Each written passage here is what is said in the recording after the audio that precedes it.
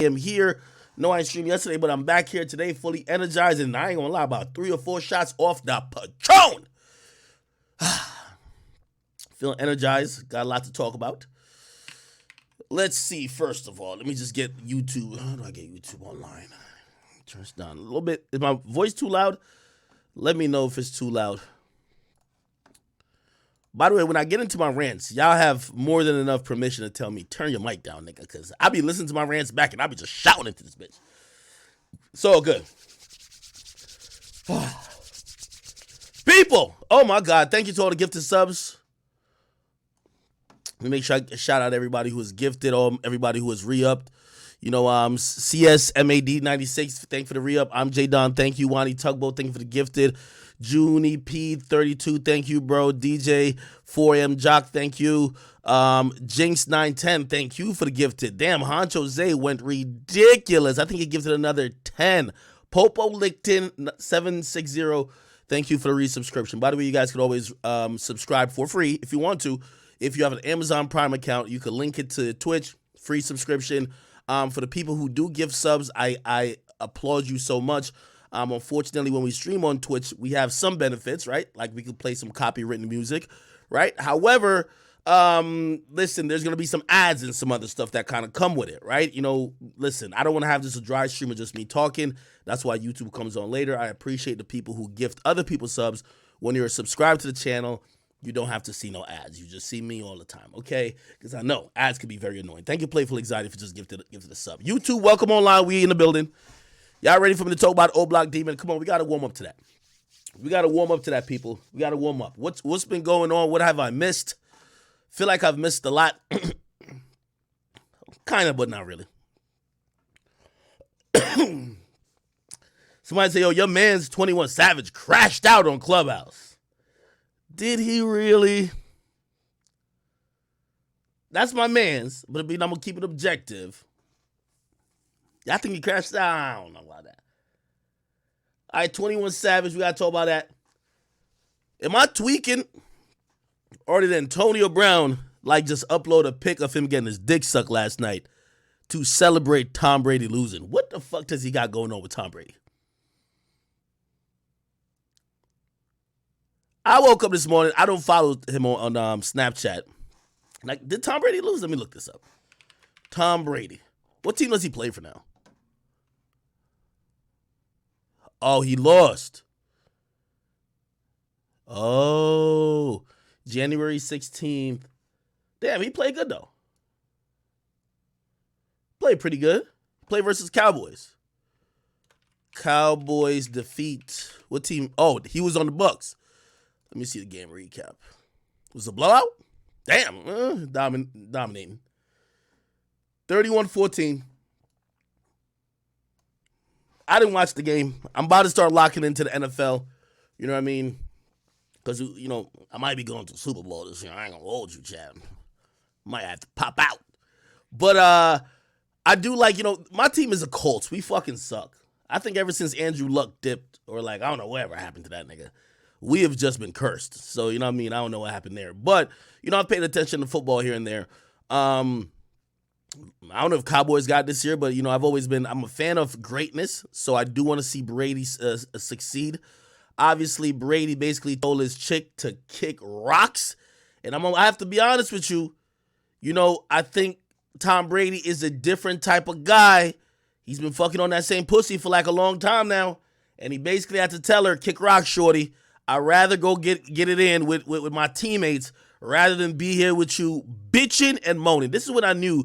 Let me tell you this. A lot of people have this misconception that once you get your white woman, they don't complain either, right? Like, people always think that complaining, and I ain't gonna lie, sometimes the ratchets and sometimes happen to be black women, sometimes it's a lot of lip. It's a lot of lip, you know what I mean? Like, shit.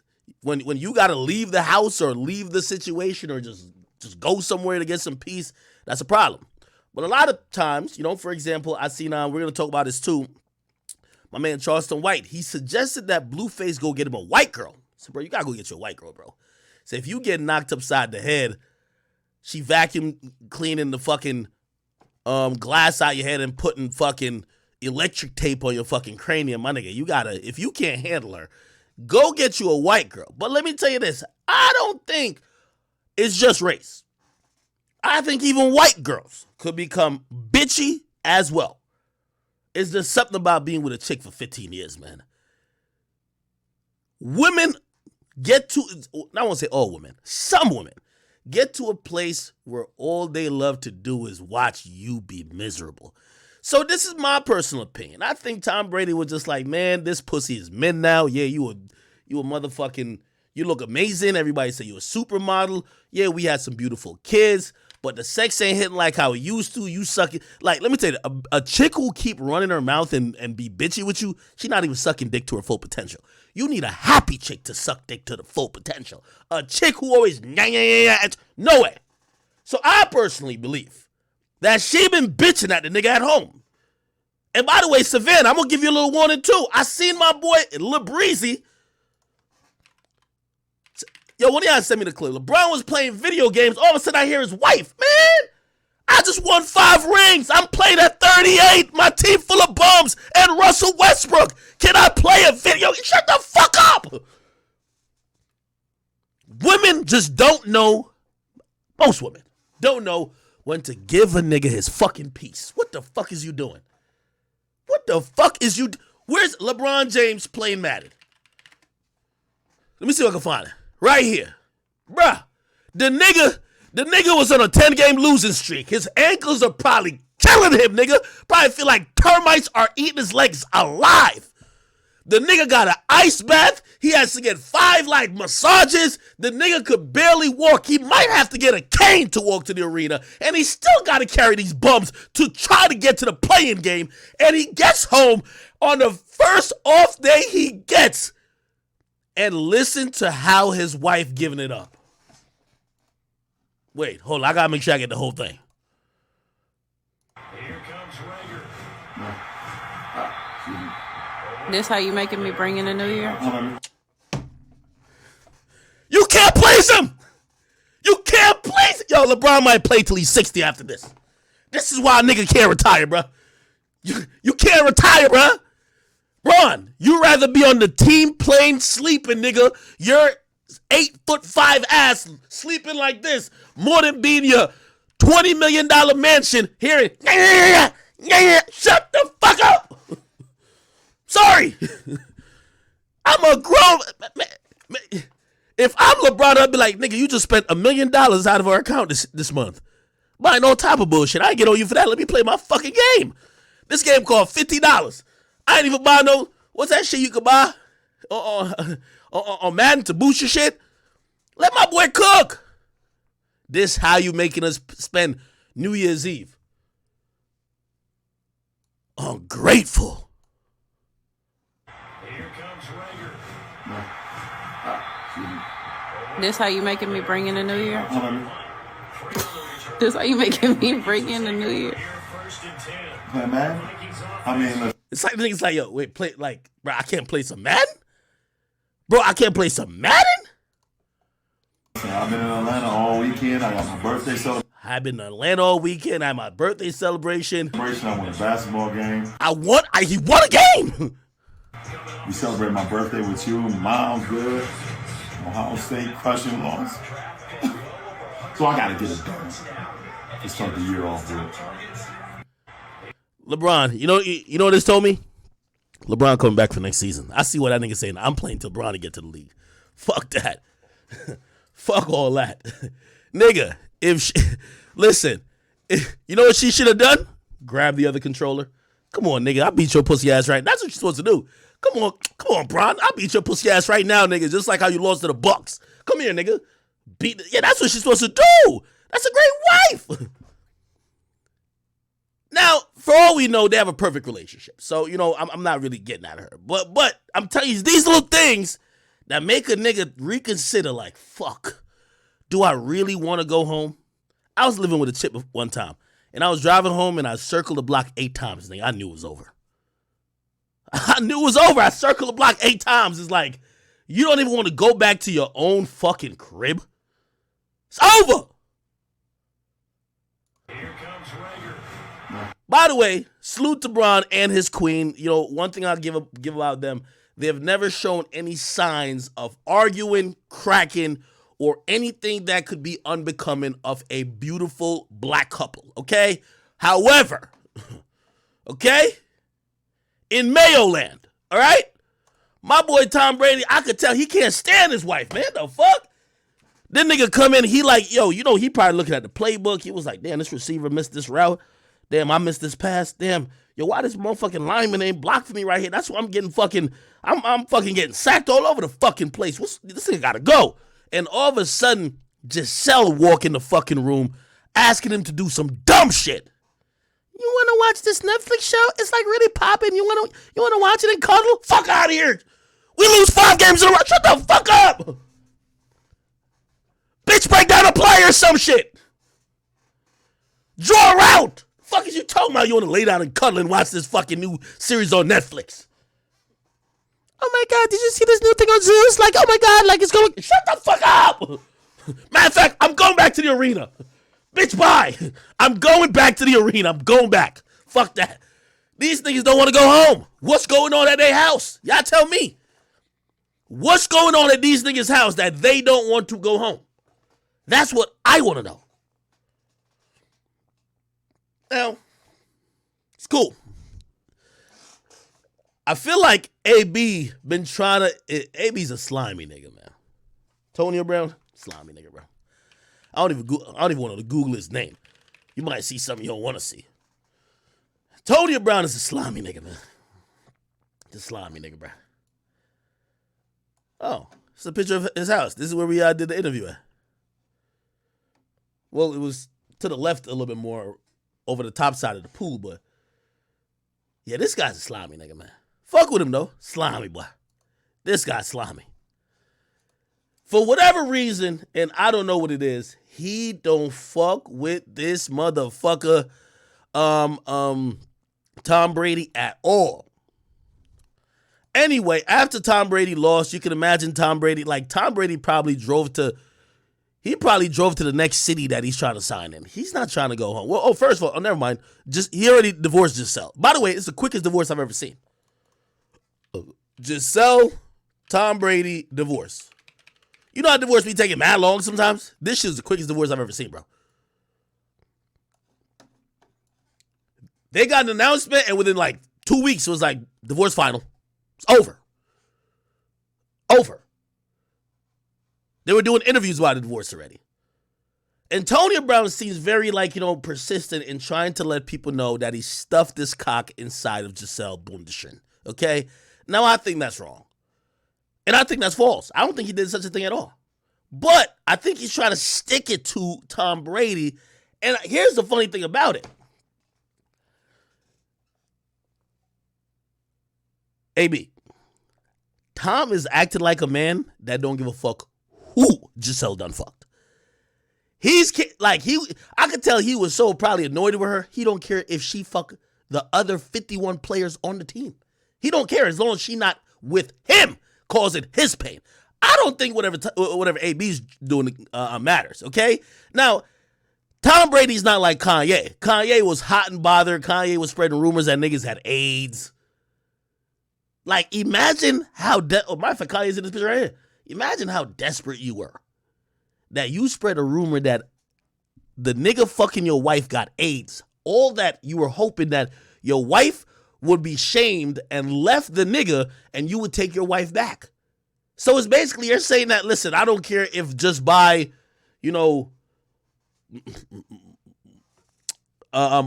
proximity, y'all think I got AIDS as long as I break the shit up with this nigga fucking my wife. That's some down bad move. But I don't think Tom Brady gives a fuck. Anyway, AB posted a picture last night, and it was some white woman sucking his cock. Come to find out, it's baby mama. If you don't know who baby mama is, I will jog your memory. Once again, this is my favorite video, I like watching it once a year. I kid you not. AB kicking but it's his former wife, and actually, his baby mama out, right? You got to see this. This is hilarious. I just want to play like a nice little part of it. I need my. According to AB, his wife came to pick up the kids, or his ex-wife. She don't live there no more. He claims he evicted her out of his house Which, by the way, that's a problem. If you tell a girl to leave your house, she won't leave. You got to get an eviction notice. That's some issues. Okay. So he evicts her out of the house. She comes to pick up the kids to bring the kids to school.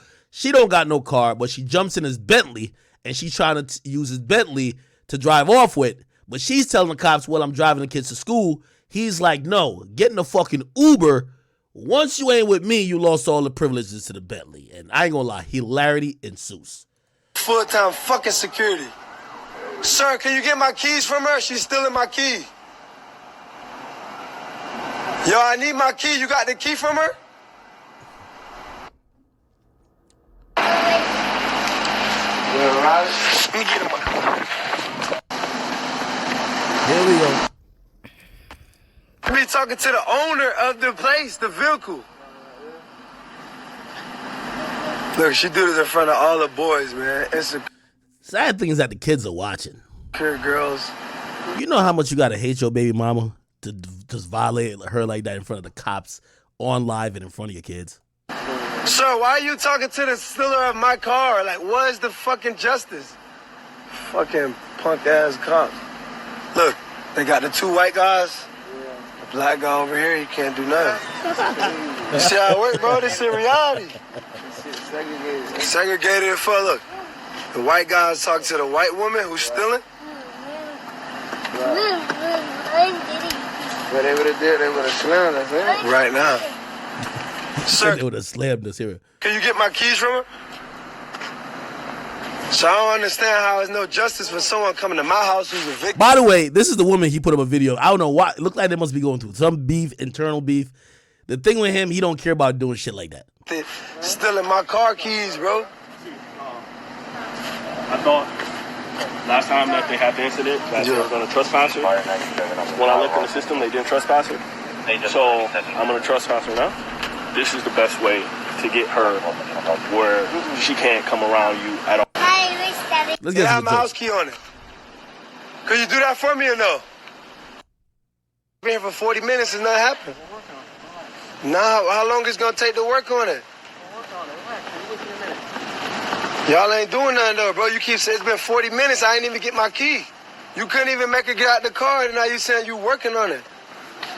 Oh, you about I'm to start trying to help roasting you him. guys help me. It's been 40 minutes, sir. I ain't getting no key. She's right here wasting time. You got my kids out here in the midst of this. You about to start roasting him. Come on, sir. I need the key. It's the key in her purse. That's what I'm saying. Yo, sir, why I can't get my key from a legal vehicle? I don't understand. Why you... How you trying to help me, bro? She got my key and you ain't giving it to me. She was definitely trying to finesse the Bentley, man. Fucking helping me, bro. How you fucking helping me, bro?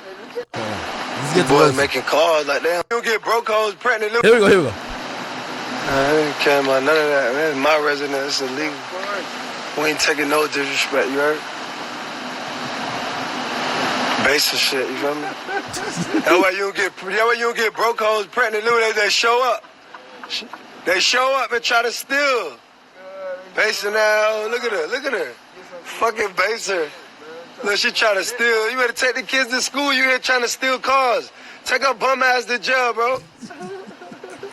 Bitch look like a baser. Look at her.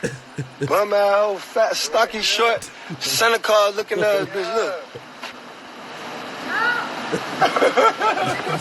Dumb ass. Sir, you want me to take the kids in the house where you take her to jail? She's fucking trash. Take the trash to jail. Oh, shit. Fucking baser. Hey, sir, she's staying at a hotel, sir. Ask her where she live. Lil man.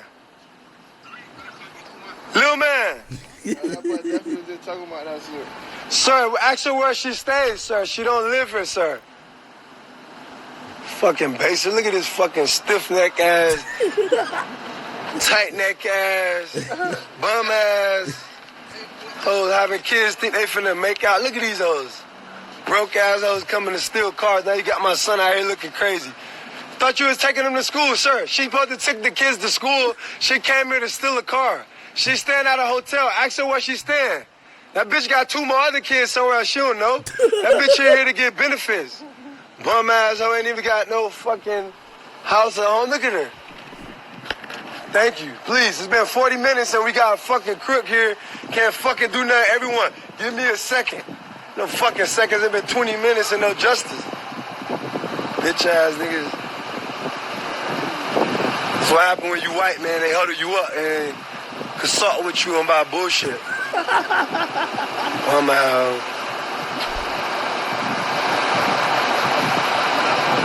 Got the crib hot.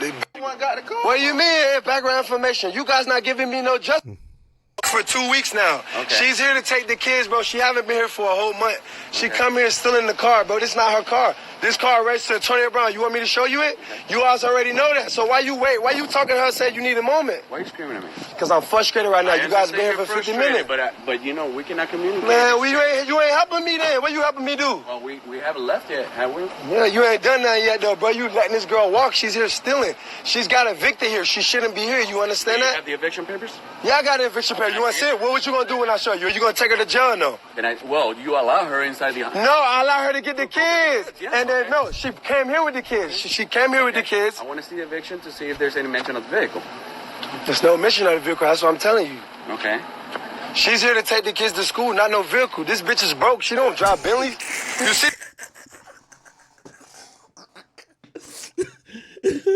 This, sir, this is a fucking Bentley. That bitch is broke with 2 more other kids. That bitch got none. She don't have no Bentley. She's staying at a hotel. Ask her where she's staying. Ask her. Okay. Well, that doesn't make a difference. Bro, she here with my fucking keys and you saying you can't get my keys back. I didn't say that. All right, so get the keys. I'm putting words to my mouth. So I'm asking you, do you got the kids or what could you do? I did not say that. I'm trying to decipher whether or not this... Man, if it was the other way around, they would have had this nigga in a chokehold. Hey, listen. For anybody who sees this later, I'm not over here celebrating that he's verbally abusing the mother of his child or a woman. I just know if this was a black man that supposedly was accused of taking some shit, chokeholds are given out. vehicle was given to her as a gift. Bro, this wasn't even about the Let me explain to vehicle. you. Stealing a $400,000 car? I think that's called grand larceny. Like, yo, that's a felony. Let me explain to you. I'm gonna If listen this to you. vehicle, if she has any sort of proof that... Bro, she ain't got no vehicle. This is my fucking vehicle. I'm not listening to what you say. No, you ain't telling me the right thing. You ain't telling me the right thing. Well, I'm not telling you what you want to hear. No, it don't matter what I want to hear. This is my fucking vehicle. It's here. That's what I'm trying to do. And this bitch here, fucking here from the hotel, and she don't have none. She came in to take the kids to school. The kids not getting to school. Okay. She don't have no car. This bitch is a baser. She have 2 other kids. She stay at a He's a baser. hotel. Look at her. She's a fucking lost cause. Look at her. She's a lost cause. I'm done, Chad. I'm done. Look at her. I'm nobody to judge, sir. Yeah, but sir, she's here taking my car. She came for the kids. This is not her vehicle. got it. All right, this vehicle is here. So she's trying to sell you on some bullshit. I'm telling you it's That's not. why I came here to talk to you, but you're screaming at me. because you ain't helping me out. It's been 40 minutes, no justice. Well, I 40 just minutes, got no here justice. Don't about matter. 3 minutes ago. Don't matter, bro. She didn't want to take the kids to school? Rich, every judge, but it is a restraining order. Okay. Take her to fucking jail. Yeah, it is. Take her to jail. Yeah, take that bitch to jail, man. Get her ass in the car. This bitch is a baser. Nigga explaining to the police about a bitch stealing from me. Ain't no justice for a nigga out here, bro. Rich, everything. Your child's room. You don't stay here?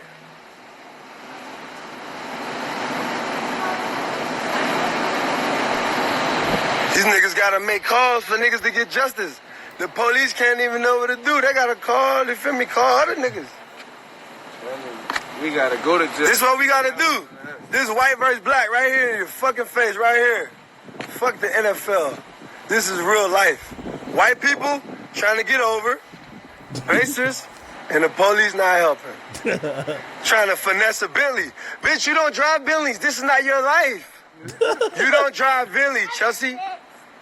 I love you, Poppy. This nigga still telling his son right next to him. He said, "I love you, Poppy." You got your kids, baby. Figure it out. Don't be over here trying to cope with the math.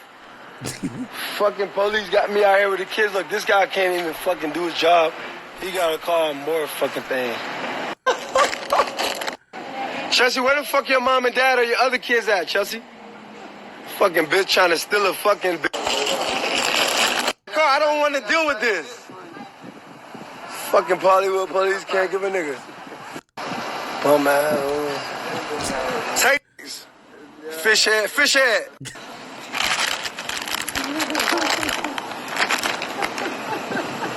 Bag of dicks for the dicks. He got a bag of dicks. That's what it is. Hey, Chubbs, here go the bag of dicks.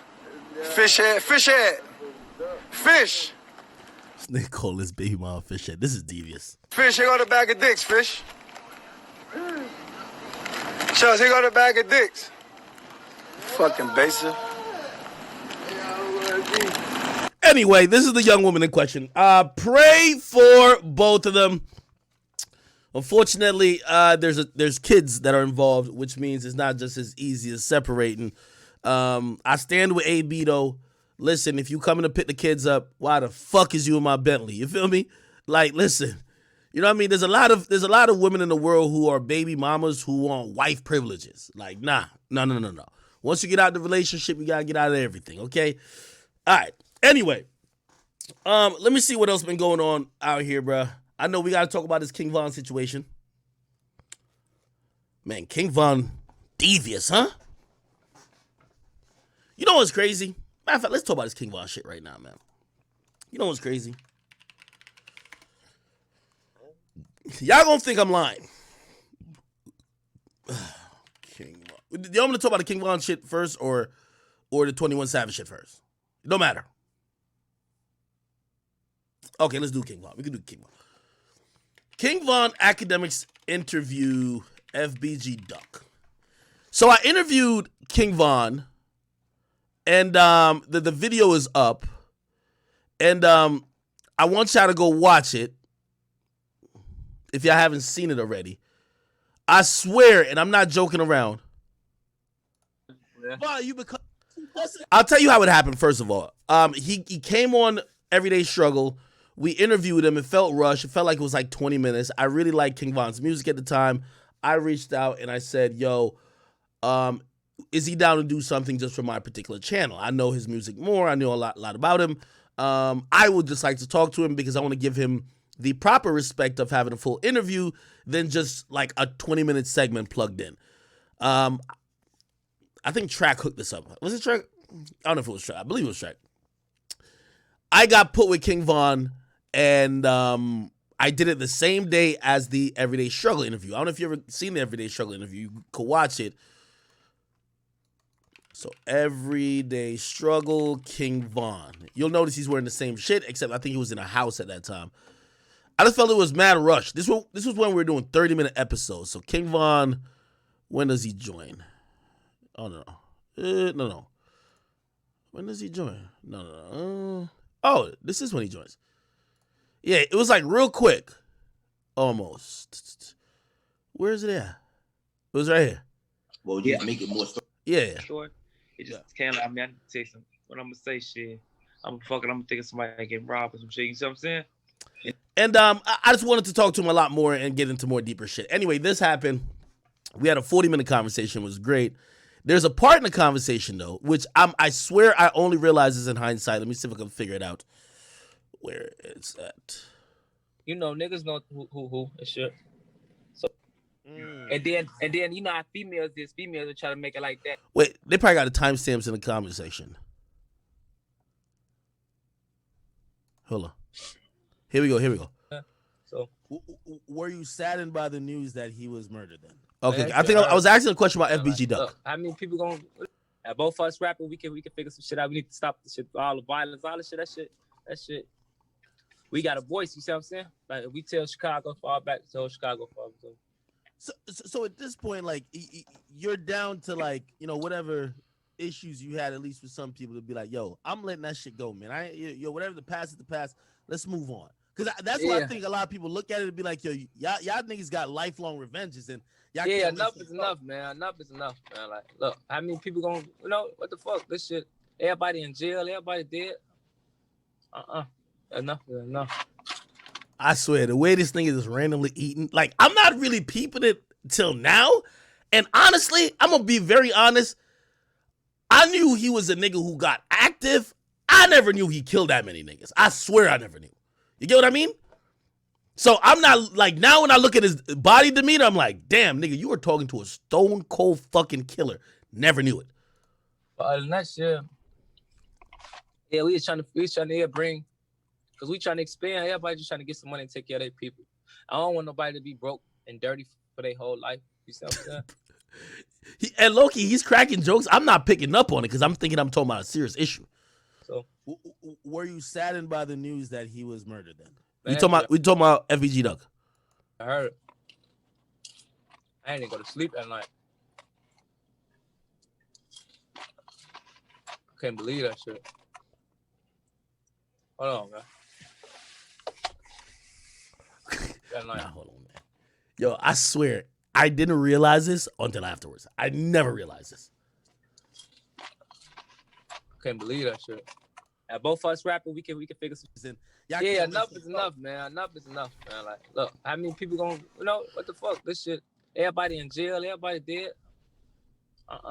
Enough is enough. But other than that By shit, the way, I think this is after when he sent out a tweet. Let me see if I can go back. He sent out a tweet saying, "Look, let me show you the tweet. This is one of the most devious tweets in rap history, nigga. This is one of the most devious tweets in rap history, nigga. At the time, I thought it was sincere.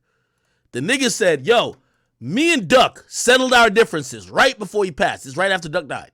We was talking about bringing everybody together as a whole and changing the community for the better. I'm going to stand on that shit. Every step of the way, I'm going to be thinking about you. Even though you diss my dead homies and family." Like, I ain't gonna lie, that last line was a little bit weird, but everything else kind of was like, okay, that's how you squash issues. Right? this ain't right. Gang, how His y'all mom gonna sit here? his mom Gang. said I would never. Here we go. Met niggas, I saw them niggas out of smack niggas off Instagram. You see what I'm saying? So you just gotta know, like, they playing, they don't mean that shit. You see what I'm saying? You can't take it serious. Don't take it serious, please. I be saying some real shit on Instagram and Twitter, but I be playing a lot too. I swear to God, I play too much on that shit. I can't tell what's what because you tweet some real shit. Hey, take it. Whatever you want it to be, what? Just take it. Whatever. Just keep looking at it and take it and talk about it. I don't care. Oh, you see what I'm saying? But just don't take it too serious. You see what I'm saying? That shit ain't, because I don't take it that serious, so it'll be dumb. I'll be like, that shit. It's fun though. It's hoes all on that bitch. I swear to God, man, y'all tripping. Nah, shit. I can imagine. So like, when you tweeting and like even like, I asked you and everything. So, but I wanted to ask. The people want to know on some real shit. Don't troll with me, Vaughn. Keep it 100. You know you and Duck didn't make up. His mom came out. They said you and Duck. Yeah, his mom came out after this. Right, so after this fucking tweet, his mom came out. I'm kind of going all over the place. FBG Duck mom denies King Von.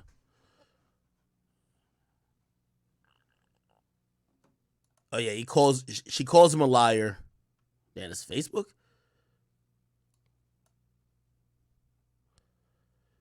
Oh, okay, we can't find it no more. Anyway, I think she says, PSA, don't fall for this shit. It's all a lie. My son would never do a song with him. When he said he would do a song with the Ops, he must have definitely, what? What? This is a disgrace, and you think my son would do a song with him after he posts this? Knowing my son, blah, blah, blah. Okay. All right, whatever. Anyway, let me go back to the interview. Gang, how you gonna tell? See, this ain't right. Gang, how y'all gonna sit here? His mom said I would never happen. His mama was not there. I ain't never met his mama. I don't know his mama. You see what I'm saying?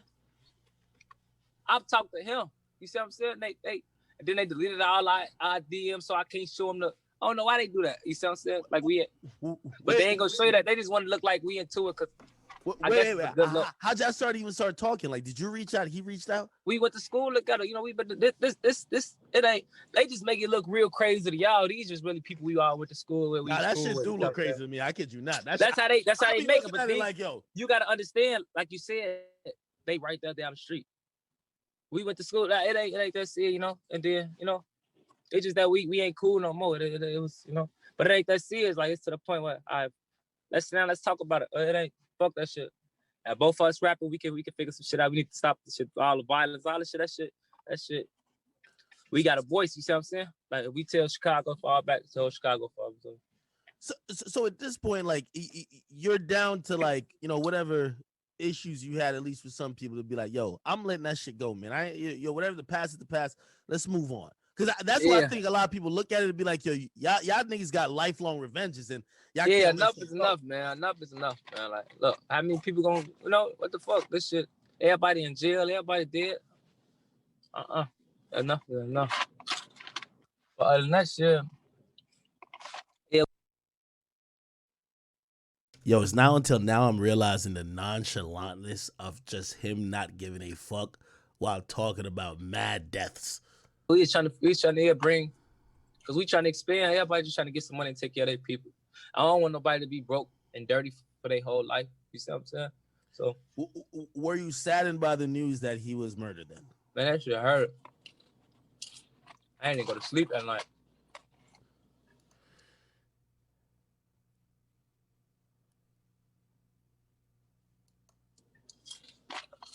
I can't believe that shit. Hold on, man.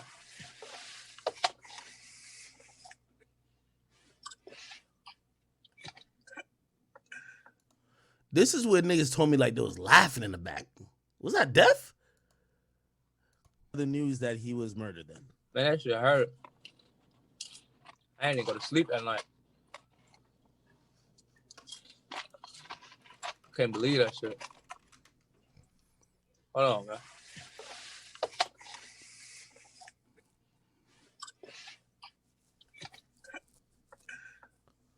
I kind of do hear some laughing. I ain't gonna lie. Oh, let's talk about some other shit. Yeah, nah, hold on. I ain't gonna lie. Yo, in hindsight, this interview was crazy. But I missed everything. Like, let's talk about some other shit, though. What's up? Well, the last thing on that, and I asked you, but I know they didn't get it early. Hell no, I just dropped my Apple Jack. Man, hell no. Oh, he switched the subject up nice on me. Yeah, you're right. It's too much. Could we, from here on out, let Tuka rest in peace? That's gonna be fine. Like you know what I mean? Let's break down this Tuka situation. I'm not even talking about nobody. You see what I'm saying?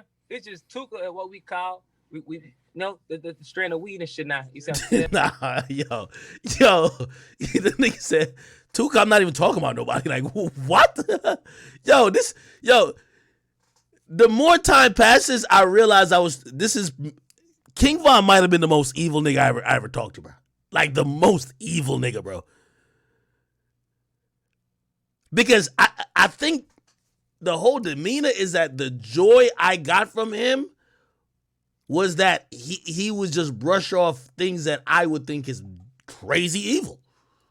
From here on out, let Tuka rest in peace. That's gonna be fine. Like you know what I mean? Let's break down this Tuka situation. I'm not even talking about nobody. You see what I'm saying? It's just Tuka at what we call the strand of weed and shit now. You see what I'm saying? No, Sosa got it patented and shit. So now it's really Tuka. You see what I'm saying? So little folks, this ain't got nothing to do with little folks. Little folks cool. You see what I'm saying? But I can't. Now y'all want us to change the strand of the weed. That's gonna fuck up the business. You see what I'm saying? Yo, I don't even mean to laugh. I'm not mean to laugh like for whatever reason I think I'm laughing for. This it's either you was okay, chat. Is he trolling, just trolling, or is he just evil, or is just an evil trolling? I can't tell. This thing has had some wild moments, bro. This thing said if we change the name of the weed, it's gonna fuck up the business. And immediately I started thinking, but I didn't want to ask that question because that's a hot question to ask. Wait, y'all niggas sell weed? Nigga, that's what I want to ask. Like, wait, y'all niggas be selling weed? You know what I mean? Nope. It's too much destruction. Yeah, you're right. It's too much. Could we, from here on out, let Tuka rest in peace? That's gonna be fine. Like you know what I mean? Let's break down this Tuka situation. I'm not even talking about nobody. You see what I'm saying? It's just Tuka at what we call Maury. I see you donating. The strand of weed and shit now. You see what I'm saying? No, Sosa got it patented and shit. So now it's really Tuka. You see what I'm saying? So little folks, this ain't got nothing to do with little folks. Little folks cool. You see what I'm saying? But I can't. They I want us to change the strand of the weed. That's gonna fuck up the business. You see what I'm saying? We just saying Tuka, man. That's what we say. No disrespect, Tuka. We saying Tuka man. I be saying Tuka man. Hold on. No. Hold on. Nah, stop. Hold on. I gotta call the cat. Nigga, I just see you tweet saying you want to catch him in the afterlife and beat him up. Stop it, man. You know who y'all think won in that fight? Tuka in the afterlife or King Von in the afterlife? Did y'all remember that tweet? Yo, King Von has had the most craziest tweets in history. King Von, Tuka, afterlife.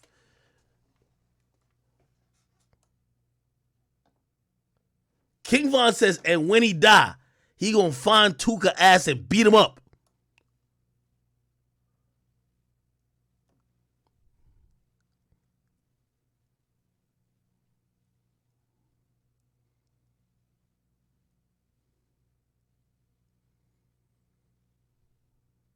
Wasn't Tuka like a kid?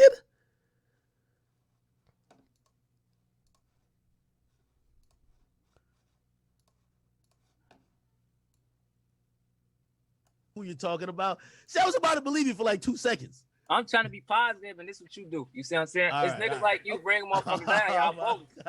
Y'all don't want a motherfucker to be great. Y'all want to keep me in the box. I gotta be the villain. How long I gotta pay the villain? Like how long? Like when could I be the good guy? I can't be the good guy one time. Wait, you get baptized, I'm showing up. I can't be the good guy one time. I want you to get baptized. They gonna try to drown me in that water, boy. I ain't doing that. I ain't slow.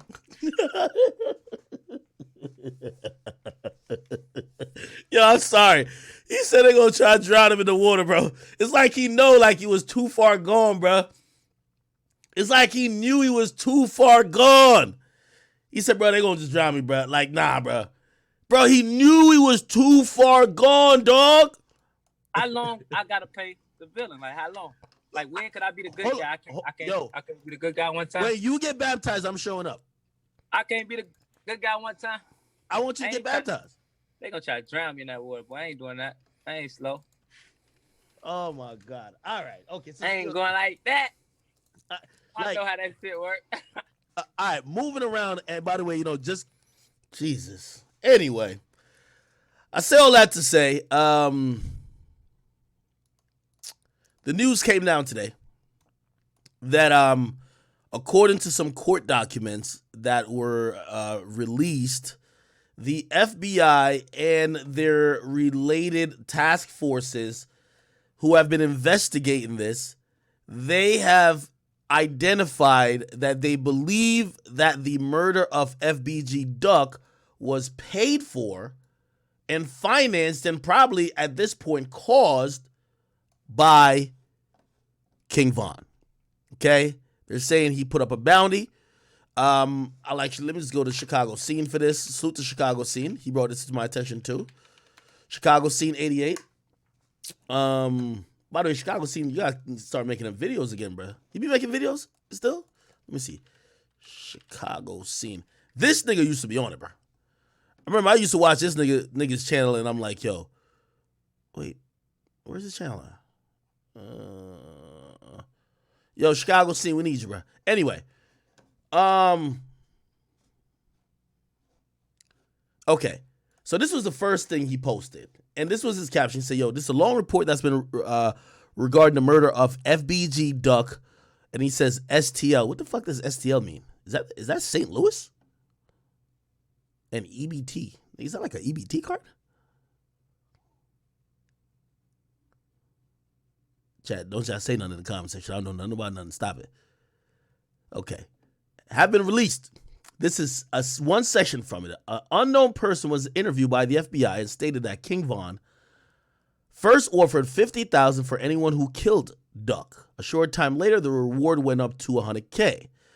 Now, let's try to decipher this a little bit because they have stuff redacted. The reason why they have stuff redacted is because maybe they're still investigating other people that got mentioned or they don't want certain details yet to be released, okay? Also, they would probably redact certain names for public consumption. At least the feds would. Remember, this would be in federal court. They would because technically King Von is an innocent man, okay? If you die before they charge you this and third, you know what I mean? You're still innocent. Now, the only reason why people find out that King Von allegedly did some killings is because they release, when they close the case, people could file to see like the case findings, and it'll show who they believe is like the murder, like the murder suspect or whatever, and that's where they've seen King Von name pop up a bunch of times. But this is court documents, so they're not gonna just put out a guy who deceased, who never got charged, name, so they redacted, and probably for other reasons. Anyway, says on the 18th of August 2020, Detective McKenna and Highland relocated to Area 2 and met with both FBI Special Agents Prosta and Malika. Detective, whatever these guys' name is, interviewed this person. And by the way, I'm going to show you, they never say King Von, right? Which is Davon Bennett, but we're going to find out just by like the sequence of events they're talking about King Von. This is a summarized account of the interview. So I'm guessing this part of the interview they either find irrelevant or they want to protect it, at least for right now. Then it gets to related weekly. So weekly, if you don't know who weekly is, let's go. FBG Duck real name. His real name is Carlton Weekly. Damn, his name is Carlton? Yeah, Carlton. This might be the most gangster Carlton we ever seen. Anyway. So regarding Weekly, something regarding Weekly was creating rap music that dismissed or disrespected Black Disciple gang members. Now, they were probably thinking about Dead Bitches, which is a FBG Duck song. You guys could probably Google it if you want to. The song's called Dead Bitches. When you Google that song, I won't play it here because I want YouTube to get shut down, but let me just get the lyrics up for y'all. FBG Duck, Dead Bitches, lyrics. I will read some of what the hell he was saying. And I believe this, all of their songs are disrespectful, but this was very disrespectful, right? Okay. Turn my mic up a little bit. Okay, I will. All right. The song basically said, you ever heard about J Money? Niggas getting did the same way. Bitch don't play with the gang, blah, blah. So I know you heard about Lil Boo. They left this shit by a tire. Bullets was hitting him. He was singing like Mariah. Like, Jesus Christ, what type of lyrics are these, bro? You heard about Sherrod? I know that hurt the heart. He probably was walking, listening to his iPod. Jesus Christ. You heard about Lil Steve? Yeah, I heard about that too. But F him, though. He a pack too. Jesus Christ. Lord, have mercy on these kids, man. Actually, this was a grown-ass man. If we ever set us up, then bitch, I swear, we mean it. We already in hell. But yo, chat, do I think any of these like Chicago niggas went to heaven, bro? That's like a legitimate thought of mine. Even when I was analyzing, and maybe I'm overthinking this, I don't even smoke, but this is like one of them high thoughts. I was like, when Vaughn said he was going to catch Tuka in the afterlife, what if Tuka went to heaven and we know he's stuck in hell, right? Like, we kind of know that, right? How would you catch the fade? He went to heaven, you in hell, how you catch the fade? Y'all think everybody in hell? Oh, I don't know. Anyway. He says, we already in hell, bitch. God damn, since 12, we been demons. Ever since I signed a deal, all these bitches on my penis. Boys, you ain't gonna squeeze shit. You around for no reason. Boy, what block you from? Let us know that we could spin it. Made Chicago legend shit. But that shit was just about business. Said I wasn't gonna diss the dead end. Oh, okay, I did it. But F that nigga. I don't even want to say these words. But F that nigga, and I'll just highlight it. And this nigga, fuck them. They dead bitches. I'm not saying them words because I don't want no nigga to clip me. Holy. But nah, for real, fuck them niggas. And all my ops are bitches. Heard he mention brick name. Oh, no, he didn't. While he was selling rocks and blow, you was somewhere swimming, fishing. When somebody got his ass killed, they ain't stand on no business. I'll go to what? Oh, shit. They said we was going to go to someone's grave, take a piss on that ish, and if somebody was alive, then make that bitch suck his dick. And if he got to pull a mission, he swear to God he won't fail. but he can't let him see his face because they might tell. Jesus Christ. I pray for this guy, man. All right. That's interesting. All right, anyway. So, I believe that's one of the songs. Like, they were dissing each other in many other songs on social media all over the place. So, that's just one of the notable songs. And that's why I paused to read that. Anyway, it says, FBG Duck was creating rap music that was dismissing or disrespecting deceased black disciple of BD's gang members. BD gang members, period. Then something related named whatever, offered a $50,000 reward to anyone who could kill Weekly. Okay, this is where they're talking about King Von. Okay? I think they're gonna say Bennett related name King Von offered 50,000. And by the way, you might think I'm guessing. I'm gonna make it make sense. You put 2 and 2 together, you get 4, not 22. Named King Von offered a $50,000 reward to anyone who killed Weekly. This related after the murder of Weekly. Okay. Related a short time later. Blah, blah, blah, in King Von, I believe, increased the reward to $100,000, right? And it says that after the murder of Weekly, what's his name? Same hyphenated name, purchased custom-made necklaces for O-Block GDs. Clearly, I think y'all remember King Von, O-Block chains. Icy. Yeah. Don't ask me. What the price is, man? It ain't go down yet. You want $1? $1.05? We're Skellies, baby. Come on, now we Skellies. Since you're not picking these up today, I'm gonna send you a sample image of all of them. Alright, I'm texting to you anyway. We're gonna text everything I write, so. Well, I can text this back to you. Yeah. Oh, kind of slimmer though. Like, see how this is coming though? Yeah. What we can make it less wide.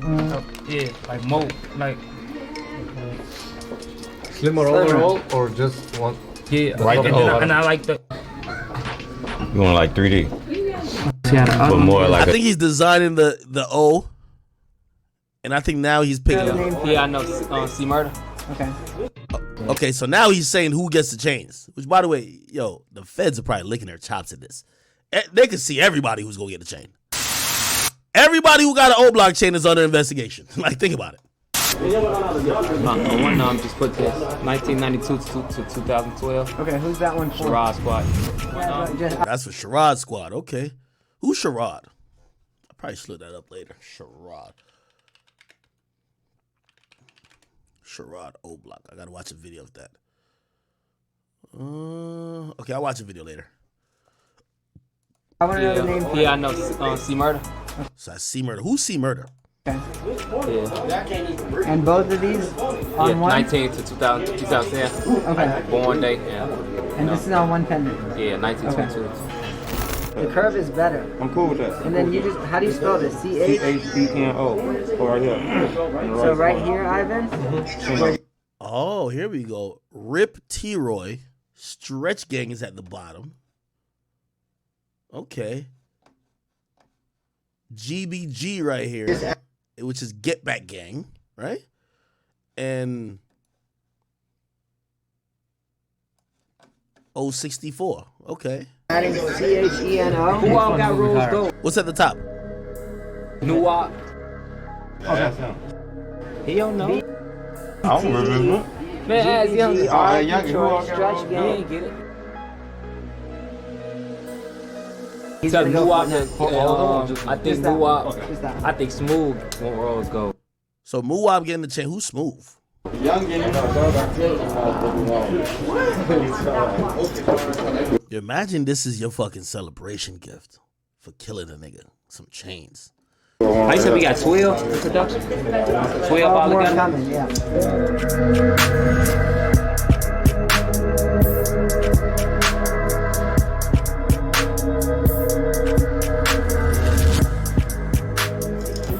like this thing. Damn. Oh yeah, Yeah. I know I meant your dirt, man. Ah, yeah, not going to. Oh, at the back camera. Yeah.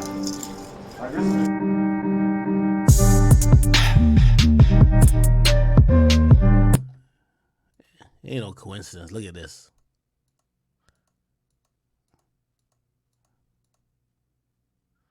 They got some demonic shit over him already, man. I never met King Von, but it looked like he was giving off some demonic energy, bro.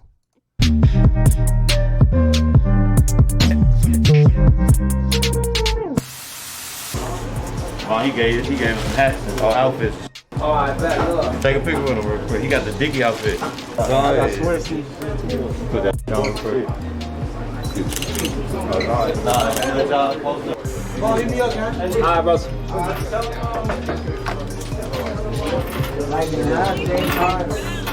So long live. You know what I actually like? I wish there was a conversation with Vaughn. I wonder how long he thought he was going to get away with this. You know what I mean? Or maybe he thought it was out of it. You get what I mean? Like, yo, he probably was like, yeah, I'm not shooting at niggas no more. But now I turn from the shooter to the nigga who just put money on people's heads. And he probably going around the rap industry, probably hearing other niggas doing the same shit. Like, oh, okay. Oh, word? Oh, Thug, you just put a hit on nigga too? Oh, I bet. Me too, nigga. Like, maybe he thought, like, I'm wondering if he thought he was going to get away with this shit.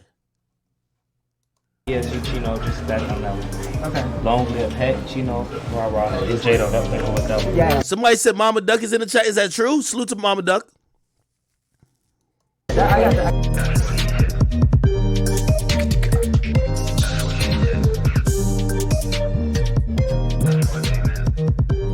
Y'all being out there is twice as good as the bikes. Okay, getting a bike for a kid is amazing, but then for it to be coming from you guys, it's gonna be nice. Y'all already got them. So I'm getting them right now. Here, you know, bikes have been sold out all over the country. Yeah, now they decent. We get in Chicago. Okay. Okay, that's when he picked it up. You ever seen this interview? Asking King Von how many bodies he got.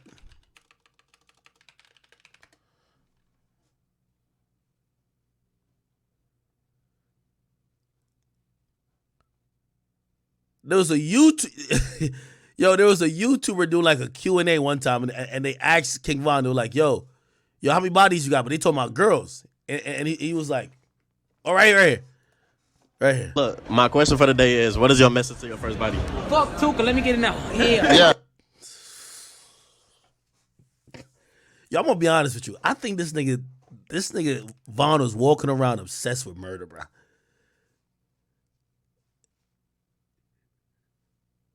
Yo, this nigga was in the industry getting mad money, but the niggas or the people on his mind every day was the niggas in probably a 10-block square radius. No matter how big he got, he probably was waking up thinking about Duck, Tuka, all his ops on 63rd. Like, bro, he was thinking about it daily, nigga. I think this might have been after when they accused YNW Melly of doing some shit. That's exactly what it is. Fuck Tuka. Yeah. OTLYCLYW, bitch. Oh, goddamn, bro. You said first body. Hell yeah. Like, what you mean first body? Look, my question for the day is, what is your message to... Oh, never mind. That was Melly. Oh, shit. Oh, my God. Oh, man. That was Melly. Oh, shit. He said, what you mean first body? Yo, these are the two deadliest combo ever in history. Look, my question for the day is, what is your message to your first body? Fuck Tuka, let me get it now. Yeah.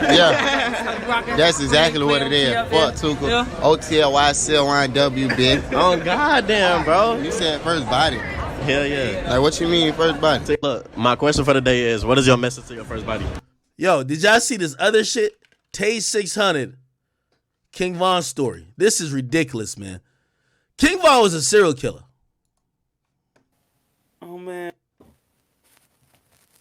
He was wired a little bit different. Like, it was something about him. as far as how he looked at the ops, and it was something different about him. You know what I'm saying? Like it was something I just couldn't understand about his hunger for like how he was on the ops ass. You know what I'm saying? And like Von was one of them niggas, man. Von, what I seen about Von was one of them niggas where if you a op, he don't got no sympathy for you. Like, and all he want is death for you. Like he don't want nothing. He don't want nothing. He don't got an op that he like, all right, well, we grew up with him. He good. Or, you know what? His mama when we was shorties, his mama used to be, like, he didn't have a fuck to give for no op. Like, even some of us, like I told y'all, I got ops I grew up with before this. If I see them, they'll probably get a pass, or I'll be like, that's the op I don't want nothing to happen to. Or Vaughn, he didn't have a nigga like that. A nigga didn't exist in his mind from the opposition that was worth saving or not giving a fuck about or not crushing when he saw him on phone now. A nigga say, but he gave P. Rico a pass in the county. Did P. Rico say he gave him a pass, or did Vaughn say he gave him a pass? Or get how he was fresh out this first time, he was fresh out on boot camp parole, so he could never smoke, but he always had fucking hoes. Well, he done bought me. He want to wake me up. Oh, this is like get high on phone them. Like he just want to make sure like we not dry or like, you know what I'm saying? Like he was a charitable guy to his homies, folks. So now it get to them times when I'm off the drugs, he done bought me. He want to wake me up 8 a.m. Tomorrow. We gone. What nah. Yo, Von not having regular dreams. This nigga having straight nightmares and one-on-one sessions with the devil, bro. The nigga wake up and be like, yo, let's go. It's like this nigga just had a meeting with the devil in his mind, like, yo, let's go. Let's take a life. What the fuck? The fuck, where we going? Where the fuck we going? It's 7:48. Man, 7:48, folks. I just went to sleep at 2, 3. I'm fried out my mind, for his boogers in my eyes. My breath stank, still high. Ain't even woo. You know what I'm saying? Like, I ain't even woo. I'm still breath hot as hell. I'm breath hot as hell in the early AM. He talking about we gone. He got on the motherfucker book bag and a little ID around his neck like he going to school. Bro, we dropouts, bro. What the fuck is you doing? Why is you waking me up with a book bag playing and shit, bro? I'm phone get out of my face. We don't got school, bitch. Me and you out of school. Damn, bitch, get out of my face. We don't go to school. Fuck on. He trying to go nail something early. Get the fuck out of my face, folk. Bro, fine, get out of my face, bro. I'm breath hot as hell, bro. Nah, Von was a serial killer. We gotta just be honest at this point. That nigga was a serial killer, bro. That nigga was a serial killer, my nigga. Breath hot, like, bro, is your breath, did you brush your teeth? Or did you just wake up trying to go smoke a motherfucker? Like, I know folk breath was hot as hell too. He wake right up, probably woke right up out of his sleep, just want to smoke a motherfucker. I'm damn, bro. Get out my face. I'm 4th grade, I'm in that bitch like, you wild as hell, bro. You done woke me up for this shit, bro. Bro, let's do that. Let's kill a motherfucker later or something, bro. You too early to be smoking motherfuckers now. You supposed to do that type of shit later on in the day, bro. You feel me? Like, it's too early for all that, folks. You feel what I'm saying? Folk wake me up after noon for that type of shit, bro. I can't be doing a drill while I'm half asleep. Motherfucker, if I drop the pipe or something blowing at a motherfucker, folks. Ain't no way I'm about to go blow up my fucking down at 8:30 in the morning with a fat ass 4.5 Glock. You know what he basically saying? I seen him do it. I seen him do it. I seen him do it. Man, I fell down to my knees when the law came.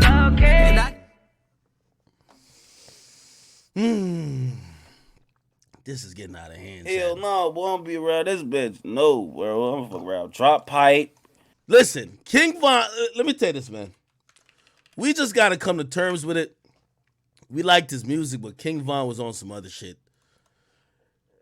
King Von was in the KI video. This nigga was in the documentary of a chick he killed. Bruh, nigga, how does this happen? How do you get into the documentary of somebody you killed? How does it work? How does this happen?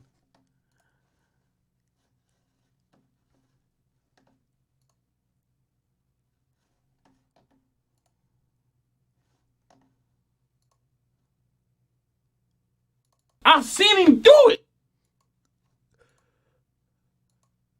We've got them here. Yeah. I was trying to up. Yeah, I was trying to us. I was like, damn. You and shit. The exact text was something along the lines of, when it's all over with, I'm gonna get up in you or something. Does that sound about right? That's something, that sound raw, so yeah, I'll be saying raw. Yeah, I probably did say that. I called you, I talked on the phone too. Yeah, he really liked it, Shakira. And he was like, well, she too pretty for that, and tell her to stop gang banging, you know. He liked her as a girlfriend? Yeah, he wanted to be her boyfriend. Nah, this nigga worse than Jeffrey Dahmer, bro. I ain't gonna lie to you. This nigga worse than Jeffrey Dahmer. Only difference with him is that he want to fuck them before they die. This nigga is crazy. This nigga is Jeffrey Dahmer. No, Jeffrey Dahmer was eating them. Never mind. That's another level. She just felt like he was trying to set her up and kill her. That's what she told me. She like, I think he just trying to kill me. Wait, this was...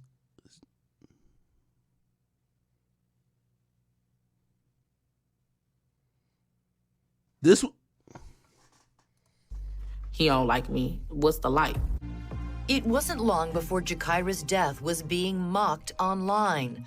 But over in O-Block, King Von felt differently. When you tweeted once, you said you miss her. Yeah. Cause we used to be talking on the phone. Like, that's somebody like... Yo, this nigga always been a troll, bro. This nigga is 6'9" and trolling, except he won't snitch, and he's actually the killer. He trolling, bro. He's like, yeah, I do miss her. We used to be talking on the phone. Say somebody you DM and talking to, and then one day they just gone. Now you like, damn, who the f*** I'm talking to now? Nah, this nigga's a troll. Nah, he's a troll. The way he said that, he's a troll. God damn. Let me see this. Who the fuck? They said this is King Von. You know them? Nah. All right, never mind. Wait, hold on. Yeah, we already... This story is based on rumors from the streets. They want to know if you do a feature with Modell, P5, Malcolm. You know them? Nah. All right, never mind. He already P5, Malcolm. You know them? Nah. All right, never mind. He already told us about Tuka. He said Tuka one of his favorites to work with. They want to know about the Gleesh Place video. Oh, Gleesh Place coming soon. And I do a feature with all them niggas. Tell them just send them money. Yeah, we need that bag. 100 racks. 100 racks a feet. Oh. You know what's crazy? This dude on the right, that's my man Tarek. He runs Rolling Loud. I think this was when Rolling Loud used to do like a podcast on Twitch. My nigga. What? I don't think they got it. Don't get me started on this bitch. I be chicken. Y'all don't know me. Y'all don't know. I be chicken on this bitch. Say the names who went through the features again. He'd have to scroll up. I can't even see that shit. Hey, y'all, listen to the names he said went through the features. We'll get a clip of it and we'll send it to you. All right, tell me the names. Listen to the names he said want to do a feature with. They want to know if you'd ever do a song with Young and Ace, Jada Youngin, and K. I don't know who that K artist. No, say the other names you said. You got to scroll up so I can read that. Can you do that for me? If you do a feature with Modell. Tyreek, P5, or Malcolm? Yo, look at this nigga Muwaf right here, bro. Look at Muwaf like intently focusing. Feel the fuck. Look how folks look. And that's just Wait, who's this guy? Isn't this guy is it D something, or is this the guy named Slutty? I don't know.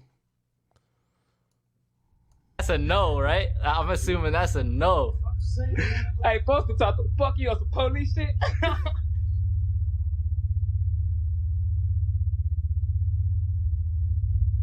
Loud, ask Vaughn if he'd do a feature with Modell, Tyreek, P5, or Malcolm. The hosts begin to relay this message to King Vaughn, but his reaction to it seems very odd, doesn't it? They want to know if you do a feature with Oh, that's Modell, Louis. Oh, okay. P5, Malcolm.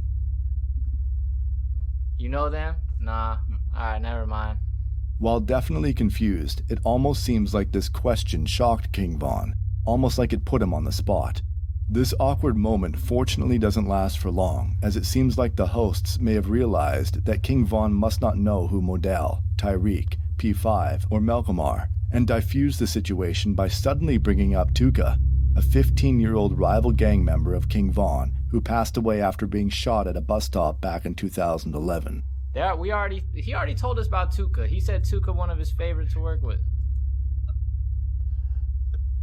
The conversation then proceeds forward with the hosts asking King Vaughn when the music video for Gleesh Place is dropping.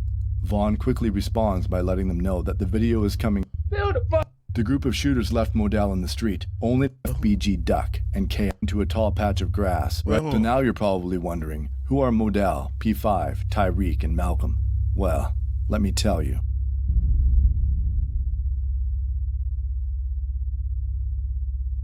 On April 28, 2012, a Chicago man who went by the name of King Doc was on his way to the nearby corner store when he was fatally shot multiple times in the chest and arms. He spent his last moments crawling into a tall patch of grass, right next to the corner he was just trying to get a drink from. King Doc's body wouldn't be discovered until moments later, after his 16-year-old cousin stumbled across his body. That 16-year-old was Modell McCambry. This traumatic situation changed Modell forever, and was a major turning point in his life. Modell began to get more and more involved in the streets by associating himself with... What gang sign is this? What gang sign is this?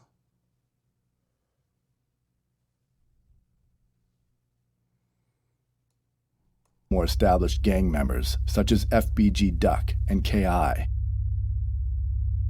This led to Modell becoming a full-time member of the STL EBT. Then almost 6 months after the death of his cousin King Doc, Modell himself was shot multiple times in the chest on the 6300 block of South Rhodes Avenue on October 13, 2012. The group of shooters left Modell in the street, only to have his cousin Miles run from a nearby house in an attempt to try and save his life. The group saw Miles try and save his cousin, and began to put more shots into Miles's back. The two relatives were soon rushed to a nearby hospital, where Modell's cousin Miles was told he would never be able to walk again, and would need a catheter for the rest of his life. Modell, on the other hand, did not make it. The case is still unsolved to this day.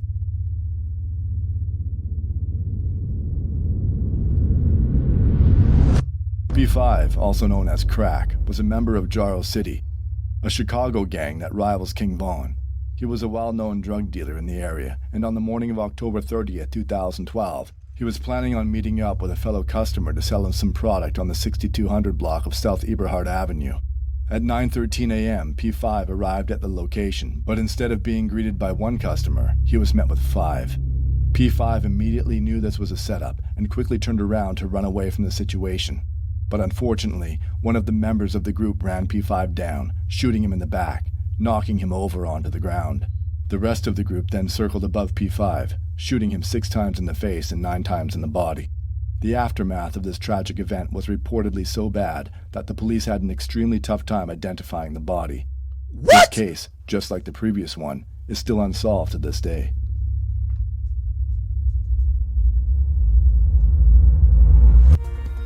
Now to a developing story. A shooting leaves one person dead, 4 others injured. This happened at an apartment complex in southwest Atlanta. Latasha, what are we learning about their conditions this morning? Well, Christy, police tell us this all started at a house party last night on Landrum Drive. A fight broke out between 2 large groups, and at some point a man opened fire, hitting 5 people. Police tell us one man was found dead at the... Vaughn didn't do this. I thought Vaughn only ever shot at people in Chicago. This is some Atlanta shit. Party. 4 others were rushed here to Grady. We're told the victims' ages range from 17 to 20. Investigators are trying to determine a motive and what happened leading up to that shooting. On March 31st, 2019, Tyreek Levat, along with 4 other individuals, were shot at a house party in the Hidden Village Apartments located in southwest Atlanta. What this guy Out do? of the 5 people who were shot, 27-year-old Tyreek did not survive. And once again, this case is still unsolved to this day. Wait, Vaughn ain't got no damn bodies in the A. Vaughn got bodies in the A?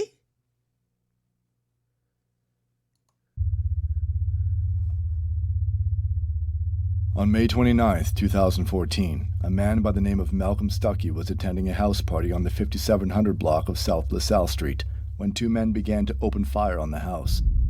Malcolm, who was standing outside on the front porch, was shot in the head and didn't make it. The case of Malcolm Stuckey went unsolved for almost 2 months, but on July 20th, 2014, a man by the name of Big Mike was arrested and charged for the murder. 2 days later, another suspect was arrested and charged for the same reason. Both men sat in the Cook County Jail for over 3 years until the trial started, and within those 3 years, Big Mike eventually told authorities incriminating details of what happened on May 29th, 2014, in hopes to obtain a deal with prosecutors for lesser time. What he said happened? The other suspect refused to cooperate with authorities and managed to stay silent the whole time. In the end, Big Mike was sentenced to 16 years in prison for aggravated battery with a firearm and an additional 12 years for backing out of some type of deal with prosecutors. The other suspect was acquitted of all charges and was able to walk out of the courtroom a free man. That other suspect was King Von. Wait, for real? Oh, yeah. King Von would be kicking that nigga Gunner's ass. I ain't gonna lie to you. Additional 12 years for backing out of some type of deal with prosecutors. The for aggravated battery with a fire to stay silent. Wait, what year was this? Oh, this is 2014 before he ever got famous. So he beat a murder case already. 2014, in hopes to obtain a deal with prosecutors for lesser time. The other suspect refused to cooperate with authorities and managed to stay silent the whole time. In the end, Big Mike was sentenced to 16 years in prison for aggravated battery with a firearm and an additional 12 years for backing out of some type of deal with prosecutors. Was it a deal to tell on this guy, which is we now know as Vaughn? The other suspect was acquitted of all charges and was able to walk out of the courtroom a free man. That other suspect was King Von. So now that you know who Modell, Tyreek, P5, and Malcolm are, the question still stands. Why did King Von react that way to those names? Well, because according to the Chicago hip-hop fanatics, King Von may have something to do with all 4 of these murders.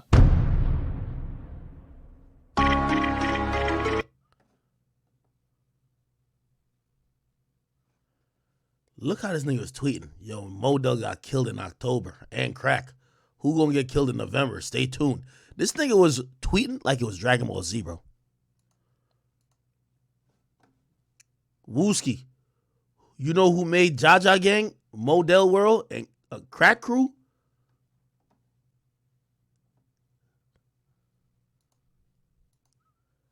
Rip, Crack, and Modell. Did he kill both of these guys?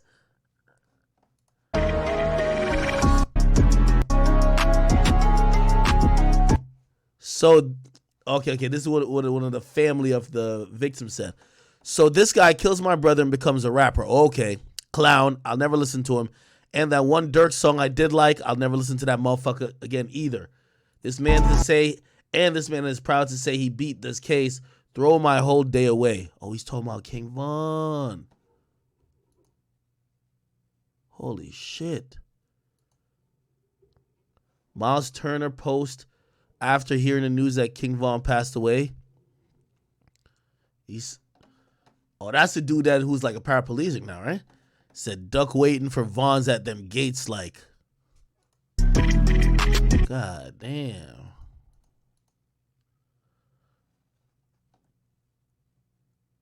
They say King Von had to do with all these murders. Jesus Christ. How many people is this?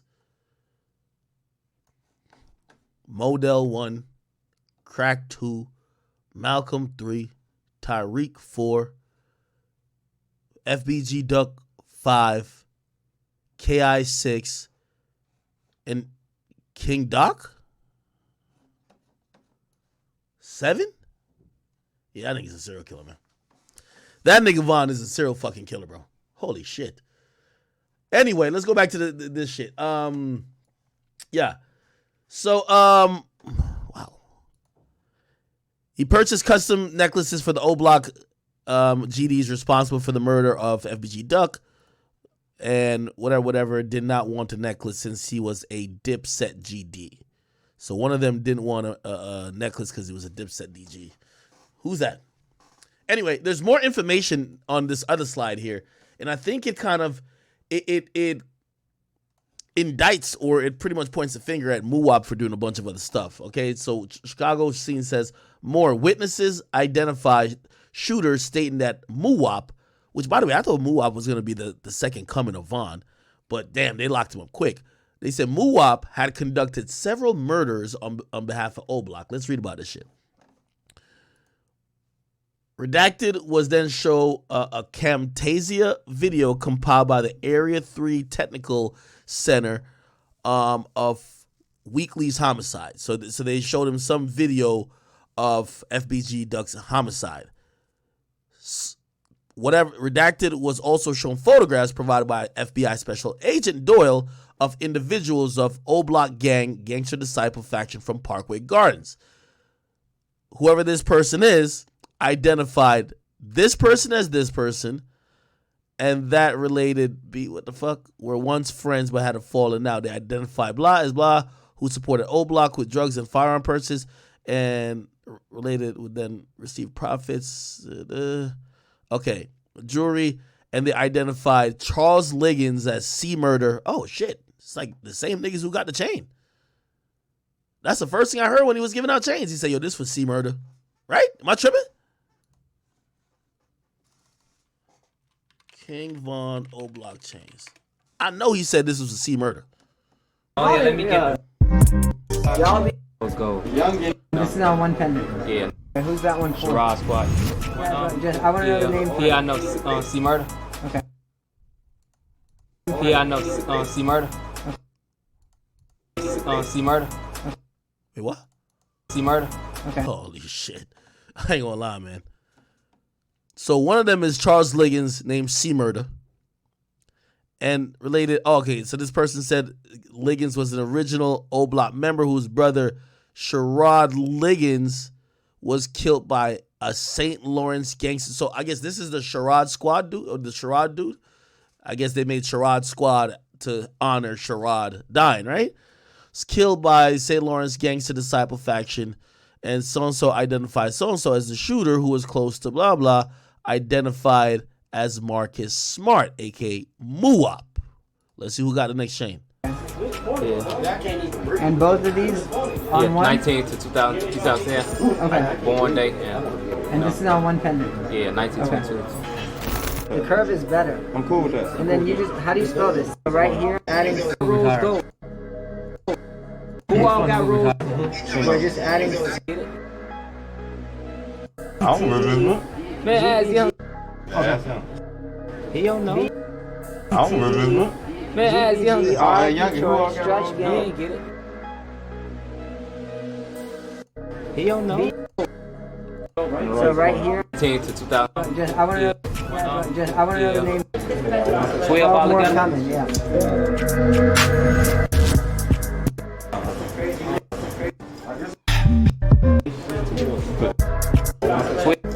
Smooth won't rose gold. Oh, this right here.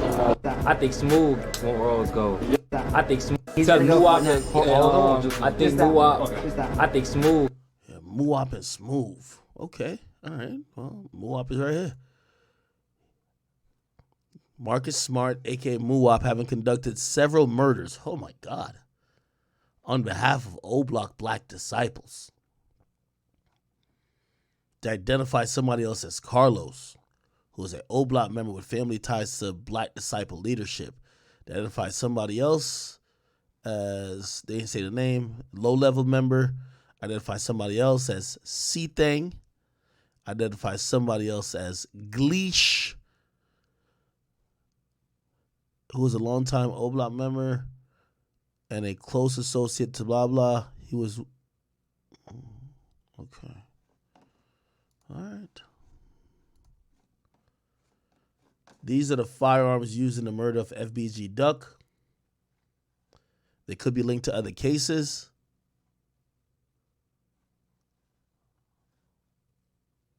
Oh, this is where they're linked. I thought they were going to say what type of guns were used. Jesus Christ, this is ridiculous, bro. This is the witnesses identifying the shooters and other O-Block members. The witness was shown still photographs of O-Block Parkway Gardens. Okay, they identified so-and-so and so-and-so. You can't really see the names. They identified so-and-so as blah, blah, who supported O-Block with drugs and firearm purchases and would receive the profits from these drug sales and reward O-Block members with jewelries and vacation. This sounds like a rapper. I don't know who this is. This sounds like a rapper. Identified Charles Liggins as C Murder, or Little Charles. They say he's an original member, and his brother was killed by St. Lawrence Gangster Disciples. They identify so-and-so as a shooter. I can't tell who. They identify Muwap, who had conducted several murders. Shit. They identified Take Carlos as Carlos, who was okay. I'm reading the same shit pretty much in this listed format. All right, man. Well, what do we got to say about this, chat? What y'all say? He innocent?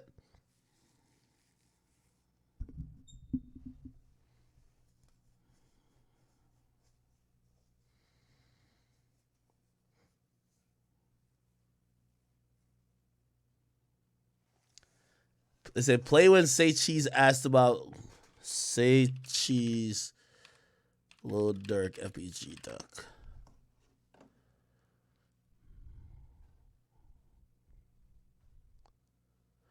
What video you talking about? You said there's a video. I ain't gonna lie. Even with all them evidence, I guarantee Vaughn would have took it to trial. How much y'all bet? What video y'all want to play?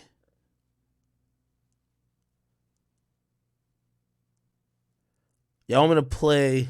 Hold on. Somebody said I could kiss the Dirk interview goodbye. I wouldn't ask him about this shit. I ain't gonna lie to you. I wouldn't even ask Dirk about this shit. Why would I ask? I would definitely ask Dirk about violence on an entire whole. I wouldn't be like, yo, bro, did you pay for somebody to get killed? Like, what type of question is that, my nigga? I wouldn't ask him that.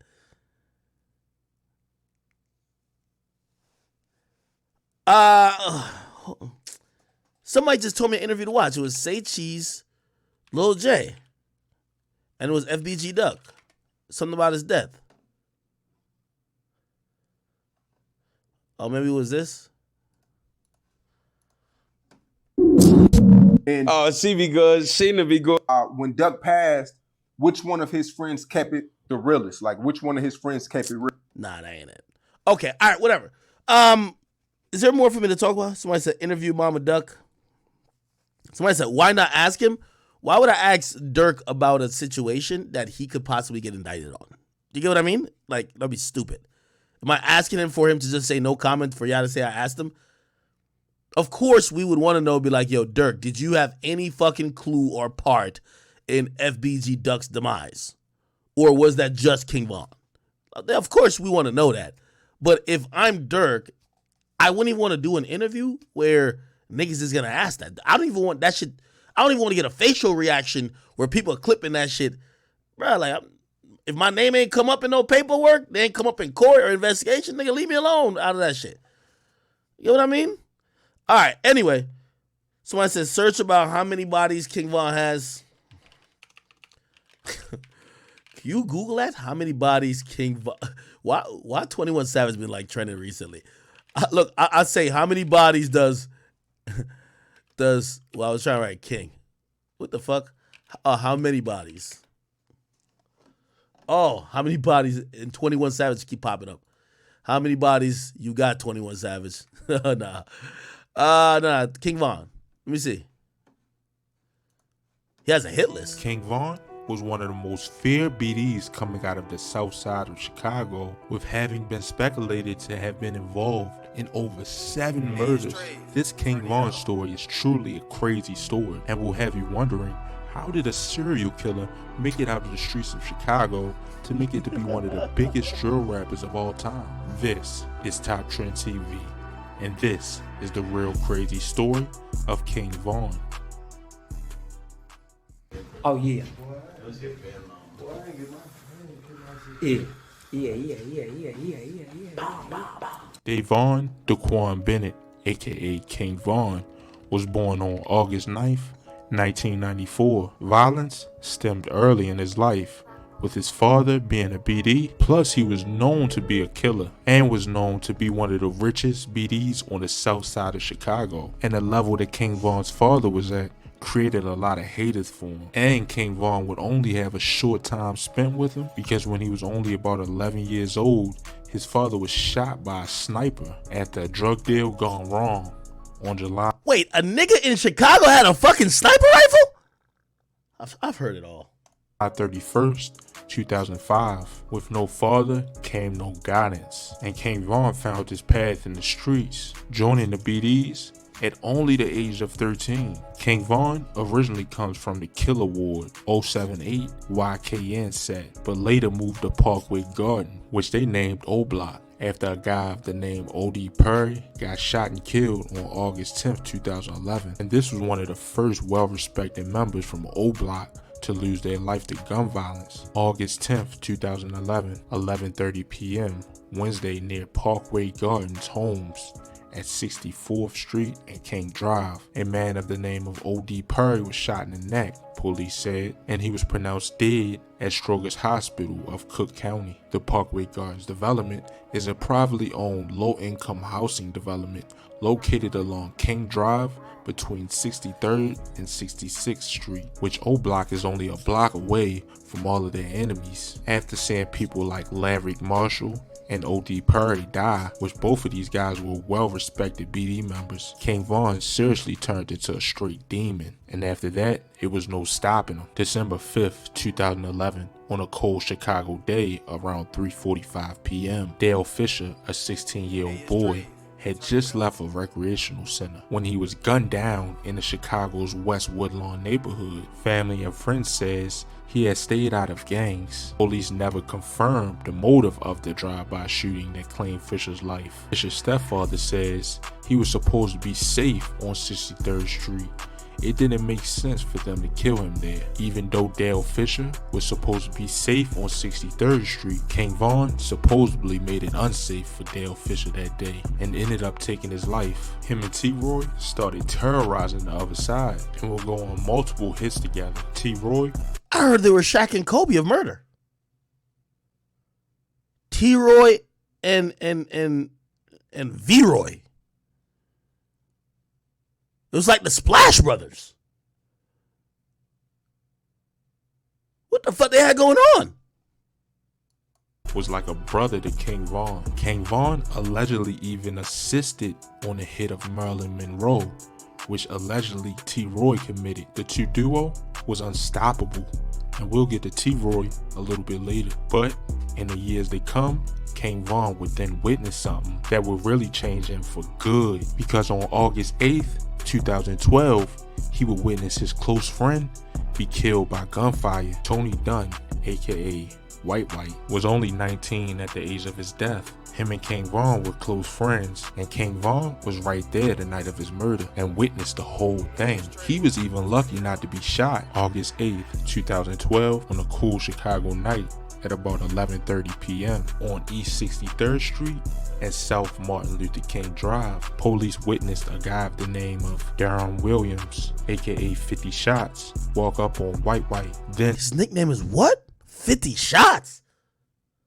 and shooting him in the back. King Von then ran off. Deron Williams, aka Nigga, what do you gotta do to get a nickname 50 Shots, bro? 50 Shots, 22 years of age, had a shootout with police until he was shot in the leg and surrendered. Tony Dunn, aka White, died at only the age of 19. This event changed King Von for good, and he wanted cold revenge for these murders.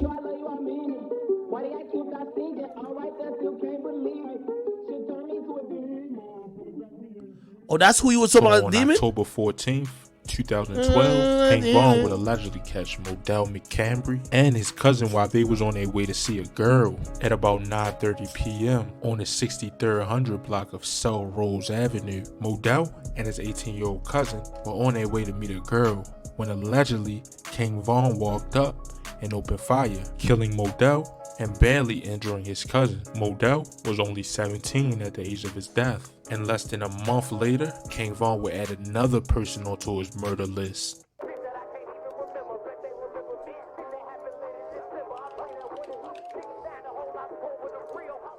So on October 29th, 2012, King Von would allegedly catch Derek Johnson, aka P5, coming out of his house at 9:13 a.m. on the 6200 block of South Eberhard Avenue. Derek Johnson was pronounced dead at 9:54 a.m. at Stroger Junior Hospital of Cook County, according to the Cook County medical examiners. And around this time, somebody said this video is wrong, and I should play this video instead. Is this the video y'all talking about?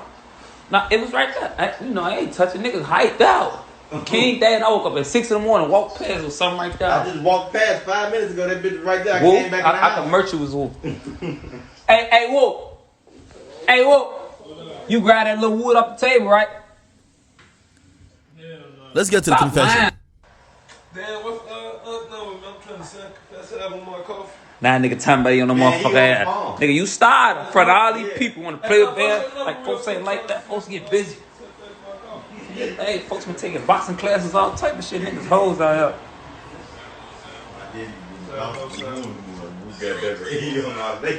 Who go? King Von got more bodies than the cemetery. I'm just playing. Fuck you on, But nobody scream quarter, I was playing. Man. Pockets on 10, broke ass man. Who need to get his motherfucking life? Man, none of that Mickey Mouse shit, huh? Pockets.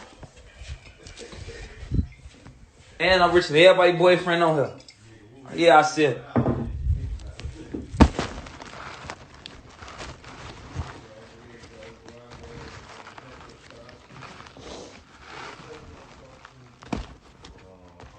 Hey, how much this money is, cuz? Brush teeth. I'm in this shit early.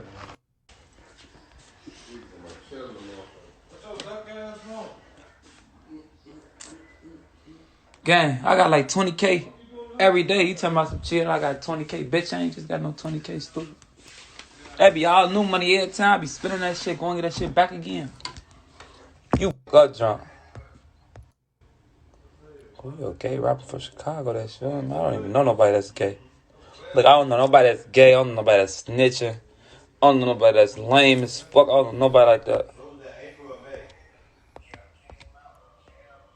See, now folks too fat. When you start confessing? Yeah, I learned how to walk and shit. He fat as hell. That's him right there? That shit hurt, yeah. What you want, fat folk? Know you good? They got you? You would like it? Want me to come out there?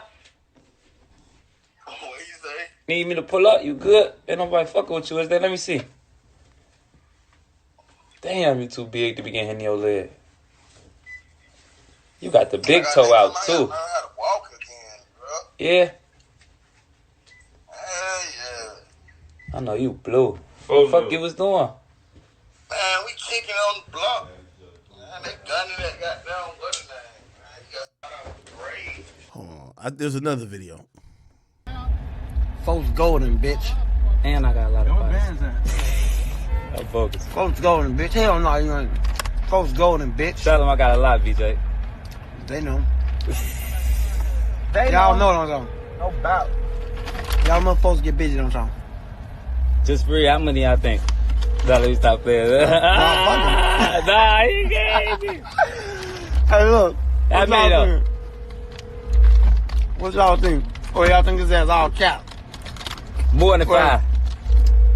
Well, y'all think his ass all cap? More than 5? Maybe he cap. I'll take it out. I'll take it to out. Oh, yeah, he talking shit. Oh, more than 5. Ah, shut up. Motherfuckers saying numbers and shit. They put numbers up there. They put numbers up there. No, I'm just playing, man. We stop playing. I really talk shit. You know? Folks golden, bitch. Nigga, what the fuck?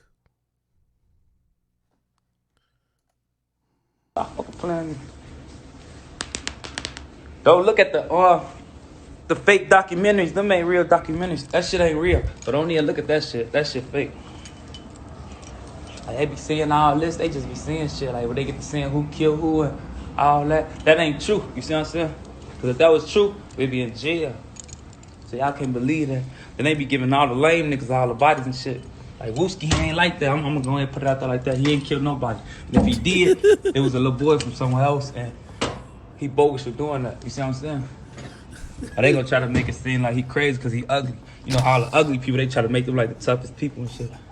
Nah, he ain't like that for real. Nah, this nigga got it. This nigga got it. He said they gonna give him all the bodies because he ugly. Nah. Oh, all right, man. All right. I think I'm good. I ain't gonna lie to you. Who y'all think a bigger demon? King Von or NBA Youngboy?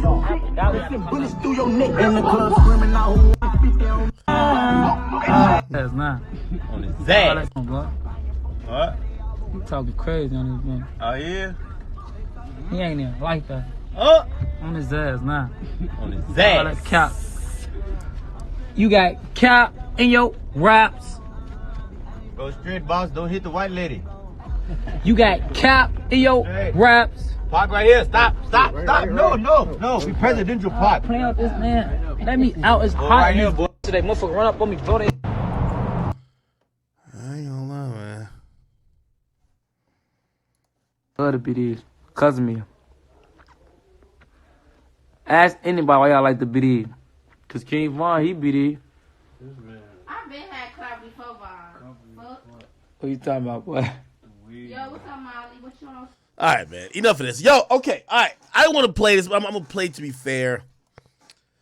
So 21 Savage was on Clubhouse recently, and I ain't going to lie, man. This shit was crazy. Okay? Now, honestly, 21 Savage, one of the biggest artists in the world. If you ask me, he's a top 5 artist right now currently in hip-hop. I think he got, yes, he's a street nigga. By the way, he's a street nigga. But I think he got no business being on Clubhouse arguing with niggas from his hood where everybody who's a fan of yours is probably going to listen at some point. Even if there's only 20 people in the room, you're 21 Savage. People are eventually going to find the audio, okay? Started going viral recently, and essentially it was because I'll just play the audio. We'll react how it is, okay? I'm going to take a piss as I start this audio, but this is 21 Savage, and apparently he's arguing with a nigga named PFK, and apparently the guy he's arguing with is his op, right? So he's arguing with his op on Clubhouse, and one of his like, it's weird because there's a nigga who's the voice of reason. He's in Clubhouse from jail. Like, it's crazy. So there's all type of stuff going on. Let me just play a little bit. There's a 41-minute version. I'm gonna play this smaller version, which is 16 minutes.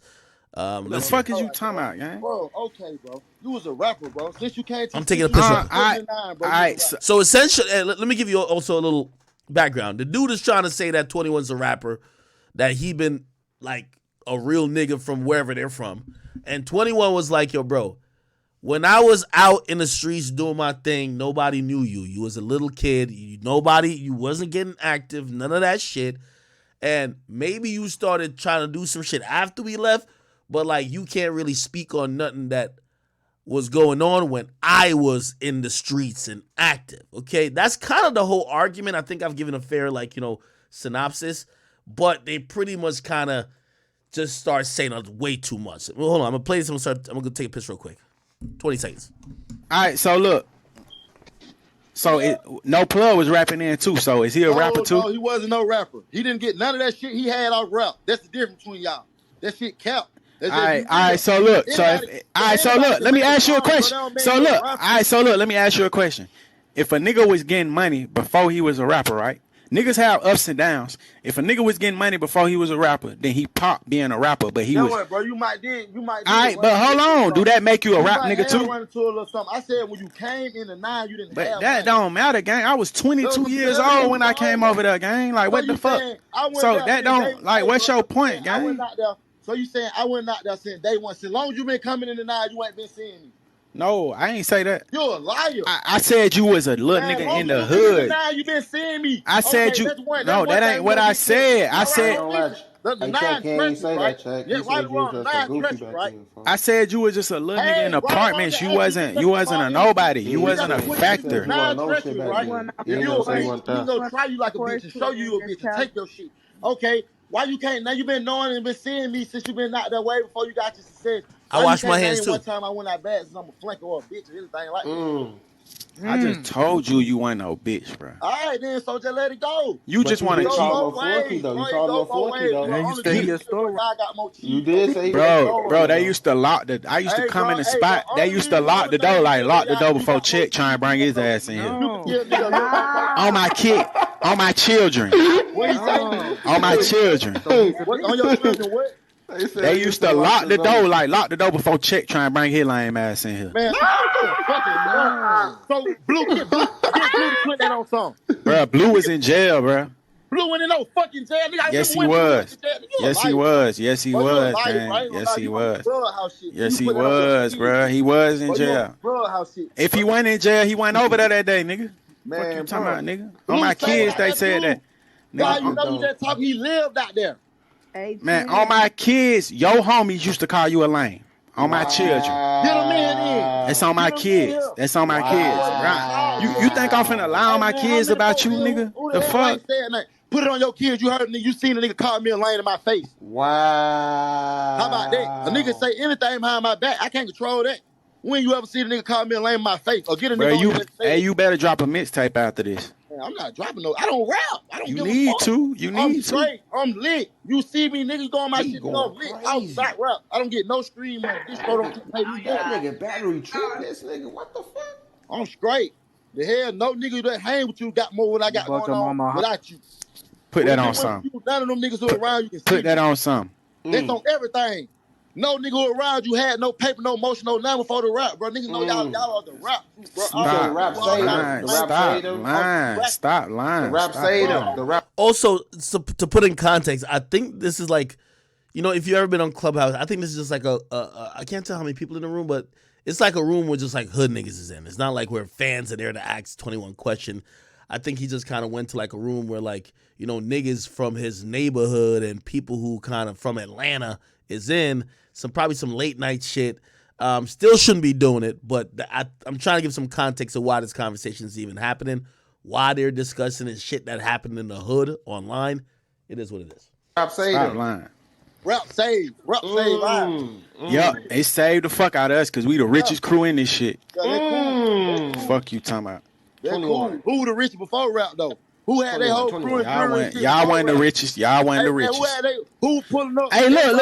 I can't even say y'all because you don't even account with them. You wasn't even in the mix back then. So I don't know why you speaking on that like you was ever in the SRT back then. You ain't never even roll. You ain't never even ride with them niggas in that shit back then.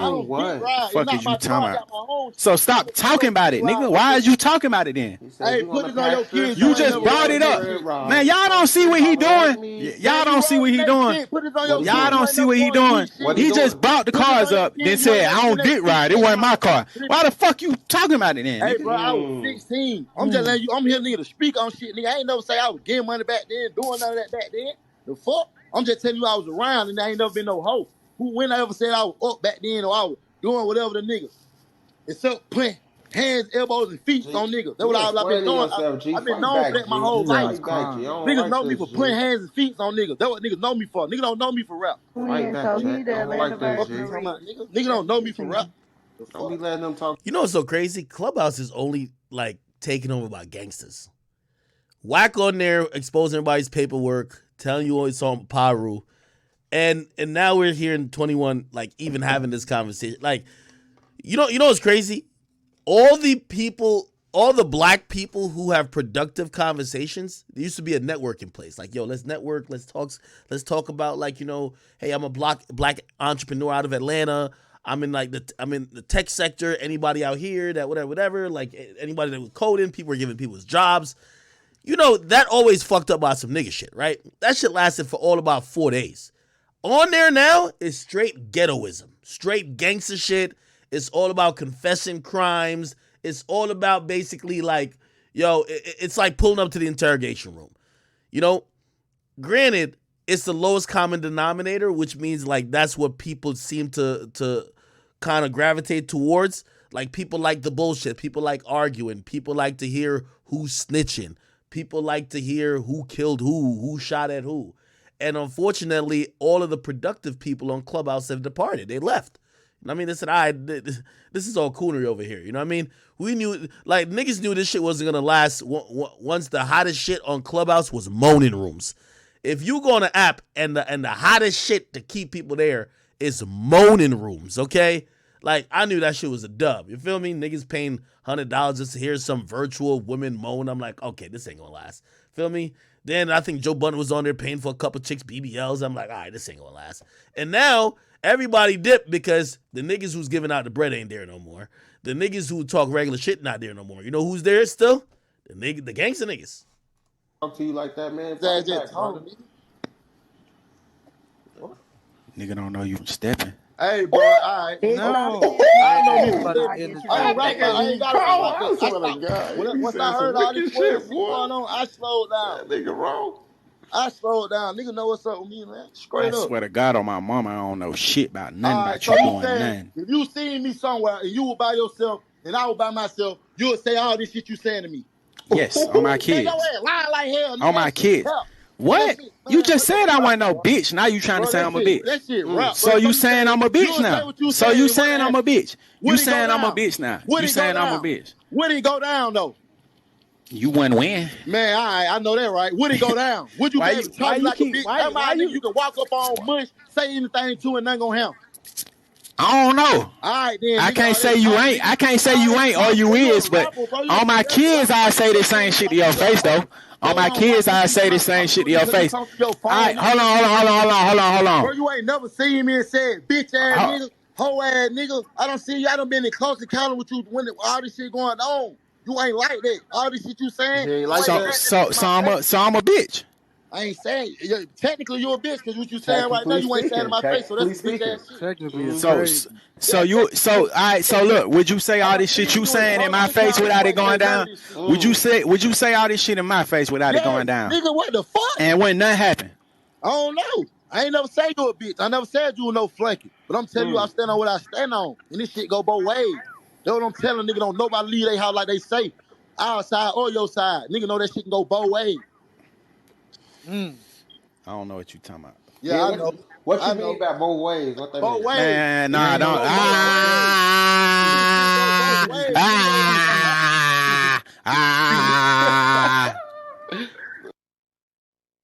By the way, yo, Clubhouse, like, again, and this is going to sound like I'm, like, playing interception for 21 because he's my guy, but, like, Clubhouse is a place that's like a black hole, and it could suck you into unwanted arguments or sometimes ego and just that high school type of energy where everybody's just saying shit and nobody want to back down off of ego will get you caught up. And I ain't even going to lie to you, I know, and this happened both ways. I remember when 21 was first kind of like going back and forth, I believe, either with Wack. I remember calling him. It was more either with Wack or 6ix9ine, but it was like in a room, and he was just kind of feeding into it. I remember hitting his phone like, bro, you should probably just get off of here, right? You feel me? And he did return the favor for me as well. I think there was a moment where I was in one of these rooms and like I'm over here defending myself, and he hit me. He's like, yo, app, man, get off of this app, man. What you doing? You know what I mean? So I say that to say sometimes you need somebody to tell you like, bro, get off of this shit, because if you're left to your own devices, right? If nobody really tells you shit. Like you're not realizing how much you're doing on the app.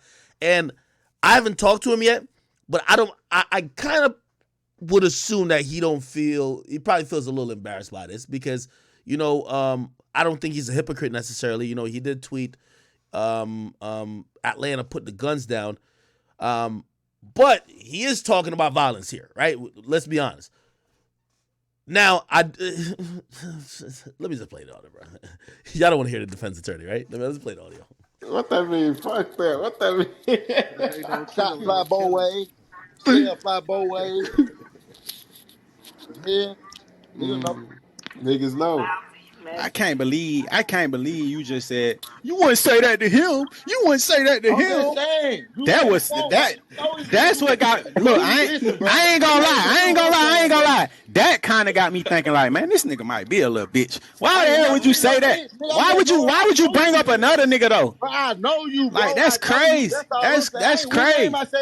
That's crazy. Who name I said? So you ain't just say niggas' names. Who name I said you wouldn't say nothing like that? So you ain't just say tweet name. I said you don't want tweet. Put that. Oh, you don't look. You don't want to. You don't want to say that. You can show your gratitude. All right. Look. Hey, look. Check. Hey, look. I wouldn't spend no $700 on no Louis belt. I wouldn't do that. Hell no. I ain't give a. Look. I ain't. Look. Hold on. Look. This. Hey, look. This nigga a real. Hold on, man, bro. Look, that's how you know this. That's how you. You can tell he's getting upset. You know you a real hater by the shit that you talking about that you weren't even around for. That's how you know you a hater. That's how you know you want. I'm gonna skip through. Nigga, they didn't show me shit. I already had money, nigga. I'm telling you why. Dumbass. Give a fuck about clothes, nigga. I still don't act like you, nigga. I'm not like y'all, nigga. I don't act like that, nigga. I'm not no bragging ass. Let me pop it ass, nigga. Bro, you brag. So fuck is you talking about, nigga? I don't even wear jewelry, nigga. Fuck is you talking about, nigga? So you don't brag. The fuck, nigga? That ain't what, man, bro. All right, bro. You just saying anything. You just saying anything now, I got 50 million. You ain't popping no shit. Cause you saying that I move around cautious, nigga. I'm telling you why I move around cautious. I'm telling you why, dumbass nigga. That ain't me bragging, nigga. That ain't bragging, dickhead. Right or wrong? Fuck is you talking about, nigga? Nigga move around with man, you are a groupie. You a groupie. You know more about tweet than tweet do. Hey, fuck all that. You know more about me and tweet relationship than we do, nigga. The fuck? You ain't even around. Put that on something you ever been to that condo. What condo? Oh, my mom, nigga, man, it's on rude. I've been in that condo. How about that? I bet you can't count on. I bet you can't count on more than one hand. What?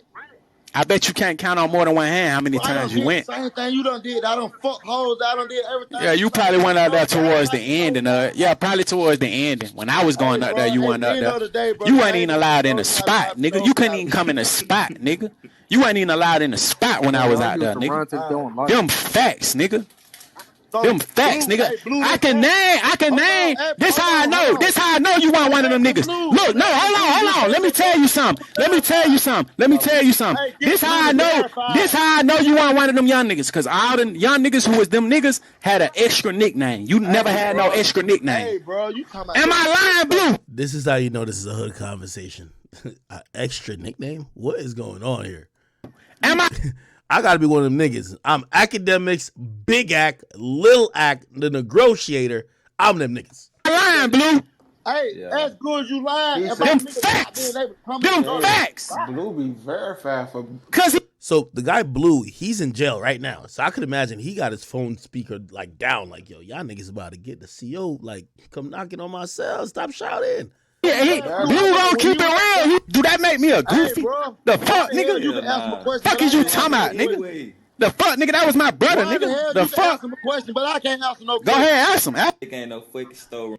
Shit, since he ain't out, nigga. He's like I'm just a rap nigga. Like, damn. I done brought more of your niggas home than you, nigga. Them facts, nigga. Fuck is you talking about, nigga? Yeah, nigga, big homie on the phone with their ass now. Free room. Okay. Hey, Blue, Crack been sending you some bread? No.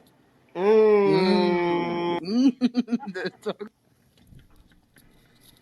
the only one that do that, bro. You the only one speak on shit on the internet. You the nigga that act the way you act. smoke shit. You the only bitch ass nigga that act the way you act, gang. You the only nigga that act the way you act.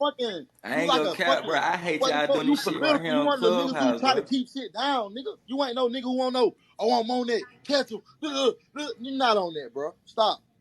But I'm saying, so why a nigga doing this shit? You, bro, like, why a Bro, nigga I doing don't this get on no damn Clubhouse, blue bro? nigga. You know I don't get For a guy in jail, that guy got some good reception. no fuck, nigga. I'm standing But up I'm saying outside. though, Nigga, but you we know ain't what I'm on. doing it Since you been though. knowing We me. ain't How even you met okay, me? bro. I know this. I How know did this, you but we meet ain't me doing that. on the This bullshit? is some I been real on the shit bullshit, though. nigga, all my This life, is nigga. real You shit, don't let a Chet. nigga This on here ain't no. say This I'm ain't a no. friend. Bruh, This Nigga, ain't. I This work ain't no fighting, bullshit. This is real bruh, life fighting a shit. nigga in the hood ain't bullshit, This is gang. real life Everybody shit. fight in the hood, gang. You I'm ain't talking not talking about about no no make fine believe shit, nigga. I'm shit. talking about whole shit. Nigga, it's a lot of niggas that go out bad in the hood, get their ass beat, get their ass ran up out of there. Nigga ain't no nigga ever tried me. Nigga ain't never went out like no hoe. I ain't never. That wasn't that type of hood. Niggas was getting money for real, bro. That wasn't no bullshit ass hood like that, gang. Niggas was getting money, nigga. When I came out there, you saying all this shit because you wasn't around, like. All right, I know y'all want to hear the other parts of it, so let me get to. I could play the little cut. I could play the cut that y'all probably want to hear. It's 2 hours of this whole shit, really. What that mean though? Hey, bro. Nigga, that was so what? Certain niggas you wouldn't even Hey, look. This on, look, this on my kids. This on my children. One of your partners, something happened to him, and they lawyer called me and said, "Do I know anything about it?" On my kids. My kids can die if I'm lying, nigga. What? It's YouTube. Fuck you talking about, nigga. That's on my. What you mean? You no, this ain't no YouTube. This ain't no YouTube shit. No.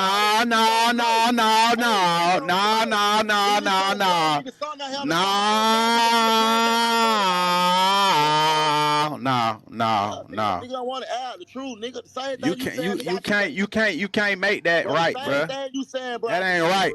That ain't right. You can't make that right. Appreciate you, Uncut. Thank you for the 20. I'm talking about way more recent shit than what you talking about.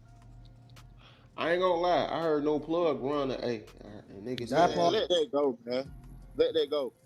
We talking about. Not here no more and shit, gang. This what I'm saying. This what I'm saying, gang. Look, if you a street nigga in here, if your homeboy, something happened to him, are you gonna say, hot over there? It's too hot. It's too hot. It's too hot. You talking about too hot. You wasn't even out. Well, y'all. What you ain't like that shit? Y'all troll. I told you that nigga can rap.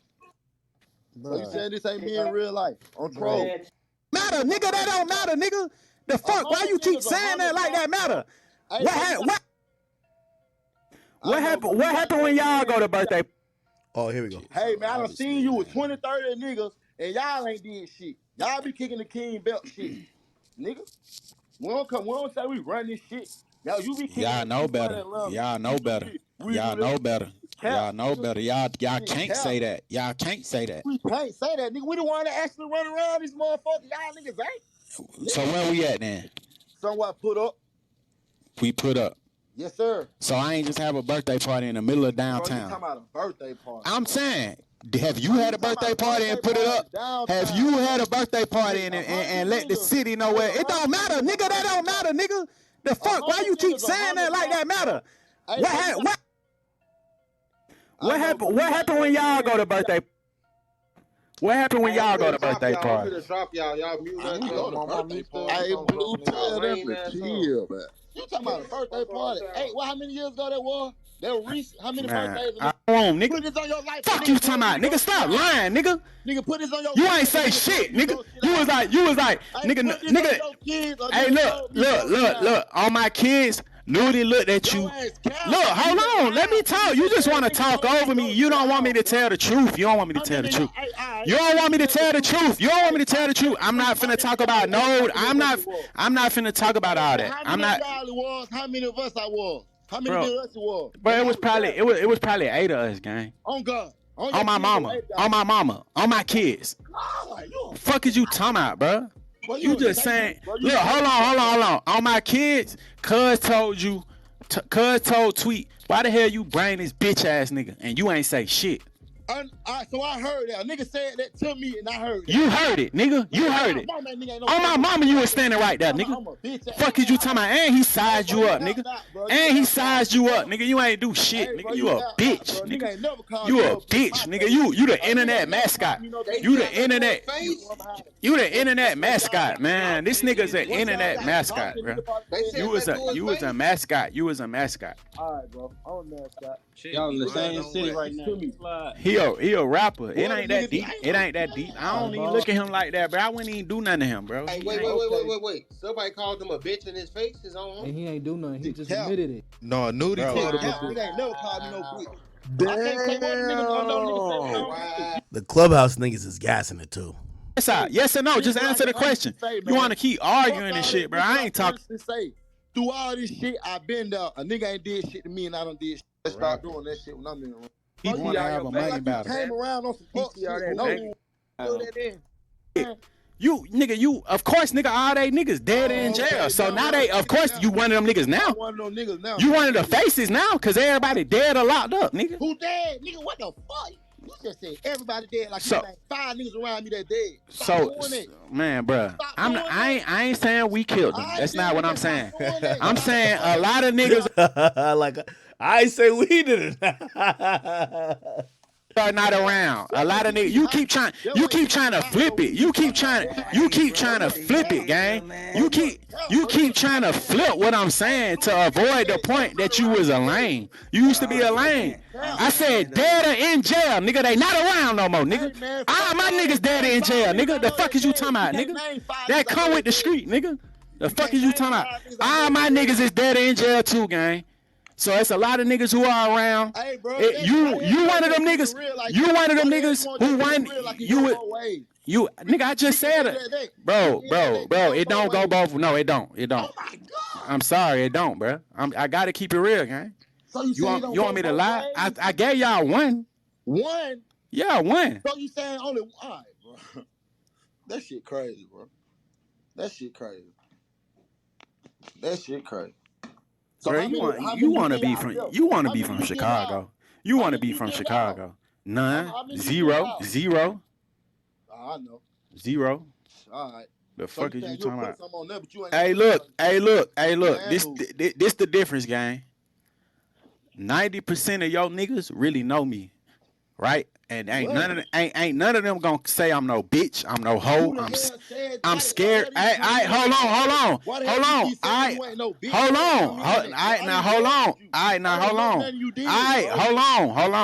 Hold on. If I call my niggas that know you, they gonna say you a bitch. They gonna say. Let Blue answer. I just asked him. Look, I just asked him if all the young niggas who was like that used to hang with me. He said yes. You know. All right. This is a long clip. I could kind of like just summarizing the clip. This is why everybody's talking about it. This is what got put out. It's a 2-hour conversation. I actually listened to the whole 2 hours. It was kind of entertaining as just like a fly on the wall. Is it a conversation that should be had on social media, much less Clubhouse? No. By the way, I personally believe, number one, I think 21 be bored sometime. Number two, he owns part of Clubhouse. I think that's the reason why he's on Clubhouse. I don't think he should be on Clubhouse at all. You get what I mean? There's times where he like, I think it's past the moments in Clubhouse history where he would provide insightful conversation. I remember there was many times that Clubhouse used to be the town square, it seemed like, right? Where people used to go to address whatever issues, people used to go to confront people.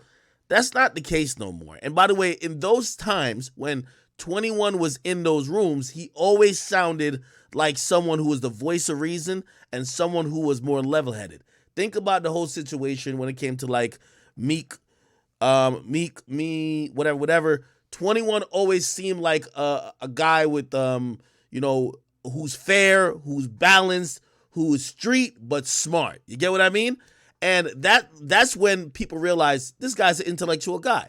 Now, I believe Clubhouse is only, I don't want to say for degenerates, but Clubhouse is only about like just stupid shit right now. Like, you know what I mean? There's not many positive conversations happening. It's all about, did you snitch or not? Did you kill a nigga or not? Are you real in the hood or not? Like, come on now, bro. You get me? So this is where this clip, they clipped it from a 2-hour thing, and this is what people been talking about. On this moment your whole life, so you can argue with a nigga on Clubhouse. I'm done with it, bro. You keep letting all these Chicago niggas boost your head up like y'all niggas ain't dying in real life, man. Stop playing. Then that sounds like a few niggas I know from the rag. All right, bro. So you saying y'all undefeated on that side? Y'all ain't took no loss. Man, every nigga that we beef with, nigga, 30 of they niggas get smoked, nigga, and don't nothing happen to us, nigga. In real life, nigga. It's real life, nigga. Man, hey, look, Cap, you from Chicago. I advise you to shut the fuck up. I advise you to shut the fuck up, cause the niggas that I fuck with out there spanking shit. So stop playing. All that shit sounds good. Y'all ain't spanking nothing, nigga. That's the only thing y'all ever did. That's one nigga. All right, how many? Hey, look. All right, look. You would die. You would die, nigga. You would die. You would fight on this moment your whole life, so you can argue. All right. Basically, just not a good look, if you ask me. I think 21 regrets this. Especially right now, he wants to stay off, and he should stay off the radar. The RICO case is happening in Georgia.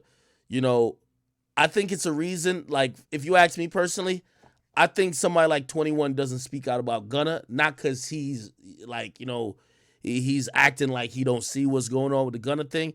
I think he wouldn't want to give comment about anything to do with a RICO. You get what I mean?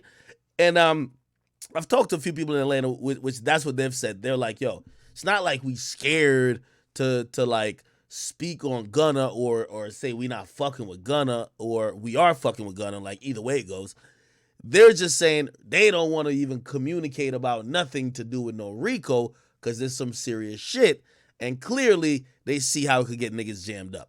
Now, if I'm going with that perspective, it's no fucking way that 21 Savage should motherfucking be on Clubhouse talking to anybody he has issues with or even cool with about anything to do with possible murders, because you know what now? I think he was gassing. I hope he was gassing when he said we smoked 30 niggas. But you know what people gonna do? Yo, Fonnie Willis, you look into this yet? And that's just not a good thing. You get what I mean? Also, I think he's at like, you know, I think he has an interesting like arc for him. He's a gangster rapper, but I've seen 21 Savage with the mayor. Like, you know, 21 Savage, Mayor Keisha Bottom. I think that's her name. I wonder if she got a fat ass. Her name is Keisha Bottom. You know what I mean? Like, yo, they're cool. Like, again, I think 21, nobody would ever say he's not that type of guy, but I think he's been talking about a past life. You know what I mean? So I think he got to chill out. He got to chill out. Anyway, somebody who doesn't like him, Whack 100, was trying to give a breakdown of it. Whack 100, 21 Savage.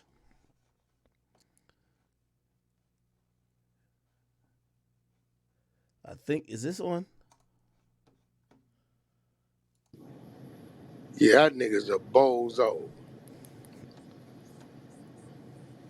Smart. You know what's crazy though? I feel like I've heard Wax say wilder shit. I've heard Wax say like some shit on Clubhouse, but you know, I guess Atlanta right now, if you're from Atlanta, you're not supposed to be saying nothing like this. Dummy. Which I guy? ain't no blood. Which one? One I sent last night. Yeah, some argument here on Clubhouse that went viral. Bozo. Oh, yeah. Nigga, what? Nigga, y'all, nigga, we come through, kill 30 you niggas. Don't nobody do nothing else, nigga. Nigga, you a die right now. That don't sound that's what like you're a talking nigga. about. Okay. That don't sound like a nigga that's worried about it, bro. A nigga that ain't got a pending court case, they been to court 3 years. Y'all, hey, y'all keep playing bozo if you want to.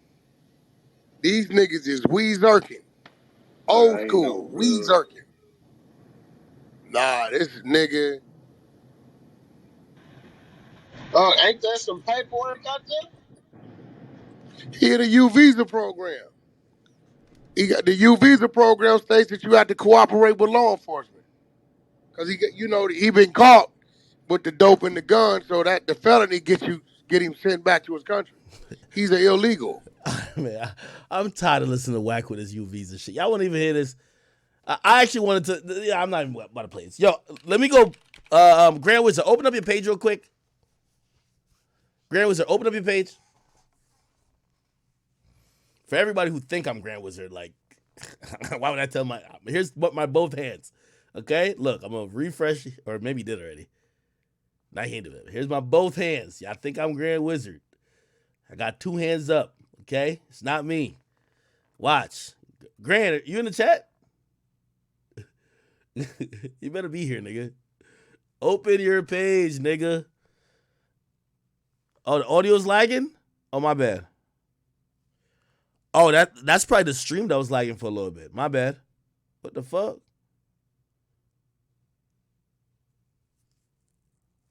Oh, all right. My hands are tired. Sorry. All right, he still ain't do it yet. Wait. What happened to the stream? Did the shit get cut? Give me 1 second.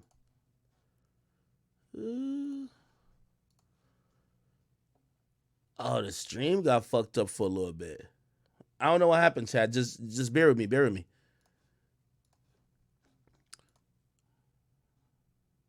Yo, somebody tell Grant to open his page. Anyway, I wanted to point out a few things about the Jumbotron video. So Drake dropped the video, and I played it earlier. I probably could pull it on my damn self. Jumbotron video. If you look through the video, people are noticing that Drake basically is flexing a lot of like things that Pharrell basically used to own. Some like little skateboard P chains and all that type of stuff. I could probably Google it. Drake skateboard P chain. Let me see. Yeah, he's been rocking a lot of Pharrell inspired shit recently, and I think it was an overload on this new video where like he pretty much was flexing mad stuff to do with it. Right? The jewelry. And Grant, open your page, nigga. Okay, here we go. Yo, so I just seen this on his page recently. Like I had refreshed right now. Grant said Drake just dropped his new music video for Jumbotron Poppin', and the subliminals that Pharrell is insane. Drake used the entire music video to flex all of Pharrell's favorite jewelry that he had recently purchased for $3 million. No, this is not a flex on Pharrell. This is a flex on Pusha T. This whole shit is the flex on Pusha T, my nigga. They ain't got nothing to do with Pharrell. Yeah, it has to do with Pharrell because by proxy, Pharrell, Pusha T. But this is to shit on Pusha T. You know what I mean? So, for example, Drake really dropped $3 million so he could... Nah, it's not dissing Pharrell. There's really level to this. And there is some truth in this where, like, yes, he copped the PSP, the gold PSP. He copped a bunch of these things, which are all items. I wonder, is there a list? Maybe I could go on Google and find it, or Twitter. Drake, Pharrell, auction. Let me see. Okay, here we go. More pieces Drake bought at an auction. He bought a gold PSP for $19,000. Like, this nigga just got money to fucking waste, bro. He bought a, what is this? He bought some piece for $150,000. Definitely way overpriced. Like, what the fuck? Bought another piece. NERD chain. Definitely overpriced for $150,000 as well. And what the fuck is this? A visor? He bought a fucking visor for $62,000. Yeah, this nigga's sick. There was some more auctioned off pieces, I believe. Somebody said Drake bought all that Pharrell jewelry. Now I keep getting outbid in that auction. Yeah, Drake bought every fucking thing. Look, Drake bought some of Pharrell's most iconic jewelries, as well as his gold PSP at an auction for almost $3 million. He spent damn near $3 million on all this shit.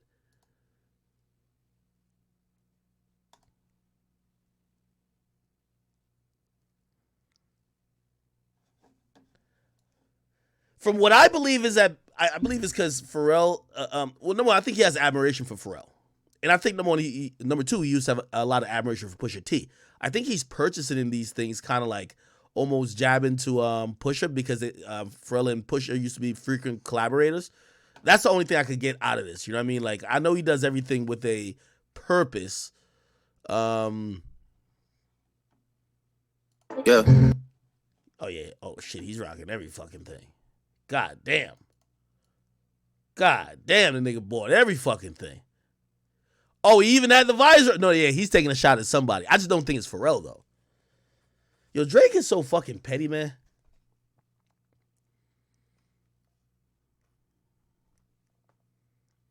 Drake is so motherfucking petty.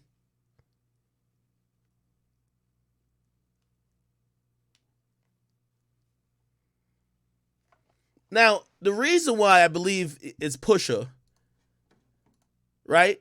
But it says, Drake wearing all of Pharrell's chains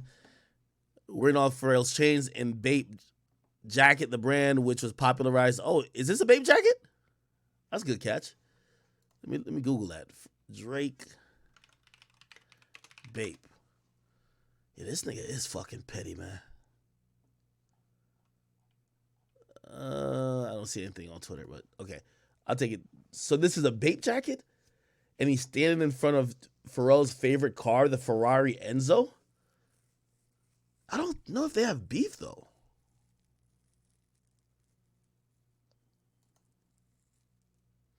Now, what he did have right, I'm talking about Grand Wizard, is this line. Drake says, I plan to buy your most personal belongings when they up for auction. Now, I do think Drake is going to do this for several artists, but I think this is really a Pusha T. Because if you listen to the song, let's go to the song, Omerta. If we go there, you hear him, and most of them lines, he's kind of like, he's spitting that Pusha T a bit. Only thing I'm trying to see is custom outs from Tiffany and some gunners that'll hit you out of nowhere like Epiphany. Really, that's me. Aside from the obvious, man, is changing scenery. Testing me is going to have my niggas testing machinery. Yo, Drake be talking hella tough. Yo, Drake make talking tough seem mad cool, bro. The boy, he be wild and peaceful, restful. Rest in peace to Tina Marie. Ethics and values, mom traditions, old fashions. I love when he says random shit like this. Monopoly action. Like this shit right here is just like, this is what put Drake above everybody else. He'll just say some random shit, but it makes sense in like it sounds, you know who does that too? Rick Ross. Rick Ross does that too. Ethics and values, mob traditions, old fashioned, monopoly action. Bronny buying up Brentwood like he's still in Akron. And a lot of pain, a lot of passion, a whole lot of relaxing while other niggas is overreacting. That's how we continue down the path of Jordan and Jackson. That's some insight for y'all, even if no one's asking. Last year, niggas really feel like they rode on me. By the way, he dropped this year after he was going at Pusha T. Last year, niggas got hot because they told on me. I'm about to call a bluff of anybody who fold on me. I'm buying the building of every door that closed on me. Yo, this nigga is petty. We got to look at if he's bought any buildings recently. Yeah, Laurel, Piana, and Brioni. Who the fuck is that? Yo, that nigga be rapping about shit that I've never heard a rapper rap about. Like, I've never heard, like, Drake the type of nigga, he's so elite. Like, he'll be, like, every rapper's rapping about Amiri. He's the one who, if he's going to rap about Amiri, he's going to be like, you'll never catch me wearing a mirror. Like, he like shitting on everybody, just showing a different level. He used to do it with hotels. Be like, yeah, I would never stay at this type of hotel. Like, he would just be dissing random hotel chains. That's why I was so shocked when he showed love to, what's it called, Cheesecake Factory. I was like, oh, shit, some regular shit motherfuckers could enjoy. Yeah, Laura Piana and Brioni, the one and only, Champagne Popper, the love doctor. Your baby mama call me when she lonely. My tailor see me twice a week. He like my homie, forever grateful, forever thankful. Yo, that boy went crazy on this. Diamond necklace, but she wears it on her ankle. The bitch is trendy. My enemies send each other's texts that they could never send me. I'm banking $2 million a show. Holy shit. $2 million a show? That's why that nigga buy what he want. for the residency. Nevada Gaming Commission in a frenzy. How much money can this casino lend me? Ripping markers up over shots off the Henny. Vivid memory. Can someone send me a real nigga interlude to me? See? Once again, he doing it. To me, Benihana is pigeon food. What? Benihana's a spot. Yo, Drake, you guys, Drake got the, let me tell you this. And Drake does this, I think, better than Jay-Z. Because Jay-Z, when Jay-Z was getting like really elitist and rapping at a high level, obviously, he started rapping about like Pablo Picasso's and art, and everybody was just like, yo, this European shit you got going on, nigga, we don't fuck with, nigga. Drake does it, but like he'll name drop the shit we do fuck with, and rather than just like go elsewhere with it, he'll just shit on it. To me, Benihana is pigeon food. This is not a forgiving mood. So much we got to count up the 20s in a different room. I am just a bodies that my brothers are living through. Keep my connection strictly physical. Everyone that's married is miserable. I know that's not a lifestyle I could give into. Damn. I can't see Drake getting married. I ain't gonna lie to you. The rise to the top of this mountain has been biblical. I don't carry cash because the money is digital. It's the American Expresser, the debt collector, hailing all the way from the Mecca. Got something for Trudy and Rebecca. Who the fuck is Trudy and Rebecca? Ain't Trudy like from the Cosby Show or some shit? This shit could last forever. The mind controller, the Ayatollah. I built a bridge to success and visions of me riding over. Step in a room in October, gets a lot closer. Haunted houses. I don't know how to count in thousands, only millions. God damn. Boy, just shitting on us, man. Now I tell you, bro, yo, Drake's the best rapper in the game. Kendrick can't rap like this. Fuck all that shit. I don't care what y'all niggas is talking about. Kendrick is rapping about some shit going on in Ghana. All right, nigga. We don't want to hear that. This what I want to hear. Fuck that, nigga. I ain't gonna lie to you, bro. Send him to Lagos or Turks and Caicos, Barbados, Trinidad and Tobago. Never go to the same places they go. See? He got this shit where he like shitting on other niggas, man. Separate vacations, a far cry from when Drizzy had slept in the basement. I was never on the path to getting in Cambridge. I mean, I was good at doing math, but I'm better with language. Borderline dangerous approach with caution. I plan to buy your most personal belongings when they up for auction. Man, truth be told, I think about it often. Damn. Then you miss it. The petty king, the overseer of many things. I wish I was playing a sport where we were getting rings. I wouldn't have space on either hand for anything. West Hollywood knows my presence is many. Nah, this nigga went crazy, bro. Bro, Kendrick can't rap like Drake. Bro, stop it, bro. Like, stop it, my nigga. Like, stop it, bro. Like, bro, we pretended for like 10 years, bro. Kendrick can't rap like Drake, bro. I'm sorry, bro. The shit's over, bro. Like, it was cool while it lasted, my nigga. Like, Kendrick had to lyrically punch that nigga in the mouth and take the throne, my nigga. Kendrick rap every once in 8 years, bro. You can't rap with the GOAT. Like, this is the GOAT. This is the GOAT, my nigga. Like, Kendrick is like Carmelo Anthony. Like, this is like LeBron. Kendrick, Carmelo Anthony. Drake, LeBron. I'm sorry to tell y'all this. The conversation been over. Like, nobody even has these conversations no more. Like, only an idiot talks about this type of shit. Somebody said, why acting like that Drake wrote this on his own? Nigga, yeah, he did. Bro, y'all gotta get that. Y'all gotta stop saying all that shit too.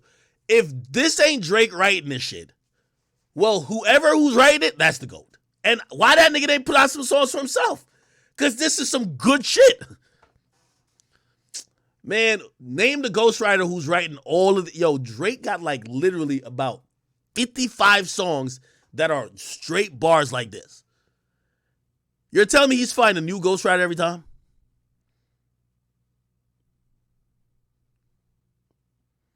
Bro, Cole, nigga, add Cole and Kendrick to combine, they can't fuck with Drake, man. Come on, dog. Like, are we gonna be honest for a little bit, bro? Bro, there's second tier to Drake. And granted, they're alone in the second tier, but it's Drake. Like, we have, it's like LeBron. Bro, you have LeBron. I don't even call him nigga Steph Curry. like Steph Curry got, like, no, it's like LeBron and like Carmelo. You know what I mean? Like, I don't even know what you call them other niggas.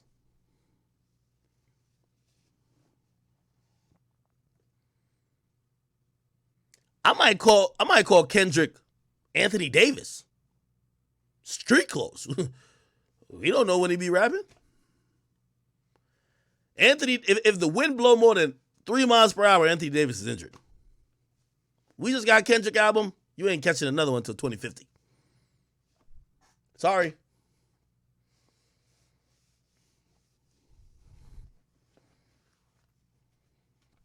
I'm telling you the truth, man. Yeah, I think this is the Pusha T. The only thing, though, is that, like, I understand why Pusha T says, I know I'm getting under your skin. I really feel Drake want to spin the block on Pusha one more time. But damn. Ah, man. I think this bothers him a bit, man. I think the thing with Pusha T bothers him a bit because I think he watches Pusha T when Pusha T's not even of the caliber that he should pay attention to. So I think him not responding to Pusha T has bothered him. He's trying to like stun on Pusha T, but I think Pusha is handling it really well by just saying, "My nigga, I know I'm under your skin, and I'm gonna keep laughing while you're trying to deal with a loss." And even though I personally don't think he lost that beef, the majority of people claim he lost the beef because he didn't respond. It is what it is. Somebody said Quentin Miller wrote that. Nigga, Quentin could never. Quentin could never.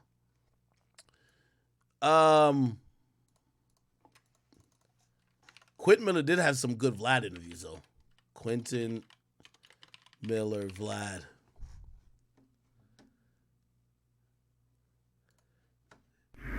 I thought this nigga got some publishing from the Drake songs he wrote. Listen to this shit. Situation happened. Taxstone said he got death threats in Philly over the whole story. But Taxstone is going to be Taxstone, so he wasn't really tripping. And then OG Mako came forward and said that you had blamed him over some of the stuff that happened. Well, that's because OG Mako because Meek didn't know my name at the time. I mean, I'm sure he would have found out though, but he was like, who said my name? I mean, he said, what's his name? What's the guy's name that writes the shit? And OG Mako, he put out, he told him like, oh, it's Quentin Miller, you know what I'm saying? And I don't know, it just felt like he got himself involved in some shit that like just didn't have nothing to do with him. He didn't really know the situation and what was going on. I don't know, man. Even y'all interview that y'all had, man, like, I don't know. So a lot of things were exaggerated, but it's crazy because I'm cool with so many people in OGG, you know what I'm saying? So I don't got beef with OG Mako, man. Like, shout out to OG Mako. I hope he's doing all right. Shout out to the whole OGG, man. I'm cool with too many people. We got too many good mutual friends, for that shit. So I'm not harboring nothing, but he did inform me though. He did jump in there. Like, damn, niggas snitching on Quentin Miller. It is what it is. Well, you had said that Meek had kind of Kanye'd you. You said it was sort of like my Taylor Swift moment, and Meek Mill kind of Kanye'd me. I got Kanye'd by Meek, but it's all good. Because it was like, I don't know, it's just really inconsiderate. Even, I don't know. It's just very inconsiderate. It's like, I don't matter. It's like, I don't matter. All the way up to, I don't know, maybe just because I was just a writer or, I don't know. It was just like, I just didn't matter. Just like, let's get the publishing. Fuck this guy. Even with drama and them, like, just kind of just throwing my whole life, Yo, by the way, I'm glad he mentioned, like, if you watch his whole interview, salute to Vlad, by the way, if you watch his whole interview, he basically admits that Drama backstabbed Drake because Drake had fucked Drama's like fiance. I told you, man. Really, Drake did all this shit to himself. Drake was going around slanging that community dick, fucking niggas' wives. And again, whether you want to believe in karma or not, bruh, niggas ain't gonna just be like, oh, it's Drake, it's all good. Like, maybe like niggas like Annoying. You know what I mean? If you don't know, like, there's a streamer named Annoying. He was like, yo, he wouldn't mind if Drake fucked his girl. I'm like, all right, cool. That's you, nigga. But like everybody else, shit. You fly, or like you pay for Drake to be out and do a song for you and Drake ended up fucking a girl, like you gonna feel away. So when the opportunity came where this nigga could expose Drake, that nigga wanted to expose Drake. And essentially Quentin Miller on the back burner, just like, whatever. He got thrown to the bushes.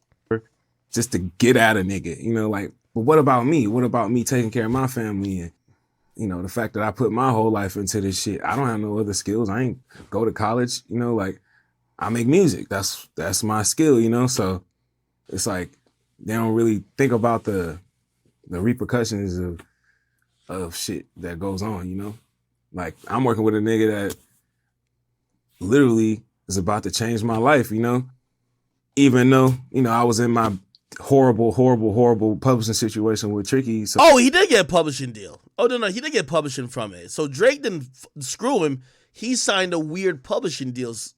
I'll let him explain. I never got a publishing check off of any Drake songs. Wait. You never got a publishing check off of any Drake song? No. I never got a single publishing check off any songs. I had to feed my family off getting paid under the table in that situation because Tricky and them would let me go. And it took me, I didn't get out that deal till 2019, 2020. Wow, that's kind of fucked up. I hope they would have gave him at least something. So, I know I've broke down many types of different deals before in the past. Essentially, what a publishing deal is, he was a guy who I think a lot of people knew the rap on him. Yo, his voice sounds monotone, sounds like he got a frog stuck in his throat, but he got some clever lines and he got some dope melodies, right? So what they were doing is that, like, they were having him cook up records, like, hey, you're cooking it up. If no one wants it, you keep it type shit. But really, people like Drama and everybody else, they were trying to shop the records. So essentially, he's a writer, right? And at that point, when you're a writer, especially if you've gotten a placement here or there and people see you're in a system or you're getting approached by a big artist, people come to you with a deal. Yo, here's $200,000 for the next 2 years. You get what I mean? Or the next, like, whatever, like probably like 2 to 3 years, right? Remember, he hasn't written on anything big at that time. $200,000 a lot to him. Now, what that means is that any song you write on, right? And he's probably thinking that nothing much is going to change from what he's doing. They get to own the publishing. Now, sometimes that could be different. It could be like, sometimes the publishing deal could be half of your publishing. Seems like it was the entire publishing, which means just think about how much money publishing-wise that album made. Like, so he said he wrote about like 4 to 6 songs. Publishing on those songs, which is when it's Drake. Now, publishing breaks down, half goes to the person who made the beat, then half goes to the people who are on the song. Most of these songs were solo Drake songs, so half will go to Quentin Miller, half will go to Drake, but Quentin don't get it. The publishing company get it. I'm thinking it's between $5 and $10 million easily, and I might be lowballing it. Just for those songs, yes. You get what I mean? Now, this is on the publishing side. It's not necessarily royalty side, but publishing over time, that album, if you're reading this was too late, dropped 2013, 10 years ago, damn near, right? 2013, 2014, yeah. 10 years ago, essentially, probably is gross between $5 to $10 million, which means they gave this nigga $200,000 probably. I'm guessing about the amount. And they kept like $10 million and ain't kicking back nothing, right? They probably just said, yo, we'll shorten the time for you to get out the deal, but they're not about to try to bust that Drake publishing down with you. Then Drake cuts them off. You'll never get a bigger opportunity to write for that. You're fucked. You know what I mean? You're fucked. Like, you just lost out on $10 million. Like, I'm telling you, if my boy had $10 million, like, you know who's doing good?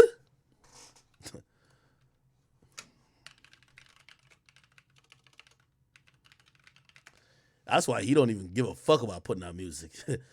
Party Next Door? Psst, caking, nigga. Fucking caking. You know how many songs he assisted on with Drake? Caking like a motherfucker, nigga. So, somebody said 2015? Yeah, okay, all right, I was wrong on that. Anyway.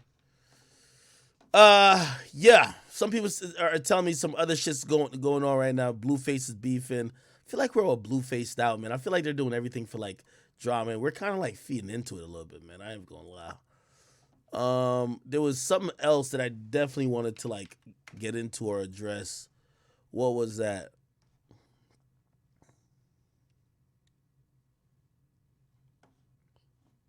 Oh, this is Tory's lawyer, 6ix9ine buying bags, Trippy getting the Avengers shit popping, Blueface fighting his brother. What else? Central C, Power Rangers, some yay shit. Oh, so this is interesting that happened. Do y'all remember the situation with Boston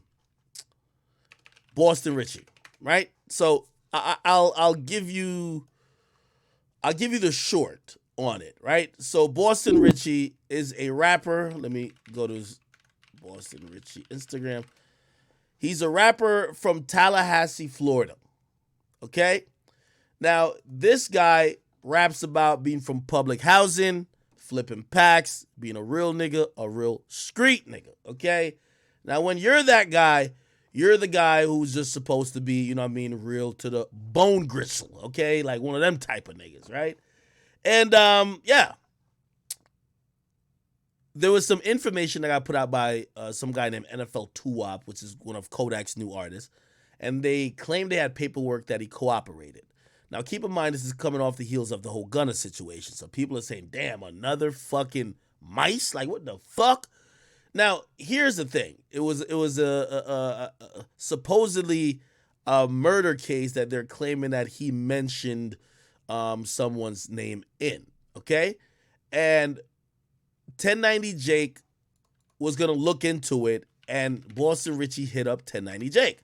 He actually gave him the case number, and he said, bro, you should look at it because I ain't no snitch. Ironically, after 1090 Jake looks at it, 1090 Jake said, bruh, fuck that you're not no snitch.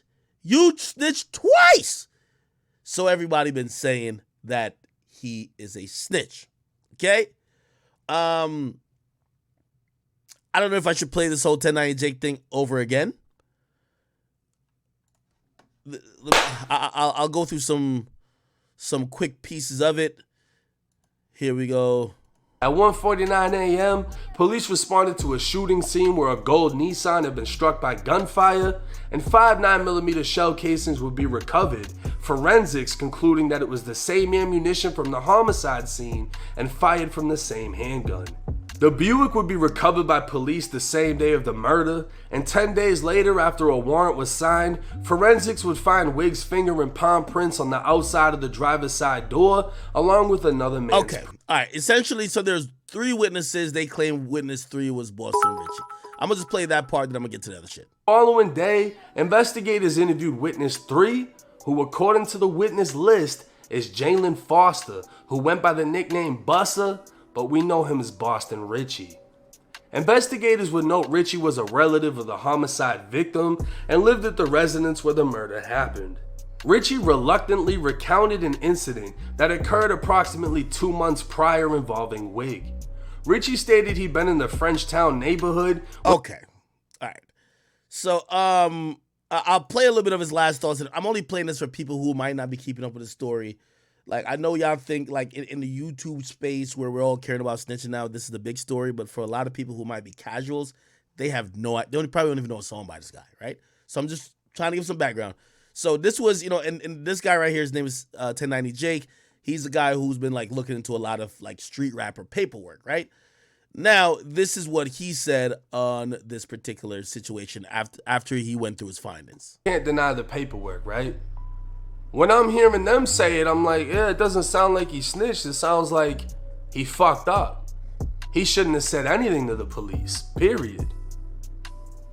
But not only that, looking at the paperwork, it clearly states the information he gave, the sworn statement in the murder case, was towards a possible motive. That's what the police were seeking. And they used his sworn statement as evidence towards the probable cause to arrest the shooter. I mean, it's dead and done. I've shown y'all through this video the other snitches in the murder case, which were all the shooter's friends. Murder, what was the other one's name? Loud, his own girlfriend. But the thing about that witness list is Boston Richie is on it. Boston Richie's name is with theirs. Everything that every one of them said was used as evidence. And then I find the Grand Theft Auto case. You're with your cousin, your homeboy, y'all get picked up, whatever. They decided not to make a statement. Me and Boston Richie, it's crazy because he lied. He said that Wig was interviewed first and on him. Okay, so basically they said Boston Richie's a snitch, okay? Now, Say Cheese must be getting their Vlad on, and that's not a disrespect. But they found the nigga who was the co-defendant of Boston Richie. It's kind of like Vlad finding the niggas that Soulja Boy shot. It's like, what the fuck? How'd you find this nigga, right? So Say Cheese found the dude, and they interviewed the dude, and I don't want to give you a spoiler, but the dude basically is denying that. Remember, he's the guy that Boston Richie snitched on. So they found the guy that Boston Richie snitched on, and the guy kind of defends Boston Richie, but just watch. Tell me what y'all see from body language and indirect words. I'm going to read the chat as we play this. A lot of paperwork and a lot of allegations have been thrown, you know, with Boston Richie's name, and your name comes in on the paperwork, alleged paperwork, because it's people saying it's not real. It's people saying that it is real, but your name is thrown in the mix. Right. For 2013, you know, car situation, a Grand Theft Auto situation, you know, take us through this the last 2 weeks, the last week or so. Okay, and let me just add my correction. Apparently, he wasn't the guy on the murder case. He's the guy on the car theft case. So they were accused of stealing the car, 3 people. They were riding a stolen car. Nobody gave a statement, but allegedly Boston Richie. And then people believe that statement got all these guys locked up or whatever. Let me... About, you know what I'm saying? Why he put that out, yeah. Oh, why? Like, about this paperwork. And this came out of nowhere. He just signed with Kodak. Do you know, what was the whole why? Like, what was the whole reason of putting that out? Okay. I don't, me personally, I have no clue why he put that out, you know what I'm saying? I guess, you feel me, they probably had something going on between the two counts, but. And what's those conversations like on, you know, these phone calls you get? I mean, like I said, most of the conversations been on like, oh, what's up with that, with paperwork, or you feel me, what happened with that situation? And I just keep it real, like with that situation, you feel me, it was more of a like misinterpretation in the paperwork, you know what I'm saying? It was like, back then, I don't know how everybody GTA cases work all over the world, you feel me? But when you allegedly or shit, you feel me, get caught in, you feel me, a car or whatever the case may be, you feel me, they gonna charge you with Grand Theft Auto. You know what I'm saying? And shit, from what they said, you feel me, from what the police told us is that, you feel me, they seen us in the car, this, that, and the third, you know what I'm saying? I ain't, you know, I said less on that. Yeah. You know what I'm saying? In these people, you know, that's calling you over the last week, are there people that's trying to get you to, because, you know, I've heard 1090 Jake talk to academics and people trying to pay you to say certain things and things of that sort. I mean, I done had a lot of weird ass conversations and, you feel me, weird ass offers from a lot of people, you know what I'm saying? But how I look at that situation as a whole, I ain't tarnishing nobody from my hood or like, you feel me, my area or my city, you feel me, we don't rock like that. And like I said, me and Brody been got over that situation, you feel me? So I didn't feel like that was the world's business, you know what I'm saying? Because I know how they gonna look at it on the outside, you know what I'm saying, when they don't know the inside business. You know what I'm saying? Yeah. Yeah. Now, where did NFL 2-Op get the paperwork from? Because we're hearing that it's from somebody in y'all neighborhood. I mean, that's another thing. I wouldn't know that because I stay out of niggas' business, bro. Straight up. Yeah. 2013, y'all are charged for GTA. Right. Police want statements from y'all. Y'all don't talk. You and your other homie don't talk. Right. Boston Richie allegedly he makes a statement. And like I said again, in that situation, bro, you know, a lot of things were misinterpreted. You know what I'm saying? It's a juvenile case. A lot of shit can't be pulled back and seen, you get what I'm saying? So that's another thing, like I said, I'd rather speak less on that because me and bro seen eye to eye on whatever the fuck was said or whatever the case may have been, you feel me? And we got over it. Cause we don't rock like that where I come from, you feel me? If I felt like he snitched on me personally, you know what I'm saying? It would have been problems for real, you know what I'm saying? So, you feel me? We here. We been, you feel me? We been rocking from the same hood, probably from just how we, you know what I'm saying? Yeah. So basically, you're saying in so many words, you're not tripping on them. So why is everybody else so invested in it? I didn't really understand that, but like I said, I know how the outside world look at things. You know what I'm saying? So.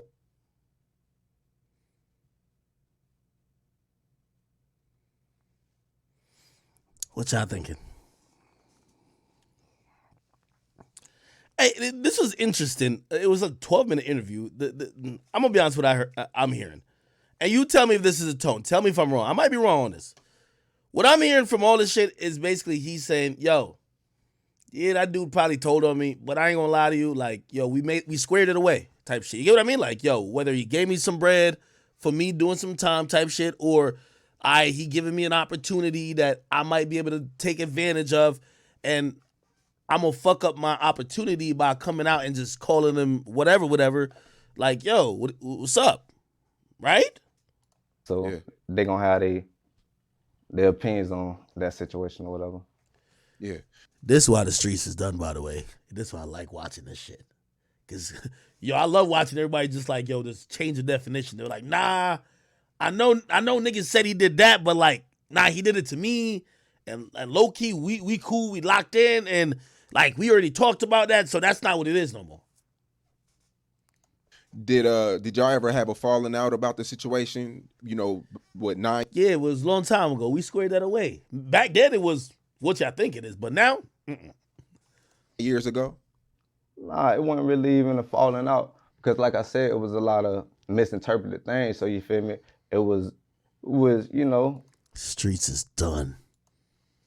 We had to get things figured out, and once we had to get the. Well, hey, chat, y'all decipher what's going on. We had to get things figured out. What I mean? What I mean? We had to get things figured out. What I mean to y'all?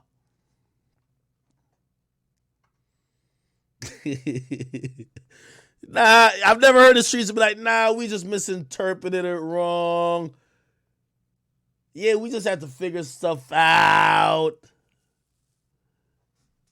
Got them figured out. We got through it. Absolutely. Yeah. It's crazy. You know, it seems like, because you know, I used to deal with Spot 'em, Got 'em, and you know, Pop Hunter, and it seems like people, and then now you got Boston Richie. It's like people wait until you blow to. And then see, you gotta look at it like how I look at it as an overall thing. You know what I'm saying? North Florida really kicking the door. Tally as a city really kicking in the door now. You know what I'm saying? So it's gonna be a lot of outside sources not really fucking with that. You know what I'm saying? And a lot of people go different ways about doing things. And some people can be bought. You know what I'm saying? But a nigga like me can't be bought. You know what I'm saying? So that's just, you feel me? That's probably how that whole situation even came out. You feel me? A nigga probably was bought in that situation. So he says somebody was bought to release the paperwork to Kodak's artists. Okay. Yeah. Then it's another situation, you know, about a murder. We don't got to talk too much on that. I ain't gonna lie to you, fam. I don't know nothing about that because that, like I said, like, feel me, it never got back to me about bro telling on nothing about no shit like that. So I ain't even, you feel me, I keep my eyes out of other niggas' business, fam. Yeah. Yeah. I'm a law-abiding citizen. Right. You know, I know you're a street cat. You know, shit, I abide by the laws too, fam. Most definitely. But yes, ma'am. Chat, you know. I've seen him do it. I've seen him do it. I've seen him do it. Man, I fell down to my knees when the law came. Man, I fell down to my knees when the law came. Man, I fell down to my knees when the law came. Okay. Is making a statement, isn't that snitching? You tell me. I mean, what's snitching? Listen, okay, so like I said, this is why the streets is done. Like, y'all can't wait for my next interview with a gangster rapper. I want them to define snitching. I'm like, I'm a civilian. I don't know what's going on. Because you define snitching. And as soon as they define it, I'm going to hit them with a gotcha moment. So, damn. So, when Gunna said that he knew crimes other niggas did in court, is that snitching? I can't wait for that. I don't even care what the answer is, my nigga, because I have no horse in the race.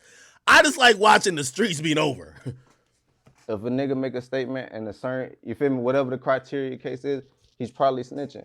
But like what?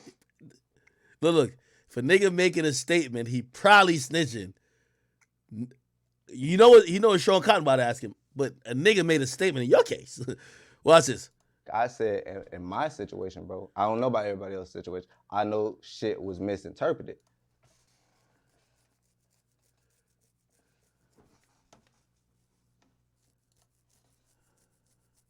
Man, I fell down to my knees when the law came. Man, I fell down to my knees when the law came. Man, I fell down to my knees when the law came. Man, I fell down to my knees when the law came. Ah, man, Chad, why am I having so much fun with this? Let me just say the definition one more time. Most definitely. But is making a statement, isn't that snitching? You tell me. I mean, what's snitching? Listen, okay, so like I said, if a nigga make a statement and a certain, you feel me, whatever the criteria case is, he's probably snitching. But like I said, in my situation, bro, I don't know about everybody else's situation. I know shit was misinterpreted. So, you feel me? That's like, yeah. But if I see a nigga statement on, you feel me, say this or that, you feel me, and it sends another nigga to jail, that is called snitching. If he got on the stand against that man, that's snitching, bro. You know what I'm saying? Yeah. 6ix9ine, snitch, bro.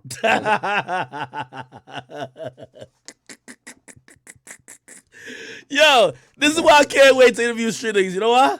It's 6ix9ine is a convenient example for them to use. Man, I fell down to my knees when the law came. Man, I fell down to my knees when the law came. I've seen him do it. Saying like that's a snitch. No snitch type shit. You know what I'm saying? Right. 6ix9ine spoke out, and he's wondering why people aren't outraged and you know bashing. Maybe because the niggas 6ix9ine snitched on are in jail. And maybe because, you feel me, the niggas that 6ix9ine, you feel me, fucked over, you know what I'm saying, have a lot to say about 6ix9ine, you know what I'm saying? This is not that type of situation, so it's not a comparable. Yeah. Now 1090 Jake, he's been going hard, you know, paperwork. I mean, I've been seeing Jake, you feel me? And like I said, I rock with Jake a little bit here and there, you feel me? It wasn't that major, it was just about the situation or whatever, you feel me? And like I told Jake, like me, I don't see what me saying anything against the city would kind of do. You know what I'm saying? Like that don't look good on me, fam. You know what I'm saying? That don't look good on my people. And then, like I say, me knowing the situation, me and bro having an understanding about that situation, I don't feel like, you feel me? Like what can I do to help tarnish my city type shit? They ain't. What does it mean, Chad? That major, it was just about the situation or whatever, you feel me? And like I told Jake, like me, I don't see what me saying anything against the city would kind of do. You know what I'm saying? Like that don't look good on me, fam. You know what I'm saying? That don't look good on my people. And then, like I say, me knowing the situation, me and bro having an understanding about that situation, I don't feel like, you feel me? Like what can I do to help tarnish my city type shit? I ain't on that. Right.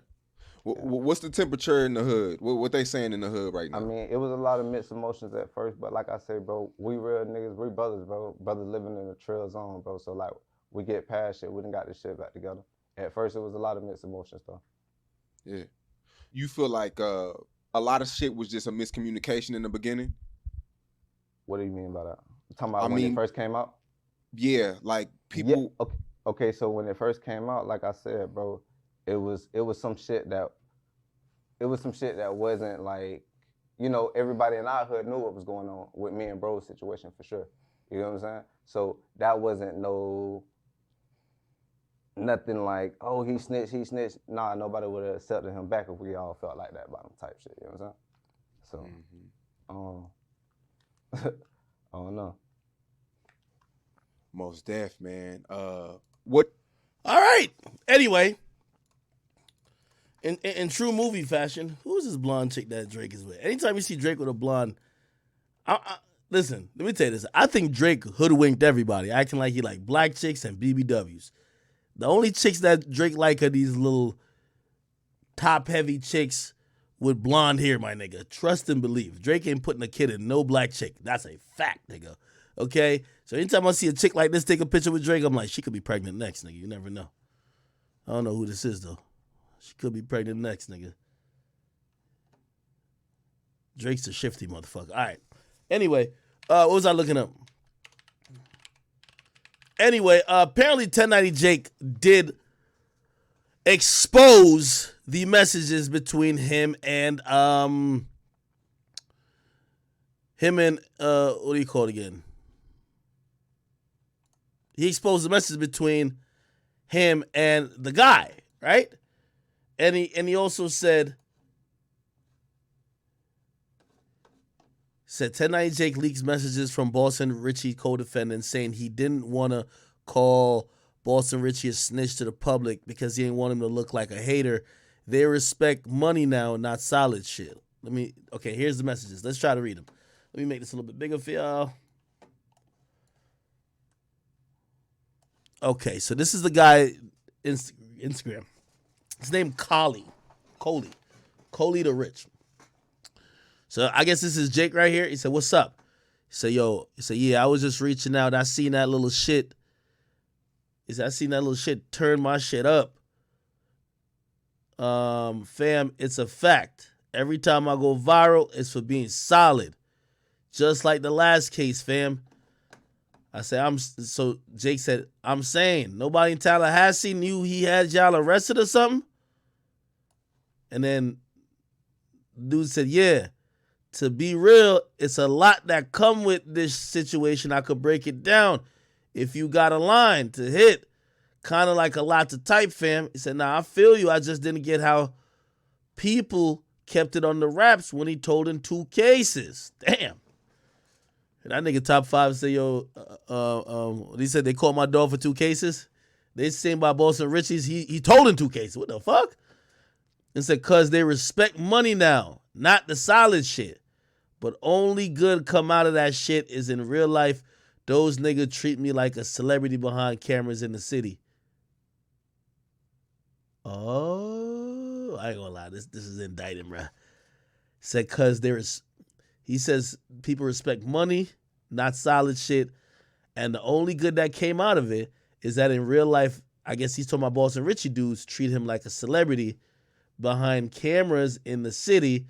And now motherfuckers could stop trying to make it seem as if a nigga be hating because I ain't fuck with them. The facts are, who could sit around a nigga comfortably knowing he told on you? I guess in the city they used to call this guy a hater. And I guess since like he ain't loud up the situation when Boston Richie got on, he said niggas was treating like a celebrity or whatever. It says, "Yeah, from what I heard, they what?" It says, "Yeah, them." Okay, this is back to the dude. It says, "Yeah, them the only 2 I know of. One with me specifically sent me to a program for 6 to 9 months. When I got out, he was down the road for something totally unrelated. Cause I seen he say he took the charges and nobody was charged."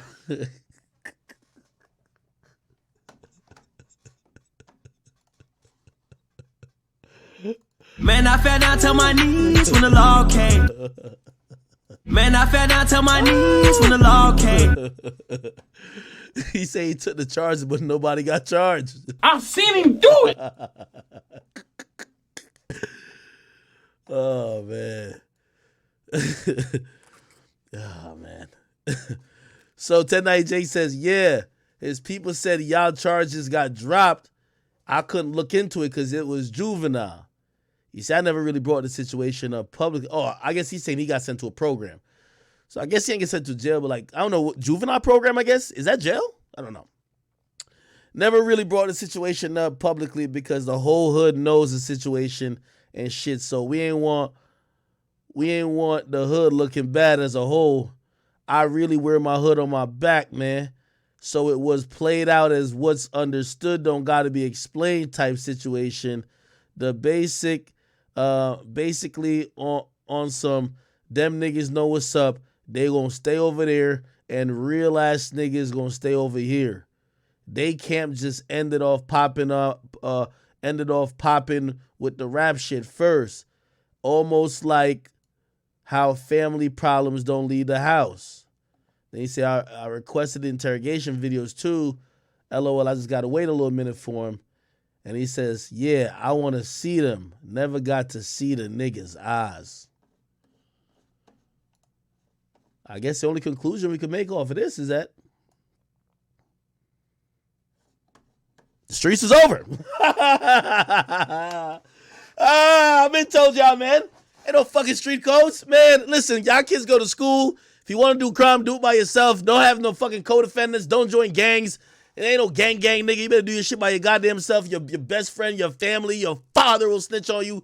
Ain't no fucking street codes. I've been telling y'all this shit since the war shot, right, nigga? Okay? We're now seeing proof. Ain't no fucking street codes. The streets is dead. It's over. Shit is over, man. The streets is in shambles. I love it. The streets is over. Talking about there's a code. What code is y'all niggas talking about? I dare one of these. I'm waiting for the next rapper to be like, yeah, in the streets we do this. What streets, nigga? I'm going to send 1090 Jake on your whole hood to go find out all the dirt about all the people that's been snitching, that you ain't calling out, that you trying to beef with other rap niggas. That's the next thing, too. You can't be trying to get at a rap snitch if you a street nigga and everybody in your hood snitching. The streets is over. Stay in school, kids. Stay in school. I've been trying to send this message in the war in Chirac. It got misinterpreted. This street shit is only going to send you to jail, manipulate you, send you to an early grave, make you believe in something that don't happen. People going to backstab you, fuck your bitch, like steal from you. There's nothing of code that comes with the streets, at least not in black culture. Maybe if it was the cartel or some shit, where if a nigga tell his head will get chopped off and hung up on a stake, they're sending his fingers one by one to his mama. That's when you could be like, that's a code. But in this rap shit, he just told you, I've been told you. Money talks, bullshit walks. He literally says it. They respect money now, not solid shit. We're living in a new time, people. Try to get rich. Try to build a business. Go to school. Invest. Do honorable things. Don't join a gang and think you're about to kill 40 niggas and think you're going to be King Von. No. Niggas is going to be getting their name blacked out and they're going to be telling how much you put on a nigga's head. If he was locked up, whoever the witness the FBI talked about was going to have King Von in cuffs. That's all I'm trying to say, kids. Let's not go down this road. The streets is a myth. The streets have misled the black community. The streets have Young Thug looking at 75 years. The streets got Gunna with the witness board in the back. The streets is getting us black people fucked up, and we need to stop celebrating it like it makes sense. The streets is an irrational place. The streets must end. Yes, ma'am.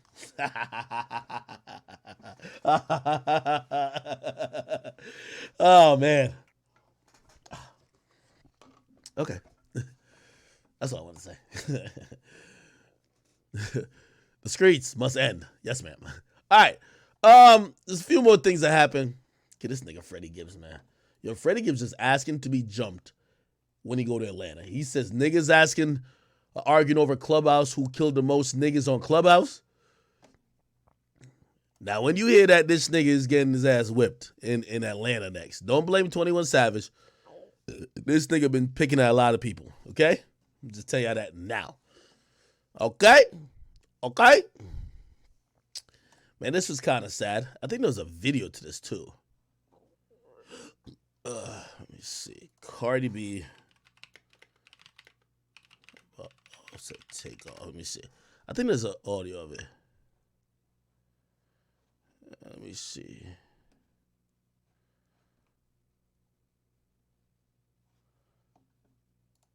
We just fell asleep, and out of nowhere, like Offset phone kept ringing, my phone kept ringing, and like Offset picked up the phone, and he's just like, no, and he's screaming and screaming, and like he's screaming like, no, no, no, no, and I'm like, what's going on? And he's like, Takeoff is dead. Yo, the story is so sad. You know, obviously we lost Takeoff last year. We're getting to find out, and I think that's what makes it even sad. Like, what I think Offset's going through. Let me pull up his page. I think Offset's going through. Is it YRN or just Offset? Yeah, I think Offset's going through a very, very, very deep depression. If you look at most of his stories, his profile pic is Takeoff. Most of his stories is about Takeoff. He's buying a lot of things that commemorate Takeoff, and he's definitely mourning. But I think he's going through a lot of guilt, and that seems to be the case. What I've noticed when someone you love, you didn't squash the beef with, or you didn't end on best of terms, or you were arguing about something petty, or your last words to that person may have been something regretful. Not too sure the status of their relationship right before, but clearly there was a separation between Offset and Takeoff and Quavo, right? It looked like Quavo and Takeoff were moving in one direction and Offset was moving in the other direction. But after the death of Takeoff, you know, all that type of petty arguments and anything that could have contributed to why that was the case goes out the window. And I feel like he's having severe, well, I won't say severe. He's going through a little bit of depression. He's going through definitely some depression. He's going through severe guilt. I'll say that. And I think it's going to be a long process for him to, you know, start acting quote unquote normal again. You know, I can feel the pain every time he talks about Takeoff, and I know it goes way beyond what he says. It goes even to what he doesn't say. If you heard, and I'm not trying to bring up some of these, you know, these are really hard things to watch. When he spoke at the funeral, you know, you could kind of just tell that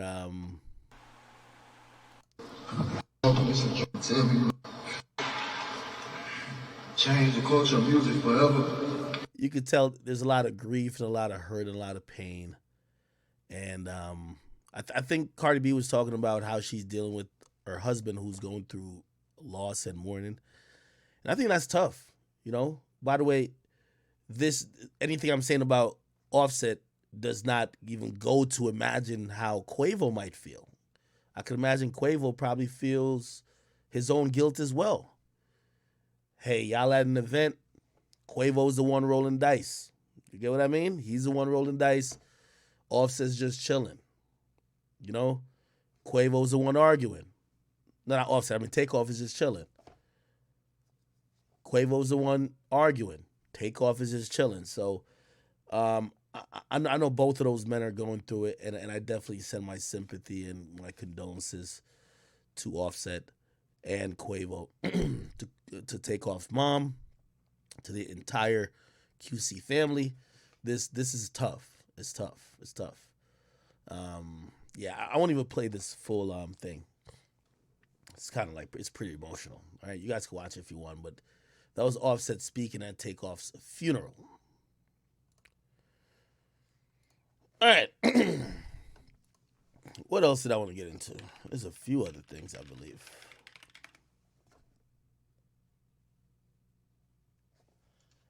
What y'all talking about? I see y'all on Twitch. Yo, YouTube, y'all something else, man.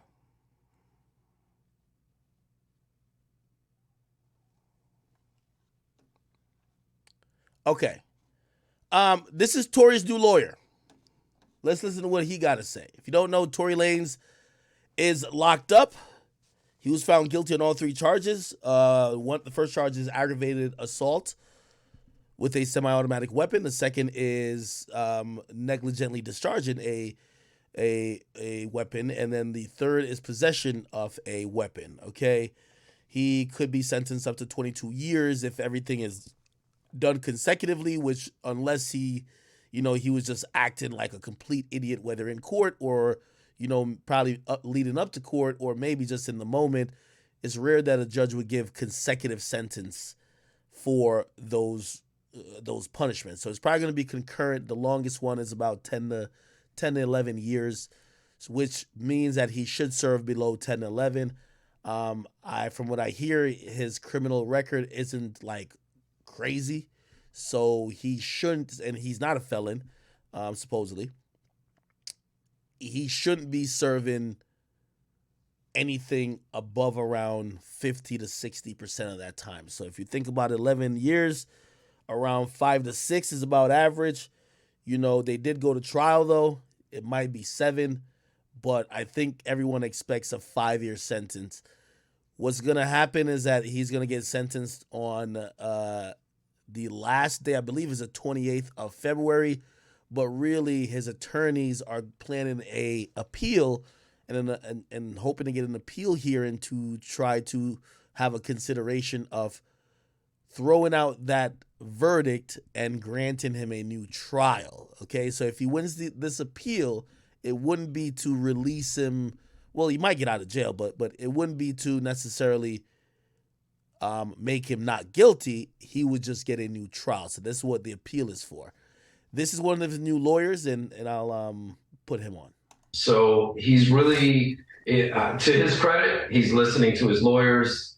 He's an incredibly articulate young man, and in all of that, he certainly, there are things that certainly in the trial he wish had gone the other way. So I guess to answer your question quickly and briefly, it would be yes. But he's trying his best to adjust to everything, and in light of the fact that he's never been in this situation before, it's really a tough process to go through. Is there something that happened in this trial that you think would warrant an appellate court throwing out the conviction? Well, I haven't even made an appearance yet, so I don't think it's proper for me to comment on the evidence, but I will say this much. There's mistakes in trials all of the time. It's a human system. It's going to produce errors regardless. Now, when you have a high profile of him, so he's really, to his credit, he's listening to his lawyers.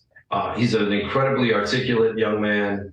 And in all of that, he certainly, there are things that certainly in the trial he wish had gone the other way. So I guess to answer your question quickly and briefly, it would be yes. But he's trying his best to adjust to everything. And in light of the fact that he's never been in this situation before, it's really a tough process to go through. Is there something that happened in this trial that you...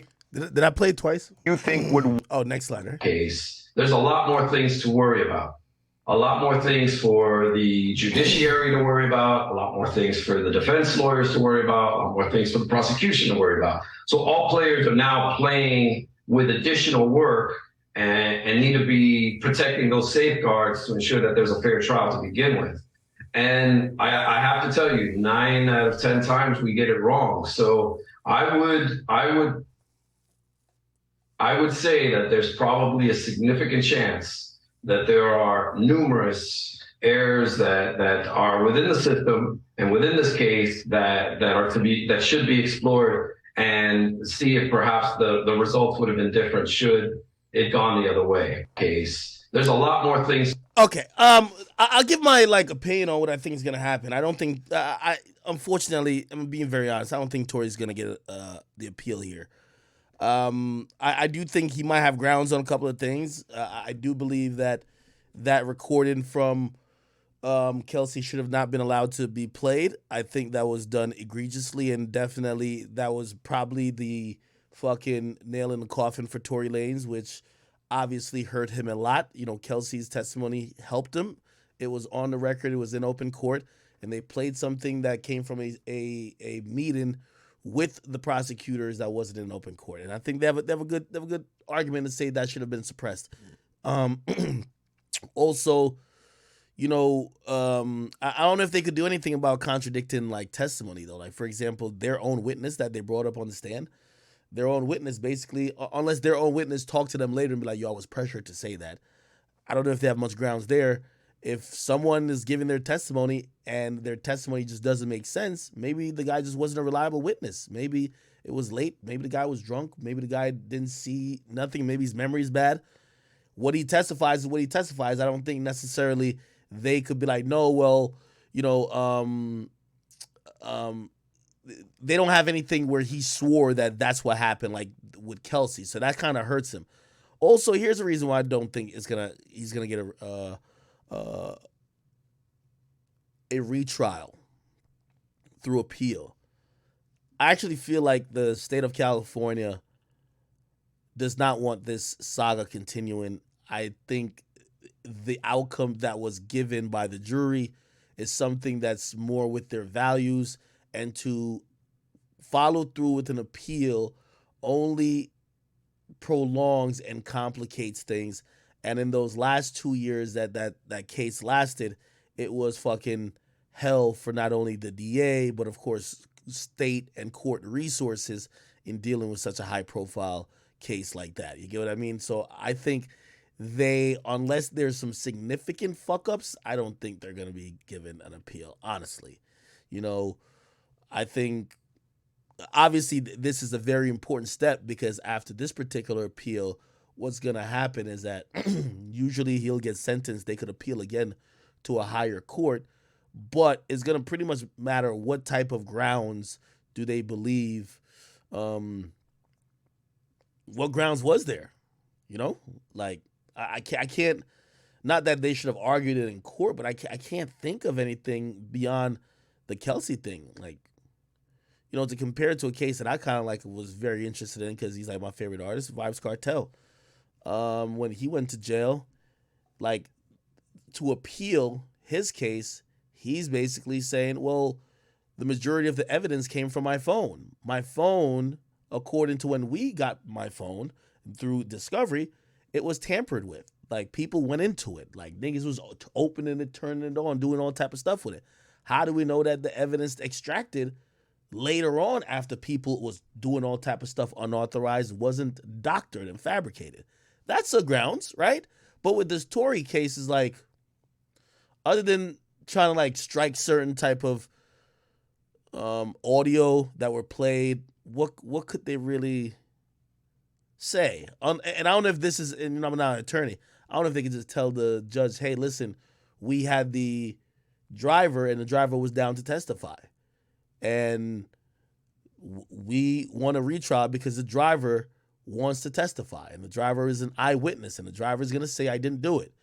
And matter of fact, we have gotten some type of sworn statement from him that he says this was not a delivery of justice and I saw something different. I don't know if that will count, right? Because I think the prosecutor is going to look at it and say, we gave you the chance to have the driver up there. Y'all brought him in the last minute. We never talked to him. We said we could bring the guy in for testimony, but he's going to be after the holidays, and we're going to have to talk to him first. And you said, all right, fuck it. We don't need him. So when you guys said, fuck it, you don't need him, now you're coming back after you lost the case and say you do? So I don't know. We're gonna see, but he has a lot of high-powered attorneys on this. I'm not too sure if these guys specify in appellate, submissions, but we will see. From what I'm hearing, I don't know if this is the bias dude. It might be him. I don't think he's a licensed attorney in the state of California, but he could work with the team that is licensed to do what they need to do, right? We will see, man. We will fucking see. Okay. There's a lot more. The whole Blueface saga is going on right now. I'll touch on it. I feel like every time I talk about it, because he's not rapping anymore. I feel like I'm promoting this show, but it is what it is. So I'll read some of the stuff that's been going on. Apparently, him and his girl been beefing. Actually, no. Let me play this Charleston White shit. Nah, this is hilarious. Oh yeah, Charleston White Blueface. I ain't gonna lie. Yo, chat. I kid you not. Scorpions in the chat. If I should throw an event, right? I'm gonna throw an event, New York City, and it's a comedy event. I'm a host for Charleston White. I'm gonna do a little comedy too, but really, like, I think he has a set already. I never did a set, but me and Charleston White do a comedy set, bro. I swear I would try. I swear I would try, bro. This nigga's too funny though. Yo, just spam them Scorpions if I should do it, man. Come on. All right, let me play this shit. And by the way, if it went well, we going on tour, baby. All right. Wayne knew how to hit a bitch right here. Here we go. With that part of the hand back here, right there. He knew how to hit up and back up. Boy, I used to knock her down. I'd be sitting there looking, crying like what? Wait, is this the one? I gotta make sure I get the whole thing. It's the Blueface. It should be like this week. It might be over 20 minutes. Is it? Is it over 20 minutes? Let me see. This nigga's funny as a motherfucker. Okay. What? Right? Bitch better not call no motherfucking police on me. Police get there, the bitch ain't got no bruises on her. See, back in them days when Uncle Joe, Uncle Curtis, and Uncle Wayne used to whoop women, it used to be okay. Yeah, this nigga. It used to be okay, Chris. This nigga's wildin'. A nigga kick your motherfucking ass. Police show up, you tell the two police officers, don't listen. This is my wife. And I told her to cook dinner, and she didn't cook dinner, so I had to teach her a lesson. The police would say, is that what happened? Okay, well, ma'am, cook dinner next time. We can't get involved in domestic violence disputes. That's what the police used to do. That's what the police used to do. So, since a nigga can't whoop bitches no more, since a nigga can't kick a hoe ass, slap a bitch, jaw a bitch, break a bitch nose, give a bitch a raccoon face. Wait, what the fuck is he talking about? Oh, Rockland, you can't do that no more. So now the bitches is doing it to us. Hoes and sticking fingers in niggas' ass during they having sex. That was unheard of. Men niggas is laying on their backs now, putting their legs in there, letting the hoe put their tongue in their ass. What? That came because niggas can't whoop hoes no more. Now we got a whole motherfucking TV series of abuse of a man, of a black man. This nigga getting beat across the head, getting his head split open. This little gap, teeth, mouth, retarded, mentally fucked up, emotionally and sexually abused little girl. Everybody know Kristen done been fucked by her uncle. She done been molested. Niggas can't whoop hoes no more. Now we got a whole motherfucking TV series of abuse of a man, of a black man. This nigga getting beat across the head, getting his head split open.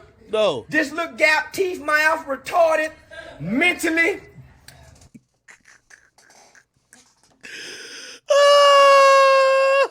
Man, I fell down to my knees when the law came. Stop. Man, I fell down to my knees when the law came. Stop it, bro. Somebody said, what's going on with the YSL case? Yo, they're doing jury selection. It's boring right now. Like, this shit boring. Like, yo, we got to catch this shit, like, in flight. You feel me? Like, this week gonna be a wash. Probably next week they're gonna start. Mentally fucked up, emotionally and sexually abused little girl. Everybody know Kristen done been fucked by her uncle. She done been molested. Is Christian? She done got daddy problem. This a fucked up little girl this nigga got a television show with. This bitch done knocked a patch of hair out this nigga head in one episode. In another episode, this bitch ass nigga head is split open.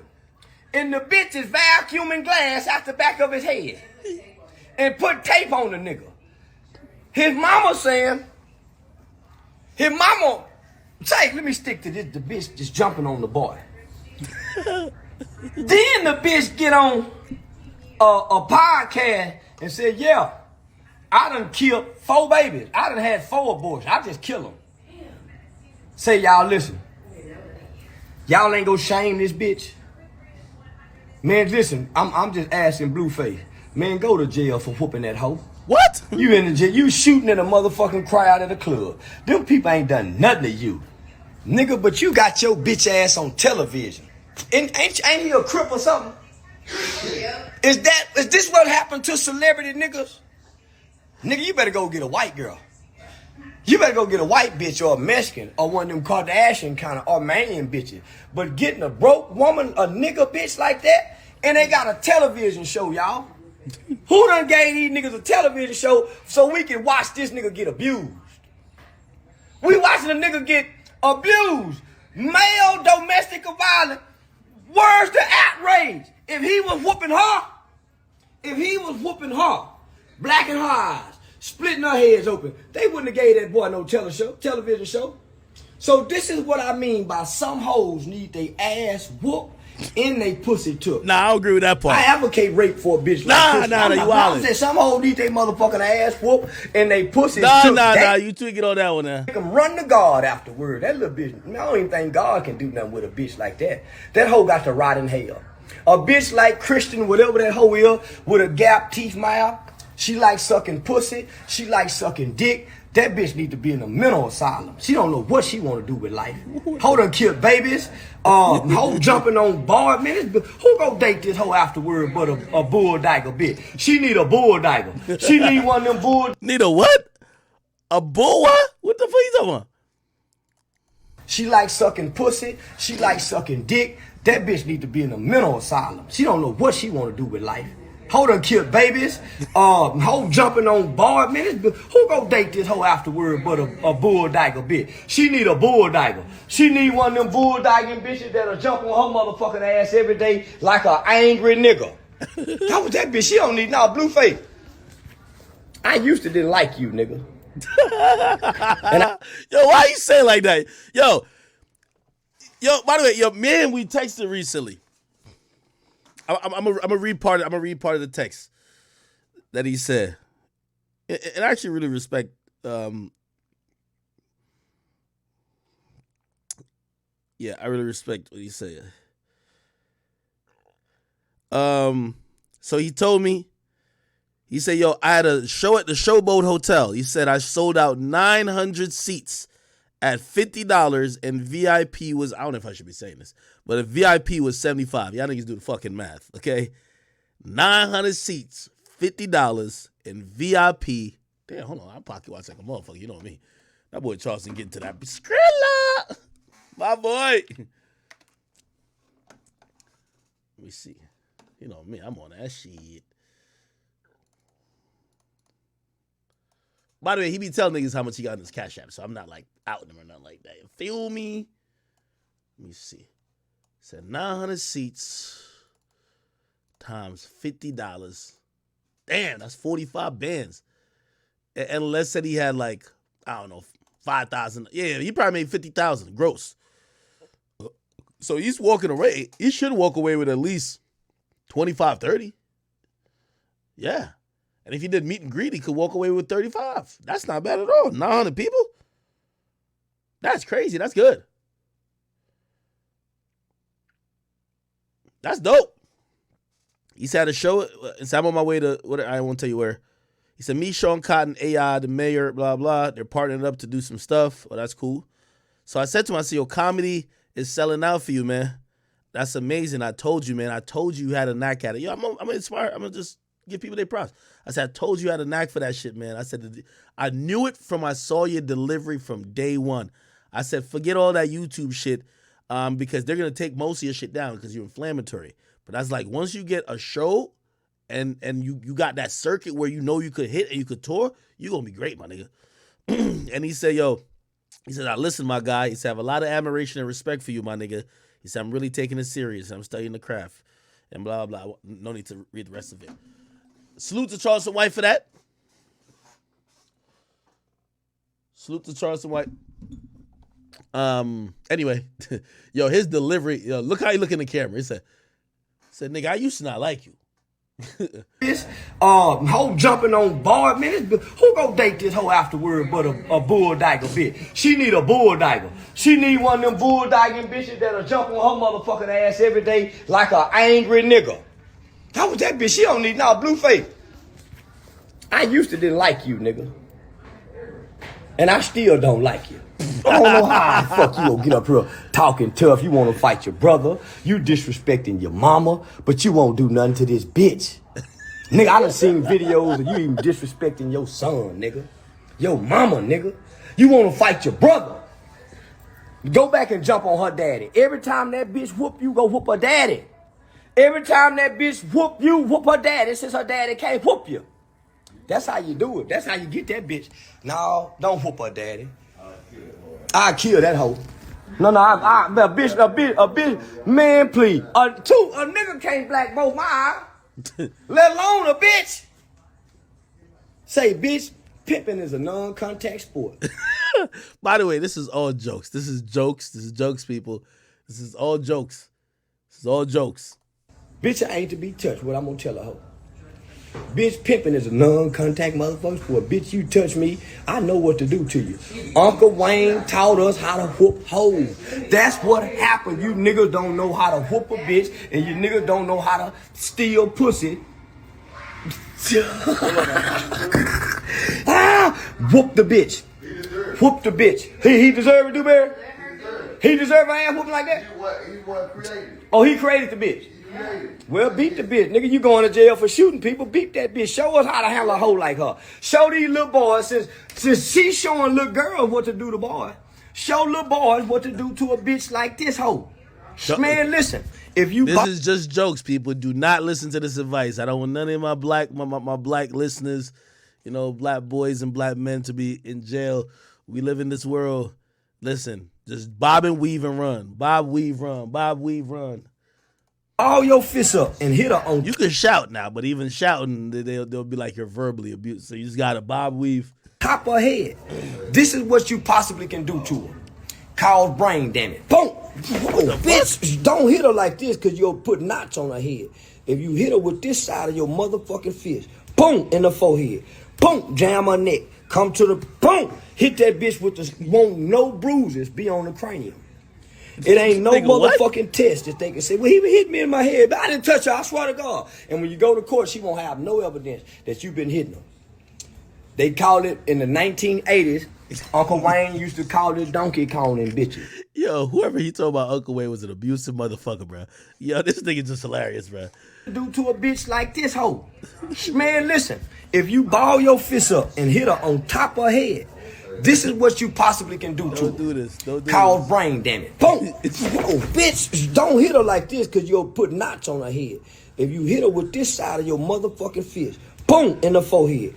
Boom, jam her neck. Come to the boom. Hit that bitch with the won't no bruises be on the cranium. It ain't no motherfucking test that they can say, well, he hit me in my head, but I didn't touch her, I swear to God. And when you go to court, she won't have no evidence that you've been hitting her. They called it in the 1980s. Uncle Wayne used to call it Donkey Konging bitches. I Donkey Kong bitches. And if you don't know how to Donkey Kong, nigga, go play Donkey Kong. And watch how they used to hit the fireballs. When, what's the name of the nigga used to run over the fire that Donkey Kong used to be trying to give? That Mario or Luigi. It was one of them. Learn how to Donkey Kong these new hoes since you can't whoop them. And when you get through Donkey Kong them, fuck they friends. Yeah, fuck they best friend, bitch, jump on me. Man, we gonna be enemies forever. Bitch, this nigga running around that bitch talking like he tough in a motherfucker, getting his ass whooped by a bitch. That's cause you got the wrong kind of manager. I ain't nowhere in the world I'm gonna let my orders be getting handled like this and I'm your manager. Now, this is what get me, nigga. This is what get me about you. I done publicly seen you disrespect your mama. I done seen you try to fight your brother. All on camera. Let us see you whoop this bitch, nigga. Y'all already out on bond for to go to jail. You might as well go on. Yeah. Whack 100 of them come get you. Whoop the bitch. No, don't do it. This is what I'm saying too. They got a video. You in the store with your son. You got a well-mannered, well-behaved, respectable young kid. Now here it is. You a nigga over here getting his ass kicked by a bitch. You over here tolerating abuse as a man before the world, publicly. You're a horrible father. So here it is, you got your son on camera. And you said, hey son, I'll buy you some candy if you cuss. That's how one of them cousins go end up molesting him. Ooh, trying to make him do things, doing wrong for a reward. Is that what you trying to teach your son, bitch ass nigga? Is that what you trying to teach your son, bitch ass nigga? Man, when I saw that video, I said, man, it's a hoe ass nigga instilling wrong in his boy as a baby. He disrespecting his mama. And then he getting beat by a bitch over here. Nigga, fuck you. Nah, I ain't gonna lie. Charleston White is a final form or something, nigga. So anyway, Blueface. Oh, hold on. I gotta show y'all this video. Nah, this is video. Hey, listen, I don't even mean to be promoting this type of fuckery, but listen. I don't. Man, I'm about to delete this off my page after I showed it to y'all. I'm about to delete this shit. So, again, this is scripted for their little show they got. This is Blueface brother basically saying to Blueface, yo, I want, like, you can't have your girlfriend beating up our mom and our sister.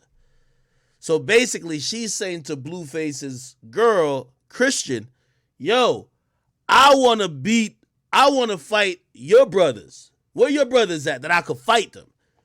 And he thinking it's going to be a 2-on-2 because his brother is Blueface, but Blueface don't want no parts. Blueface is siding with his girl over his mom and his sister. So the dude is like, I fight both your brothers myself then. She looks at him and says, why need my brothers when my nigga right here? Keep in mind, Blueface and his brother supposed to be on the same team, but Blueface is like, it's CTE right now, concussion protocol, kicking in, okay? He's controlled by the girl.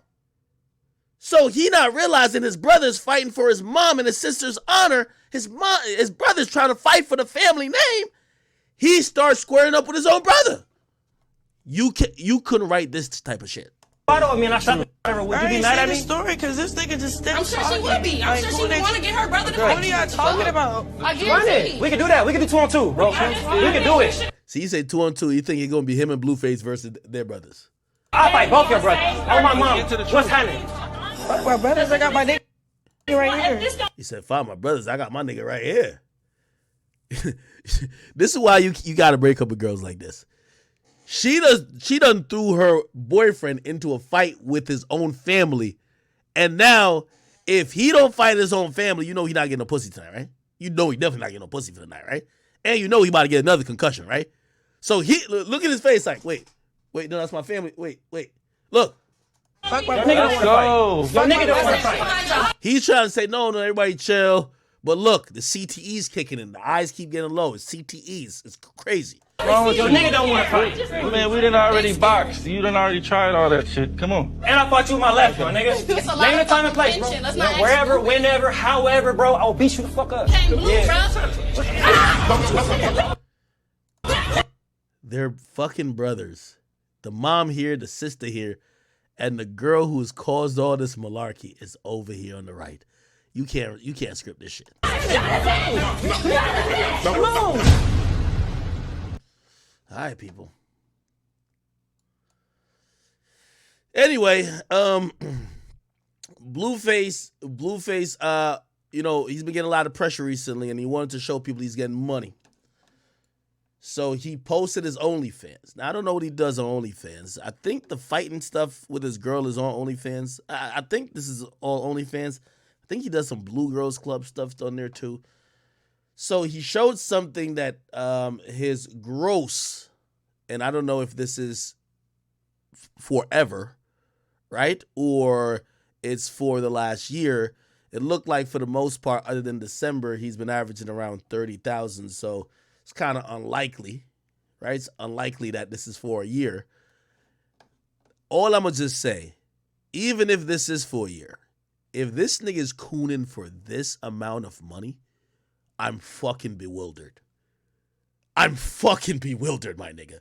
Now, I know, listen, I'm not like, it's a lot of money. But bro, when you're, if you're of this stature and in the league where you're saying that you're doing better than niggas, 800,000 couldn't get me to do what Blueface is doing. I thought this, if it maybe says 7.98 million, I'm like, all right, got to take a couple hits to the head now. You know what I mean? Like 700,000?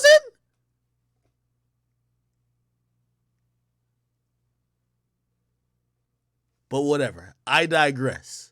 Anyway, I keep telling you, I don't necessarily want to provoke Blueface. I want to encourage him. I think he's in mental turmoil. You know, it's a very interesting case. We've never seen a gangster rapper and a gangbanger who is rapping about mopping the floor up. We saw him shooting on camera, look like we've seen him catch fades, look like he's a real nigga.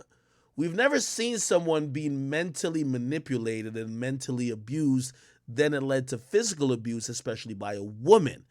Also, especially by a woman that he introduced the masses to. It's a very interesting case study. And as much as sometimes I'm trying to, give words of encouragement, I'm taking into account the fact that he might be suffering from some mental issues or some things from his past that's resulted in him finding happiness in being abused, right? Now, he did discuss a few of the things I talked about. First of all, let me just go to this. I think it's the neighborhood talk. I think that's what it is. Him and his girl went back and forth today again, and I just want to show you the nature of the relationship. She's sunning him every single time. He said, food for thought, Rock didn't fight or attempt to fight anyone in her family for me. Her explanation, I don't agree with fighting my family, but volunteered me to fight mine when put in the same uncomfortable position. That's crazy work. So he's getting some, again, the little hamster, the ferret on the wheel, that is Blueface's brain. Once in a while, it does a lap. You get what I mean? He's realizing that he's being mentally manipulated. Men's mental issues isn't really taken serious. It's usually ignored until somebody puts a weapon in their mouth and takes their life. We're watching someone in front of our very eyes basically admit that his girl, I keep it real, she's as dumb as a box of rocks. So that's what I'm thinking about. How smart could he be? How the fuck you let a dumbass chick manipulate? Bro, she barely can speak English. So this is why it's confusing. He's been watching and listening, and even though, me and him had an exchange, trust me, I know some of y'all might just think, oh, that's Act doing what Act does. Me and Blueface ain't beefing because, listen, Blueface is a nigga who is a famous Crip. You gotta talk to him and clown him for him to see he's doing wrong. You talk to him soft and you're like, oh no, maybe you're going through issues. He's gonna be like, man, you're gonna be like, oh, schoolyard, I'm good. You're gonna say some dumb shit like that. You gotta clown the fuck out of him for him to get it. So Twitter's roasting him. Every place is roasting him. Now the hamster wheel is starting to move. He says food for thought. Remember when he had to fight Krishan Rock's dad? Krishan Rock, I ain't gonna lie, she did swing once. But she wasn't there like, yo, anybody touch my nigga, it's on. You feel me? Or, if y'all want to catch a fade with my nigga, like, what's up? I'm here. She didn't do that. You know what he realizes now? She just threw your ass into the fire to fight your own brother. And you did it, right? So he tweets it out. He says, Rock didn't agree to fight or attempt to fight anyone in her family for me. Her explanation is I don't agree with fighting my family, but she volunteered me to fight mine when put in the same uncomfortable position. That's crazy. You know what she says? Because you know she want to get on the ass. Here you go. 5, 4, 3, 2, 1. You know what comes after the 1? Boop! Henny bottle treatment. You feel me? She might even hit that nigga with a Patron bottle. Knock him out for a good 2-3 days coma status. Shut the fuck up, nigga. You get what I mean? She gonna put motherfucking, she gonna put electric tape on that bitch. Then she says, I'm not finna beef with a nigga on Twitter. Pull up. Just listen to how she talks to him. Just listen to how she talks to him. I'm not finna beef with a nigga on Twitter. Pussy, pull up. Like, that's your boyfriend. That's supposed to be the man of the house. That's supposed to be someone who you at least could be feminine to and submit a bit to. I know these days people hate the word submit or be submissive. These days women are in a never-ending battle to out-masculine men. I'm not finna beef with no bitch nigga on Twitter. Pull up, nigga. You ain't I'm not finna have you use me as bait and let you side with people that hate me. Wow. She's basically saying you're trying to use her as bait to side with his own family. Let's keep it going. And nigga, stop calling me Rock. It's Krishan Rock. Weird ass nigga. That's another hit from the Patron bottle. Stop tweeting about me when you could go be Blueface and be whatever and do whatever. What? Leave Krishan out of the Twitter finger shit. You not worried about my mental health or spirit right now. You a man that break me apart bit by bit. Okay. See, this is the thing. This is why I said Christian is mad manipulative. 1 minute she's checking him. I ain't beefing with no bitch nigga. Pull up, nigga. She's talking to him like a man. The next minute, she's saying the trigger words that women use when they're trying to say men are abusing them, but they can't say physically. Women will come up with all type of things. You were mentally abusive to me. You were verbally abusive to me. You know what usually mentally abusive means? You lied to me. You told me you were going to the store, but you fucked a bitch. You mentally abused me. You told me you love me, but you didn't really love me as much as you love me. You mentally abused me. No. That's not technically how it's supposed to be used. But they use these words to trigger other women to come to their defense. So what's happening here is she's basically playing both sides. She's the nigga and the female. Let's keep it going.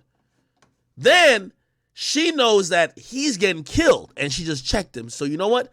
This is why I say it's manipulation. She knows how to make him feel like a man again. It's a reason why she tattoos. And this is what, you see, Blueface, like Blueface seems to get a lot of women, right? Like I would imagine that Blueface could get with many or most,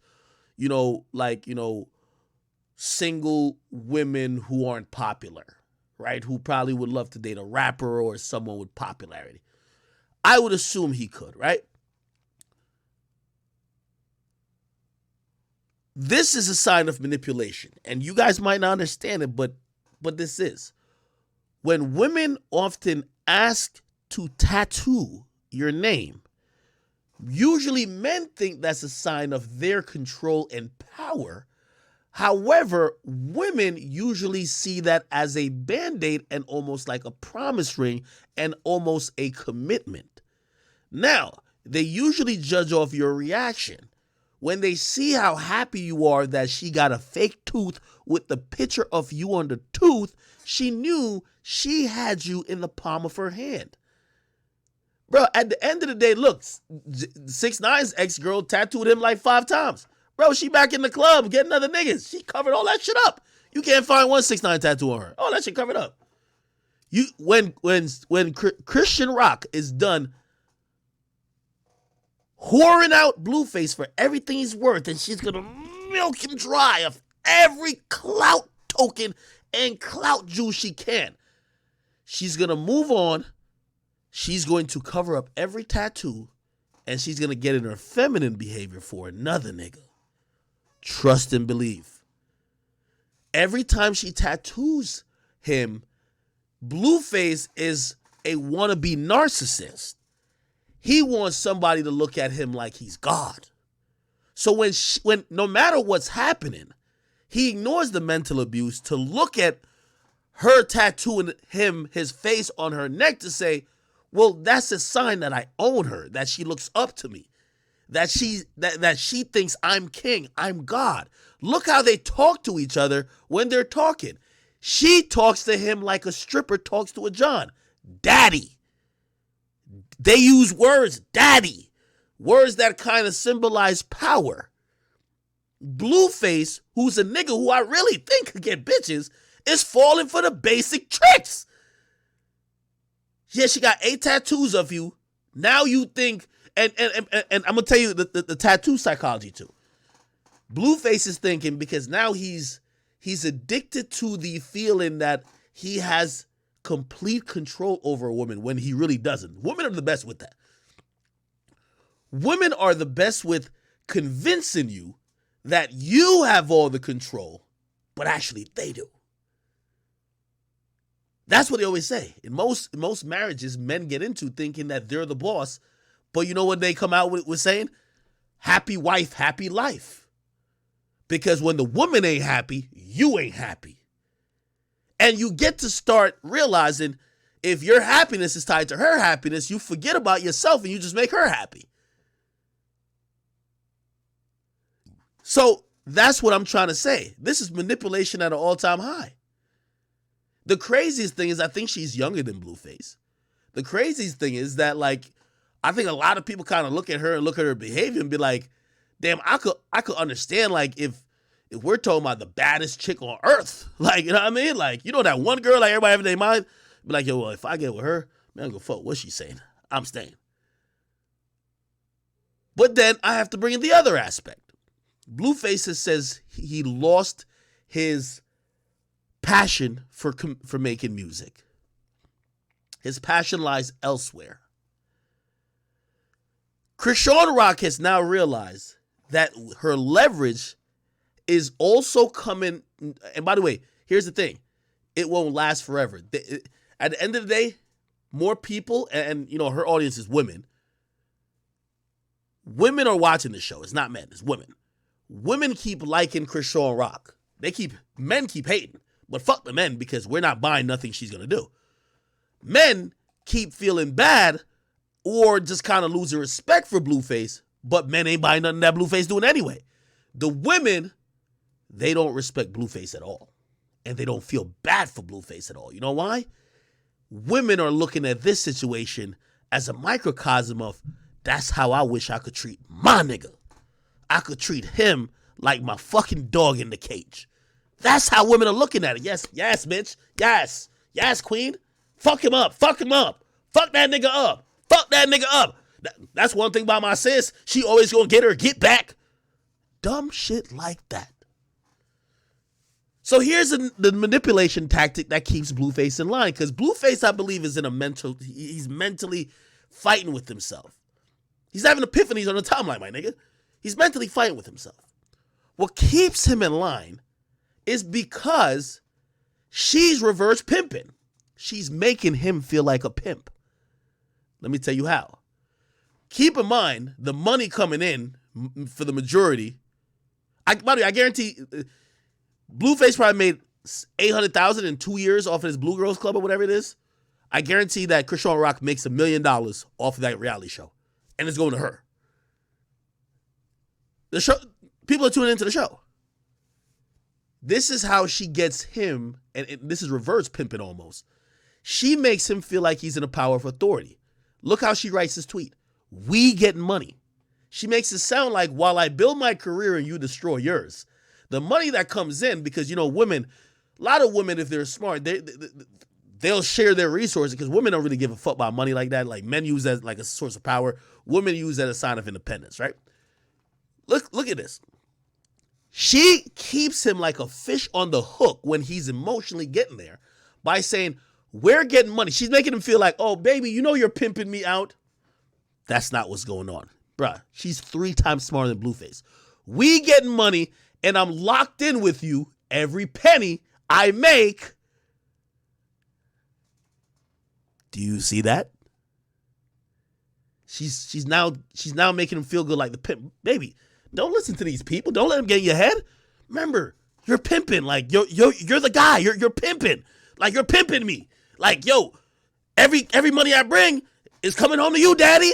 Daddy. Look at the tattoos. It's right here. It's right here. Yo, go get my fake tooth. It got your picture on it. Daddy. Got you.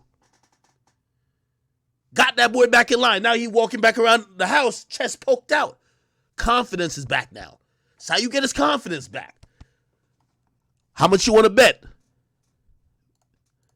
This tweet, deleted.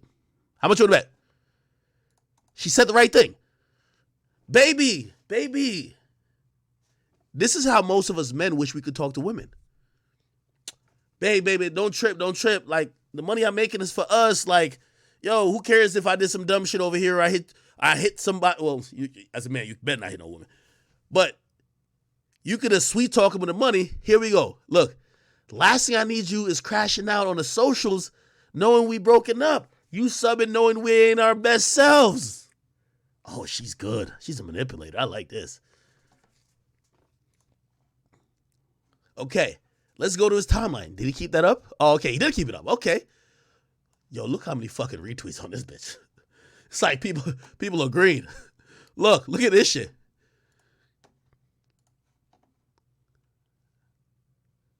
Okay. All right. He left it up. Let me see what the other tweets are. Oh, shit. He said the most I could do in a relationship is 80-20. 100-0 is crazy work.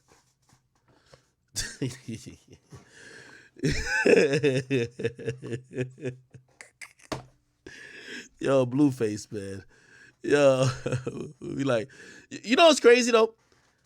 If Blueface wasn't a Crip and he wasn't seen as this tough dude, if Blueface was like some DOS, if this was Lil Yachty, I guarantee people would, if this was Lil Yachty or Lil Tecca, people would be supporting like Blueface or like Lil Yachty or Lil Tecca to the moon, right? Yo, we love this guy. Yo, let's protect him.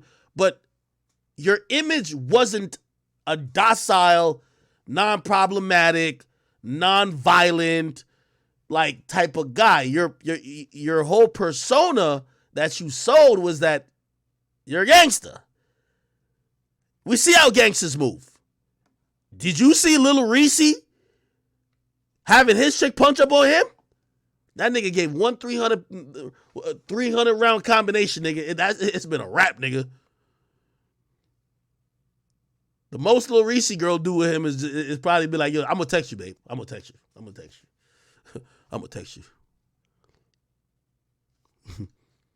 text you, babe.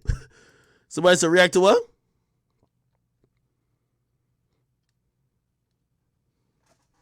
Oh, okay. I'm gonna react to that after. Okay. Then he responds to Charleston White. Said, I'm not taking advice from the rats. Then he said, at Charleston White. Said, it's not my beef, but my only point, don't volunteer me to do something you wouldn't volunteer yourself to do. The truth could never be disrespect, accountability. That's true. If we pull up to the bank and you say, hey, you should go in there and rob it so I could rob the bank successfully. If we pull up to a bank and you say, hey, go in there and rob the bank so I can rob the bank successfully. We pull up to the next bank and I say, all right, it's your turn. And you say, I'm against robbing banks. That's a red flag. I'm getting out the car. Yo, you know what this mean, right? Blueface just cleared concussion protocol. She gotta knock him out again, nigga. She gotta knock that nigga out on some Fred Flintstone shit, nigga. That's what she gotta knock that nigga out. Fred Flintstone knockout, nigga. Gotta knock that nigga out with the. Let me see if I can find the fucking. Got clobber a nigga, bro.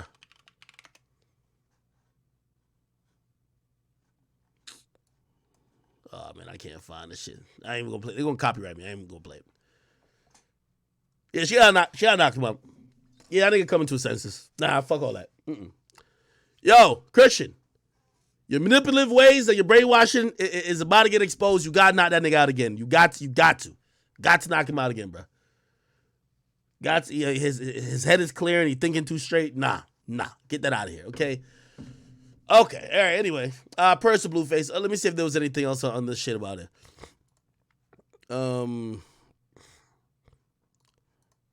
By the way, you know what I've realized too, and I guess I became a part of it by really trying to poke fun of it, but like, nevertheless, I gotta take accountability. I remember when Shade Room used to post. Shade Room was the only blog, or like they were female blog, but they were posting this shit constantly. I wasn't posting for a while because I was like, when is he gonna like come back to rap? And they were posting like a bunch of the abusive shit, and I remember saying, this is so interesting. I've never seen Shade Room and other like female blogs just nonchalantly promote domestic violence. And I would read the comments hoping to hear people say, yo, this is bad. Why is she putting hands on him? And in every one of the comments, it was just like, go off, sis. Show that nigga you ain't gonna take that. Go off, sis. Like, do your thing. And I was like, what the fuck? And they made it so popular that, to be honest, they got a show. It became a trending topic. Granted, I'm not gonna absolve myself here because while I was trying to make a point to him, I posted it too. But like, I'm gonna be honest with you, the majority of what's propelling all this stuff is mostly female blogs. Like they don't mind there isn't an outrage to watch a man get his ass whipped. You get what I mean? I remember there was one time there was a video where she was like, "Oh, I'm about to call the police," and apparently he had ripped some hair out of her head, like, or broke a door because she took his phone. And everyone was like, "Yo, he's a violent person." They were going in. They're like, "We got to cancel him." And I think that's when his boxing match got canceled, right? And that along with like some fight in the street. They're like, what? Is he putting his hands on her? Ever since he stopped fighting back, that's what got him to stop fighting back. He lost some gigs. Remember he had a boxing match, they canceled it. After that, he been just standing like this with his hand behind his back, getting knocked the fuck out. And nobody has says, no, this is going too far. It just tells you about how the dynamics between men and women are. If a woman knocks out a man, hilarious. A man defends himself, abuse. Can't win. Can't win, people. All right. This was the mama. The mama said, what did the mama say?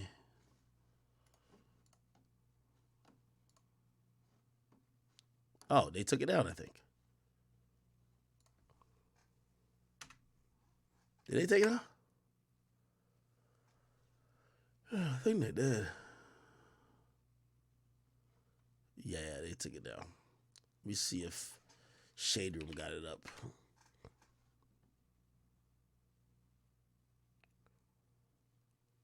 No. Okay, cool. Enough Blueface. Somebody said react to Charleston White and YNW Melly mom? What the fuck is going on here?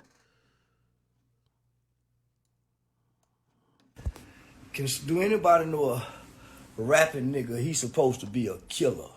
Tough rapping, killing ass nigga named YMW Melly. Well, his mama said she want to talk to me. The bitch said she would like to get her talking to me. And well, I want to say to the bitch, let's talk and fuck, ho. Fuck you talking about, bitch, your son in prison, ho. Possibly finna do a life motherfucking sentence for killing 2 people. Now, I've already spoken to the people, families he's killed, the aunties of the victims of your son, Miss YMW Melly. And I just want to say, bitch, do you suck dick? And how well do you suck dick, ho? You one of them dick sucking ass ho mamas I be talking about. Bitch, look at me. Bitch, I'm a long dick sexy nigga, ho. Oh, hell I know how to fuck. Bitch, I know how to fuck. I'm talking about, bitch, I know how to fuck. I'm talking about I fuck like the government. I got a motherfucking move I call drop step in the booty. When that motherfucking dick be pressed down in that pussy, long, grinding like a motherfucker pulling at the top of your goddamn head, bitch. I'm talking about grinding. You see that motherfucker? Yo, I'm talking about grinding, dropping that dick down off in you.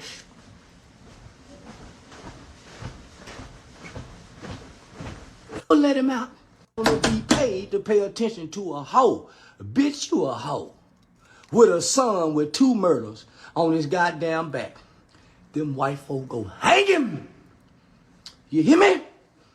Them white folk go hang him good, as they should. He killed 2 niggas, and they should never let him out. And I bet you got some more kids, don't you, bitch? You should be more focused on those other kids. Don't worry about that boy that's down there with them 2 murders. He ain't never gonna see life outside of here again. But one thing about it, you hear me? Bitch, at least you can go see that little long-head motherfucker. At least you can go see that little long-head motherfucker. Them other 2 boys' mamas, they can't go see him. And your son is responsible for taking their life. I hope your son don't never see the light of day again, bitch. And you're gonna suffer. Oh, you're gonna suffer, bitch, because you know why? You the reason that little stupid motherfucker is in jail with the behavior that he got. Bitch, you been overlooking that bad behavior all this motherfucking life. Now look at him, they got his goddamn ass in a headlock. Got his goddamn ass in a headlock. Squeezing tight. Nigga, you kill somebody. Oh, I can't breathe. Nigga, you kill somebody. Oh, y'all mistreat me. Oh, got that nigga ass in the headlock. Got him hollering. Who you kill? Oh, they won't let me make the phone. They won't let me call nobody. Mama, they mistreat me. Mama, shut up, nigga. They got his ass in the goddamn headlock. Got his ass crying and hollering. And this is what I'm saying, bitch. You're fuckable, okay? You are fuckable. And if any bitch sit down and talk to me in lengthy, we gonna end up fucking, bitch. That's how good my conversation is. Bitch, I'll mac right past them panties all up into your pussy wall. That's how good this conversation is. I will mac past your motherfucking panties, bitch, and have that dick in you raw. I'm talking about giving you raw, new dick. And you'll want it like that. That's how good the conversation is. So, bitch, you best be gone and go find you another motherfucker to try to bicker with. Because bickering with me will get you fucked in your pussy. Jeez. And calm then.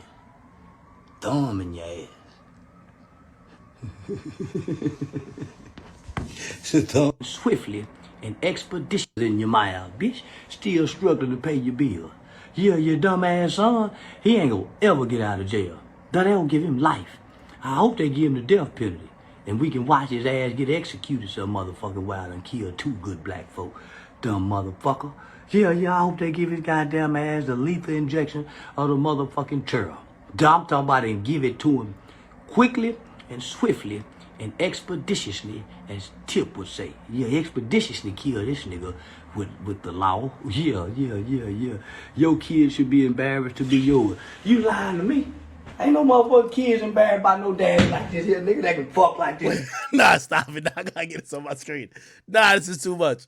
Bro. Hold on. Nah, I gotta get it on my screen. Now, yeah, this was the last couple hours. Yeah, all right. I'm gonna watch this, and then we're gonna go into a top G update, all right? 5:30. Yo, I don't know what. Yo, this situation just kind of like fucks me up, by the way. Oh, shit. YNW Bortland been calling my phone. I gotta talk to him. Yeah, I gotta talk to Bortland. Bortland, he said he wanted to talk. I think he saw that we reacted to like him in the hospital. He wanted to talk. All right, anyway. I'm not going back. Did somebody just say go back to the other shit where the nigga just like having his leg open, he about to do some shit? This video is called The Chillin' Final Hours of Juvie and Sack Chaser. 2 men are... I don't know why this shit's fascinating, because like I'm like, yo, how do you... How, if we believe what people are saying, how could somebody kill their... October 26th, 2018, at 4:35 a.m., Cortland Henry, a young rapper known by YNW Bortland, entered the emergency room at Memorial Miramar on 1701 Southwest 172nd Avenue, requesting assistance for 2 passengers in his vehicle. Medical staff would remove 2 passengers, both unresponsive with multiple gunshot wounds. The vehicle, a 2018 Jeep Compass with Florida registration, number IEKD22, showed signs of an altercation riddled with bullet holes. The passenger, Anthony Williams, known as the rapper YNW Sack Chaser, removed from the front right passenger seat, had gunshot wounds to his torso and head, while the right rear passenger, Christopher Thomas Jr., known under the stage name YNW Juvie, had bullet wounds to his back and head. Staff would pronounce both deceased at the hospital. The driver, YNW Bortland, was questioned, and initial recounts of what led to the 2 deceased went as follows. They all departed a recording studio in Fort Lauderdale, driving on I-595 to the I-75, exiting at Miramar Parkway, heading west. The moment they drove past Southwest 106th Ave, Dykes Road, a vehicle pulled next to them and started shooting. Portland, realizing the danger, lowered his body position to the floorboard in a protective posture to avoid being shot. But when he got back up, his friends Juvie and Sack Chaser were noticed injured. But rewinding to 2 hours before the 2 lost their lives, the story was about to take a turn that would shock law personnel and the families of the deceased when the truth was discovered.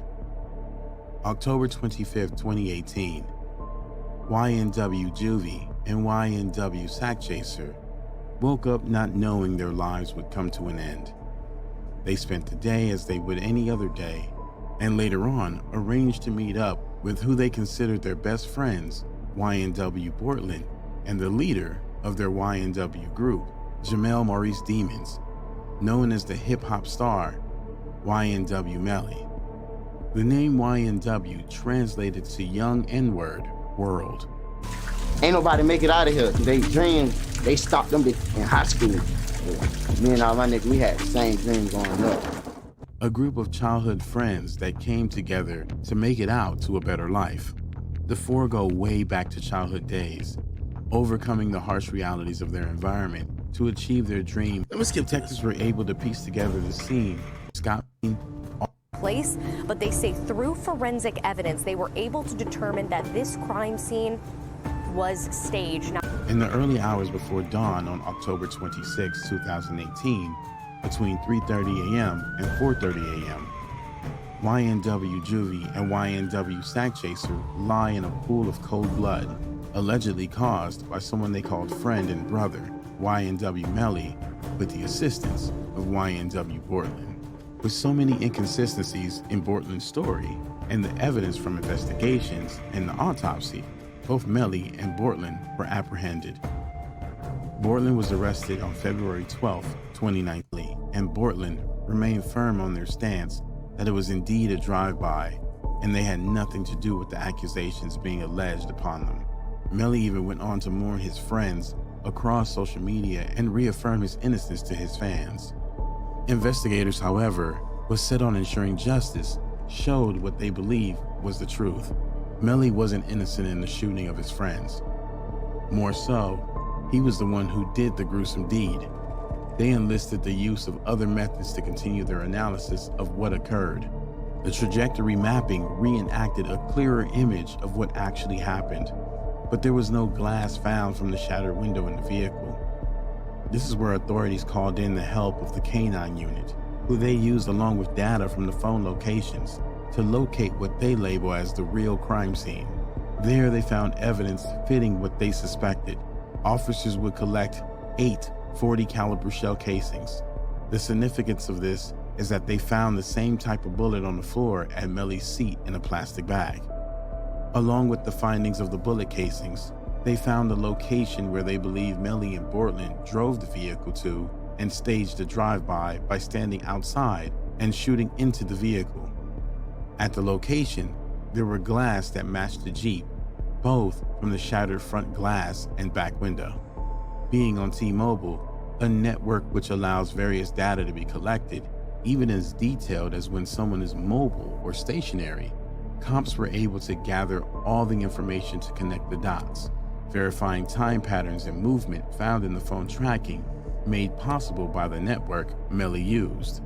The cell phone data was the piece of the investigation that broke down Bortland's original account of what happened, to show that both him and Melly were allegedly conspiring together even after ending the lives of their friends.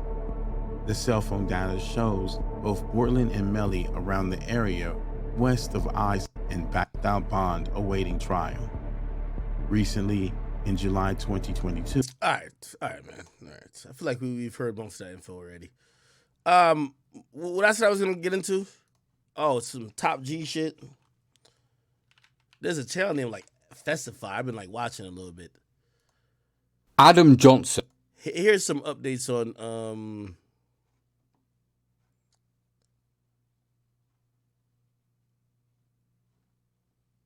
okay. So I'm gonna Google this, see if I can find. So one of the accusations, right? Like they have like a really elaborate accusations of what they claim Andrew Tate was doing. They claim Andrew Tate essentially owned by, like, he had all the women that work for him tattoo on their inner thigh, owned by Tate. I'm gonna see if I could find any images of that. I have seen an image of it where they claim that those women. Oh, maybe this is it.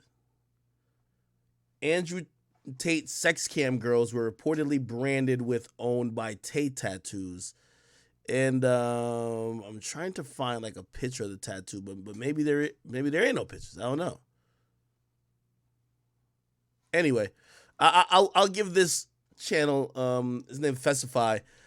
They spoke to like two of Andrew Tate's like alleged victims, and this is what they said. This is them speaking out. I think they make sure y'all can see the whole thing. Make it smaller. Here we go. I've never seen any of them being aggressive or rude. They've always respected people. They started from zero. They lived in a shelter with their mom, and they had no food. They had no money. Ai fost amenințată? Nu, n-am fost niciodată. Dacă eram amenințată, automat nu mai eram idiotă să stau în casa asta. Spuneau că fetele care veneau la ei acasă erau intimidate de securitate cu arme. Eu pot spun că niciodată cei de la securitate n-au intimidat pe nimeni, nu au arme la vedere, nu sunt puși acolo să intimideze fete sau să întâmple alte lucruri. But it's written Tate. Yeah, it is. Why? I have lots of tattoos, different ones. The Harry Potter tattoo, the moon and the sun. Am pe mâna stângă tatuajul ăsta care scrie Tate Girl, pe care l-am făcut din respect pentru ei. Are you Tate's property? I'm no one's property. Suntem prieteni buni de 2 ani de zile, cam așa. Poți să mă treci pe mine ca și victimă, dacă eu n-am spus că sunt o victimă. Well, there we have it. I mean, again, I know those aren't all the women, but those are two women who supposedly had the experience of the sex trafficking and all this sexual assault, and they're basically saying, nah, take the homie. What the fuck you talking about? Like, yeah, I got a tattoo of his name, but that don't mean I did shit. That don't mean he forced me to do it, and he don't intimidate me. He never intimidated me ever. That goes against the public narrative. I haven't seen people. It's funny, like, I guess this was BBC News who interviewed them. I don't see that among the popular narrative, right? Like, so if we Google Andrew Tate, right? Like, you know how the Vice thing everybody was picking up? If we Google Andrew Tate, you can't find really anything to do with, there's women who are saying it didn't happen. You get what I mean? Now we're hearing bodyguards say some girls thought they'd be the next wife. I'll read that in a second. Okay, Insider said, suits the Insider, they said 2 women say they aren't victims, they're wrongly named by the police. Okay. Andrew Tate's bodyguard calls women trafficked young and stupid. We'll read that too. And something called Middle East Eye, Andrew Tate's no role model. Wow. Daily Mail says head of security says the ex-kickboxer only asked him to remove women. Now, let me see. Okay, cool. Then there was something else. Now they're saying what's going on with yo, Vice is on some shit. Now they're about to see if this is like some cult. Andrew Tate, all right, what's going on, blah, blah. He's arrested. Why is this a problem? He built up a large following, blah, blah, blah. Okay, what are the teachers saying? Whatever. Let's get to the hand signal, motherfucker. What does the hand gesture mean? Let's see if Vice gonna keep it trill.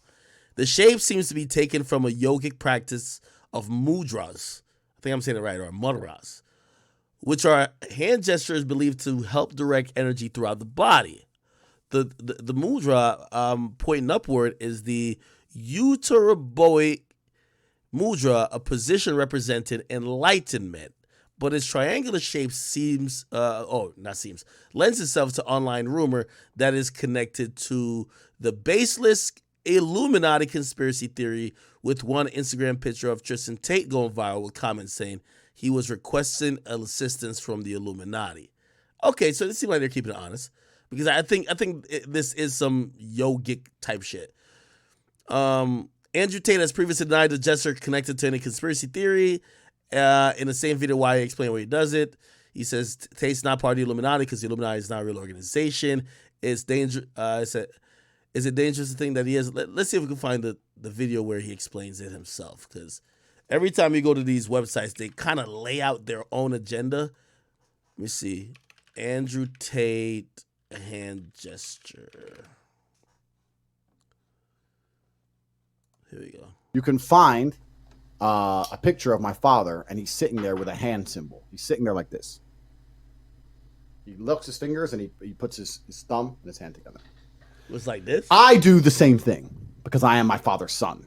And I do it in a lot of my Instagram pictures. And in that Instagram post, there's a few.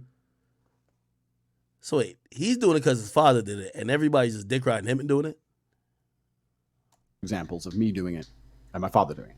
The reason I do it is because when your brain is as advanced as mine, you have to complete the circuit. I'm full of electricity. My blood's all. You know what's so funny? You know he's capping, right? Like you know, like this is like tongue in cheek, like he's talking shit.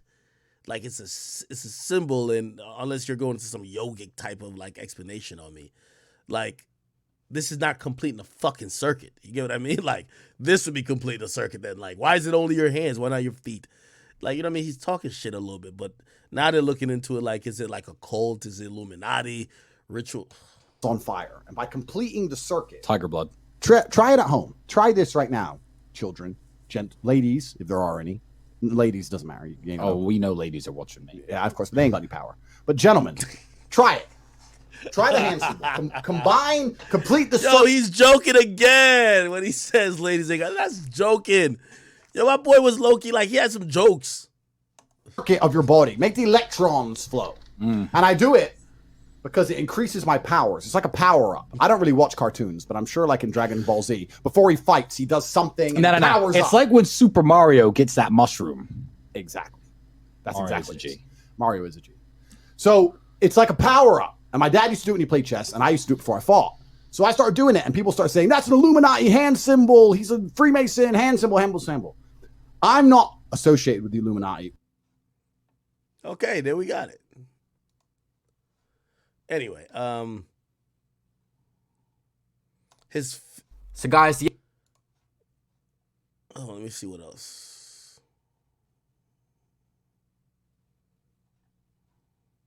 Are these any type of... Okay, I seen there was a march today. Fuck. There was a march today. It appears that, like, you know, so he was denied. They made an appeal to let him out, right? So they appealed that his detention was baseless and without cause, and that he should be released immediately. And apparently the judge said no. So it's approaching. It's like 10 days out from when they got to decide if they're going to give another 30 days or they could go up to 180 days, okay? I'm not the best at knowing how the Romanian system works. By the way, also, you know, I like Tate, but I can tell when Tate's wrong. There's some people who are just Tate dick riders. I think those people are the worst. Tate's a human. again, I think he has a great message. I think he's a great entertainer. Did he make a mistake before he got famous? All these things came from pretty much before he got famous. Who knows? Should he be treated right, despite if people like his message or not? Clearly.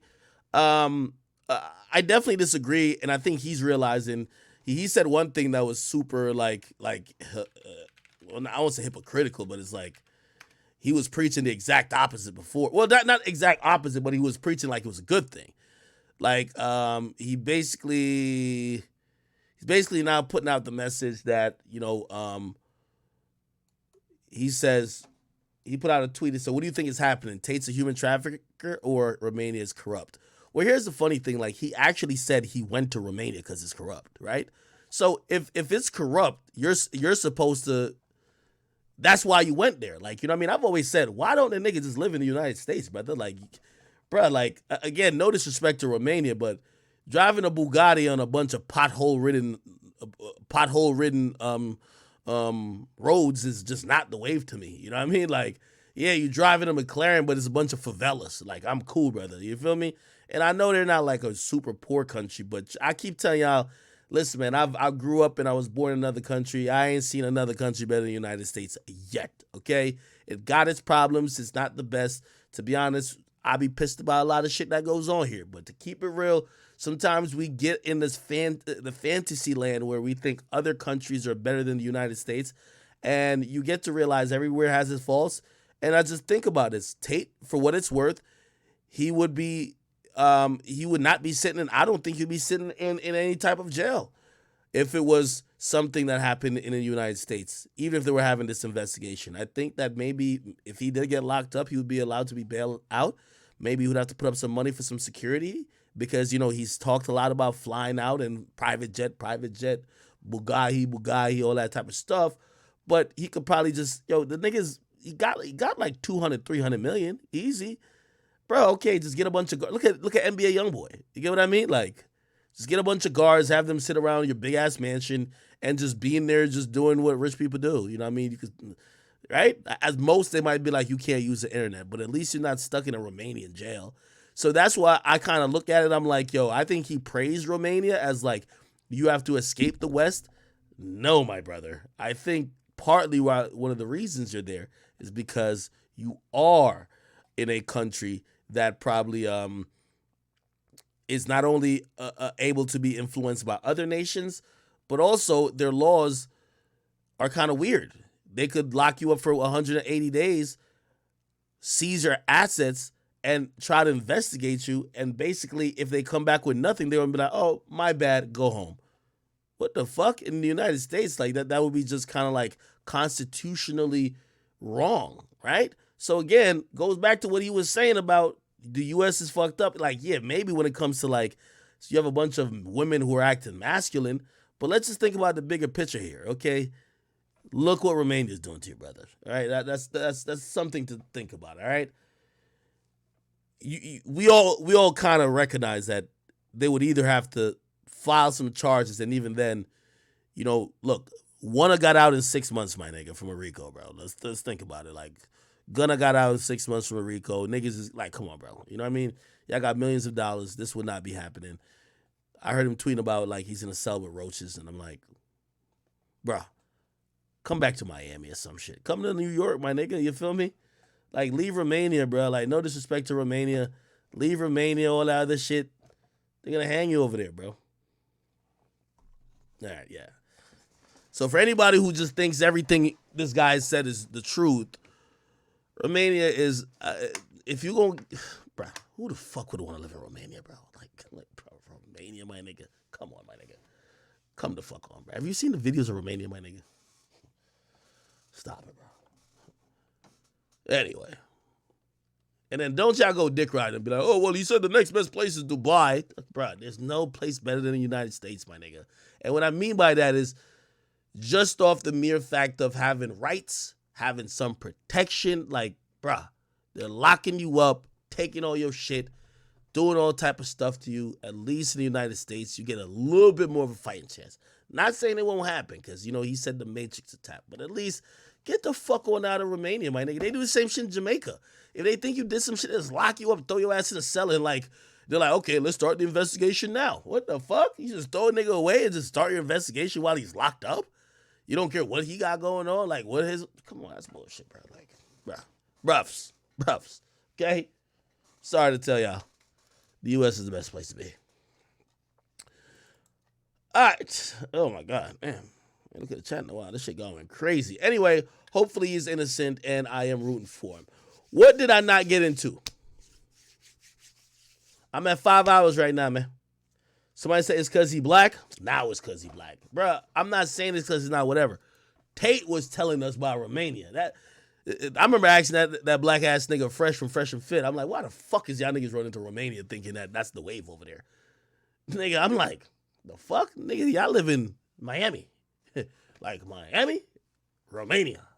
Miami, Romania, my nigga. Like, bruh, like, are you fucking kidding me?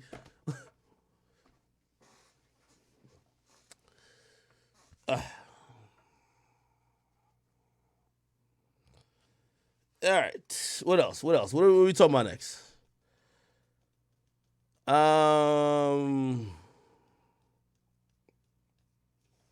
Somebody said Usain Bolt. Yeah, I'm gonna talk about Usain Bolt. Salute to my boy Michael B. Jordan, man. Somebody said Act clearly hasn't traveled.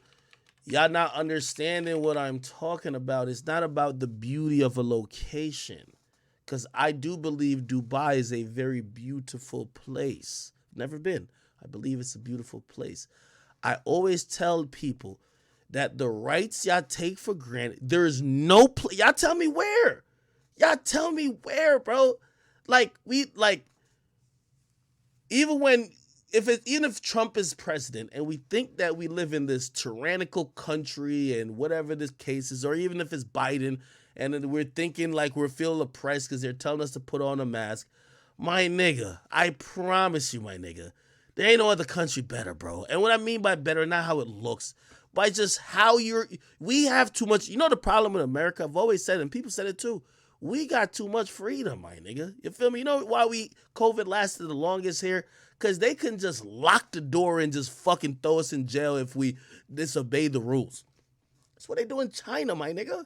That's what they do in other places in the world. All these places y'all keep acting like it's dope. They told people to shut the fuck up and listen, my nigga. They ain't fuck a due process. You're in jail, bitch. They don't got time for the fuck shit. So we over here, we mad free, and we just don't give a fucking, like, put it like this, man. You know how free America is, bro? We're over here fighting about if, like, should the transgenders be able to go into this bathroom? Bro, do you think they're caring about that in Russia, my nigga? Do you think they wanted to hear that Brittany Griner was smoking some weed for her glaucoma, my nigga? No, nigga, get the fucking jail. 9 years, fuck out of here. They don't care. We live in the freest country. Like, we get to bicker and fight over dumb shit. Don't call me he, call me they. Like, we get to argue about shit like that. Nigga, in which fucking country? Do you think they're in Romania? They're like, yo, no, you called him a he instead of a, they don't care. Bro, the government tell them what to do. And it's enforced, nigga. They're not playing around. We free over here. Niggas is storming the Capitol doing all the type of dumb shit. And in other countries, you might think that these other things happening is just completely corrupt. But who is it corrupt for? Not you. Look in Brazil. It's only corrupt for the niggas who got the resources. They just fool people, act like it's for everybody else. Look in Colombia, niggas, it's basically the niggas who sell coke run the whole shit. Look at the whole Pablo Escobar regime. Look at Mexico, nigga. They arrested El Chapo's son and they beat the brakes off the military. They gave the nigga back up. They just caught him again, though. I know. Bruh, we live in America, my nigga. We do all type of shit. Fuck. Yo, over here, you can do anything you want, nigga. You had a bitch on Twitter, guaranteed she live in America. She was talking about that she dated me. I never seen this bitch a day in my life. She said she's fucking dogs now. Bruh. Well, I ain't gonna lie. I don't know what they do in India, but like, go to one of these religious countries, nigga, and talk about you doing some immoral shit, nigga. They hang you, nigga. Stone that bitch. Give me a rock. They're not playing with you. We live in America, bro. We are spoiled beyond belief. We get to argue over dumb shit, and we take it for granted. You know why? Because we always got a right to something. Well, I got a right to free speech. Nigga, have you looked at the rights that other niggas got, bro? You know in Jamaica, my nigga, there's still a law in the books that said if you gay, you get arrested. Y'all over here is wilding about everything when it comes to gay people. In Jamaica, it's still a fucking law that says gay PDA is arrestable. You think that they try to hold a couple of them rallies? Some of them ain't go too well.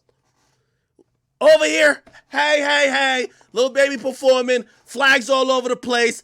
Of course, we live in America. Anything goes. Everybody gets a voice. Now, I'm not saying every place is like motherfucking North Korea. I'm just saying that, bruh, Romania, motherfucker? You think I would have all the rights in Romania? Fuck no. We in America arguing over dumb shit. Well, we have the right to bear arms. I'll give up my fully automatic AK-47 with the extendo clip. Fuck it. I'll make it semi-automatic. They got fucking knives. The fucking regular citizens of the UK got knives, nigga. They're running around like it's a butcher shop, my nigga. They can't say nothing to the government. Oh, you have the right to nothing, nigga. Go get you a pocket knife and keep running around this bitch. That's what it is. We over here saying all type of shit, man. What, I can't keep my Draco on me? Dummy! Yo, nigga, I went to Canada. They said, yo, the places that sell liquor is state controlled. Nigga. Everybody got a mom and pop liquor store over here. That's how it goes. Like, why are we acting like America not the best place in the world? Bro, I'm sick of y'all. Yeah, it might not be the most beautiful. I ain't gonna lie. New York is a piece of shit. It looks bad. But, bro, trust me. In other places, they laws is crazy, nigga. Their laws is crazy. But we're usually, like, put like this. You get caught with a gun in Jamaica, your ass go to jail for years. Lil Baby's girlfriend landed with a private jet with her little pink little gun. I could show you the thing. You know what they did? They just deported her. They gave her back the gun and sent her back. Nigga, look. You know why? They're scared of the United States. Nigga, like, if it was a Jamaican citizen, see you in 3 years, pussy. Like, look. Jada Cheeves, Jamaica gun.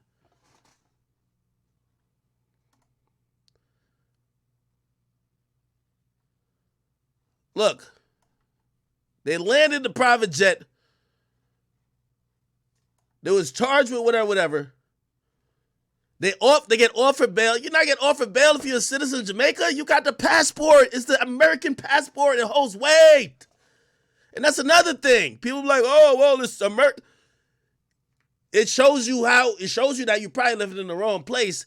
If Tate living in Romania and it took one American girl to call the embassy or her boyfriend and Tate's whole shit is fucked up, Romania might not be the place to be. Tell you, bro, America the best place in the world when it comes to, as much as we complain about, bro, we wilding over abortion rights over here. Nah, it should be state by state. Nah, it should be everywhere. Good conversation. I'm not saying I'm knocking it. Nigga, go to China. Nigga, they tell you how many kids to have, nigga. The fuck is you on? They tell you how many fucking kids to have. All that fucking, you better pull out, bitch. Go have 5 kids in China right now. Go have 5 kids in China. They're not playing with you. Y'all niggas talking about me not traveling. Y'all not traveling because y'all are going to vacation resorts. Like, y'all go to Dubai and y'all go to the tourist spot. Y'all could do whatever. So y'all see these bitches in bikinis with their assholes out. Bro, you go into the places, you're going to see religion. You're going to see rules. You're going to see structure. Y'all over here thinking that these other countries is a free-for-all. Fuck no. Nigga, you ain't read that fucking article? What's that nigga name? Cristiano Ronaldo Saudi Arabia allow girlfriend, nigga, they had to basically make an exception that he could live in the same house with his girl.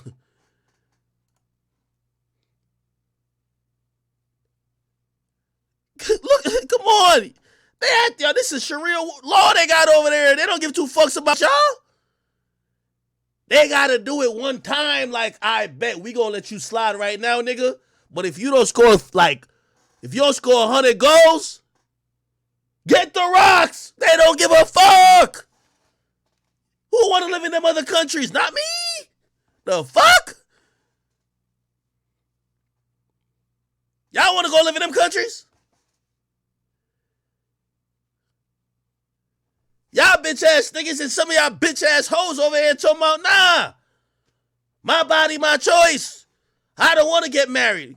Go over there to some parts like India and all them arranged marriage, pussy. Oh, I don't want to get married. Shut the fuck up, nigga. You getting married next week, bitch ass nigga. Fuck is you talking about? It's about the family. This ain't about you, nigga. What are y'all talking about?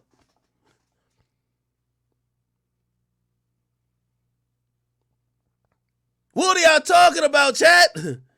Y'all say these places are havens. Where? Name it. Name one haven you could do all the debauchery we do in here.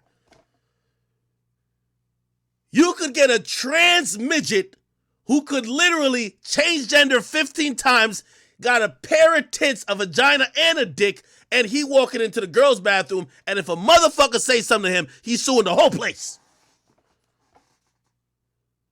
Go do that in motherfucking Saudi Arabia.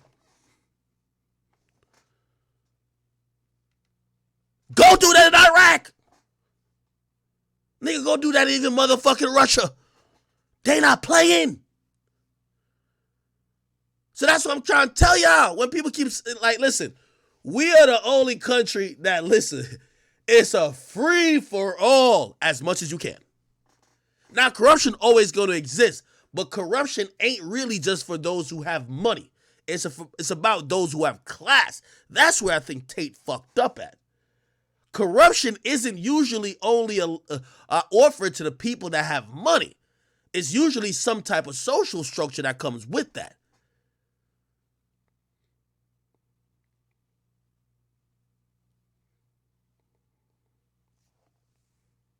Trying to tell y'all, man. The people who be believing what Tate said with that are y'all niggas who they call passport bros. Y'all can't fuck the bitches in LA and Miami no more. So you going to Brazil.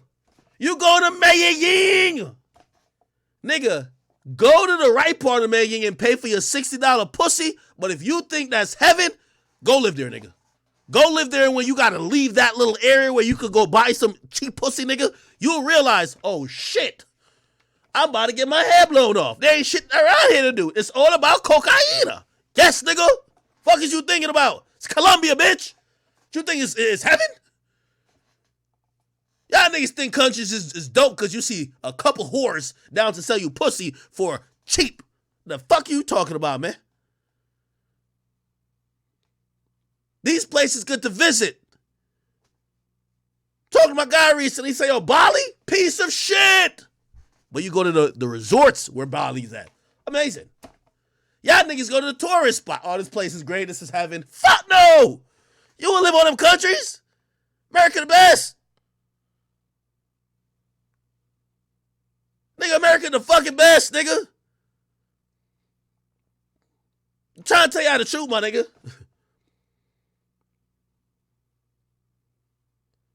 Don't believe me. Bring your stupid ass to Romania, nigga. First of all, you think them niggas in Romania ain't tight? Take fucking all the hoes over there.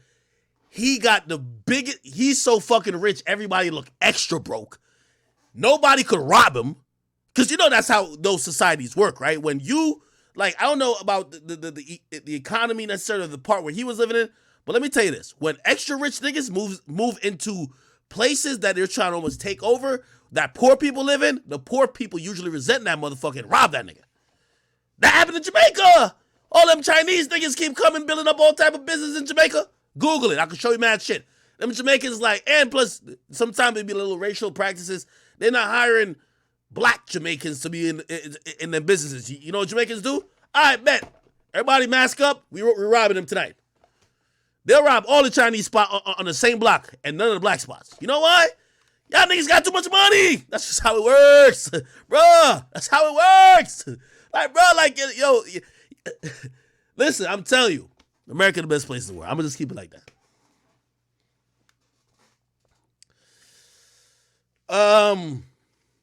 Somebody says China Mac is fighting somebody named Nina Boy. Who the heck is Nina Boy?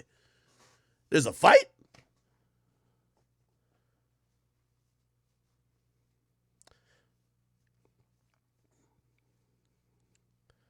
Somebody said, what's bad about Canada? I love Canada. I'm about to go there back soon. I don't want to talk too crazy because, like, I seen some shit that was using my Twitch clip. So, Canada, I do love y'all. Just treat me right. I love y'all. Love y'all forever. But look at the pandemic. Y'all niggas was having parties, doing all type of shit. Most of y'all was traveling. Most of y'all working from home. Y'all doing all type. Yo, Canada was shut down for like 3 years. They told them niggas they don't give a fuck about the barbers. None of them niggas. Stop, nigga. You see how people were mad? Oh, nah, like, we're going to Florida that we could go outside. Everybody moved to Florida because they want to not wear a mask. Go ask Trudeau or Trudeau, whatever his fucking name is. My bad, Trudeau. He better not see this because I do like Canada. I do like Canada. Bruh, ask the Canadian citizens. Oh, my God, the lockdown was so bad. Oh, my God, this felt like some tyrannical shit. Yo, like, damn, I can't believe. Go ask the people in Australia. Nigga, no matter where you kind of go, we in America get to act up the most here, and we think here's the worst. We get to argue over all type of shit. Police brutality. Do you got a dick or a pussy or both? Could you switch genders? Could you do this? Could you do that? Like, we're arguing about everything. Is he racist? Damn, he's too liberal. Abortion. Yo, no, don't call me he, call me they. You get to argue about a lot of shit over here, man, which is good. This is I think the epitome of a society when it comes to social issues because we get to work it out. People are different. In other countries, they don't got time to be dealing with the difference. They say, shut the fuck up. We're the government. We run you. And if you have a fucking problem with it, we'll throw your ass in jail. Get the rocks! Yeah, niggas act like I'm lying. All right, man. Why did I go on that rant?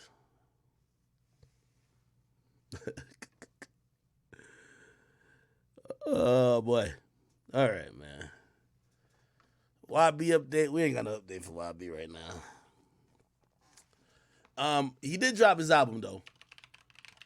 And I'm wondering if he's going to do anything different next time. YB sold, let me see. Oh boy. He sold about like 31,000. He sold about like 31,000 with this new project, I Rest My Case. It sold, 30,000. This was his first one on Motown. I don't think it was the best showing. He also didn't do the most promotion for it. I have to then believe that it was a mixtape. And it's interesting because YoungBoy is almost kind of brainwash fans into kind of thinking like this. Yo, when I'm putting effort and I'm going live and I'm doing all these things to get the sales up, that's the album. But if I don't do too much, that's just the mixtape. You get what I mean? So I almost look at it, if he sells over 100K or near 100K, that's an album. And if he sells near 30K or 40K, that's a fucking mixtape. Now, it was the first one that he dropped on Motown,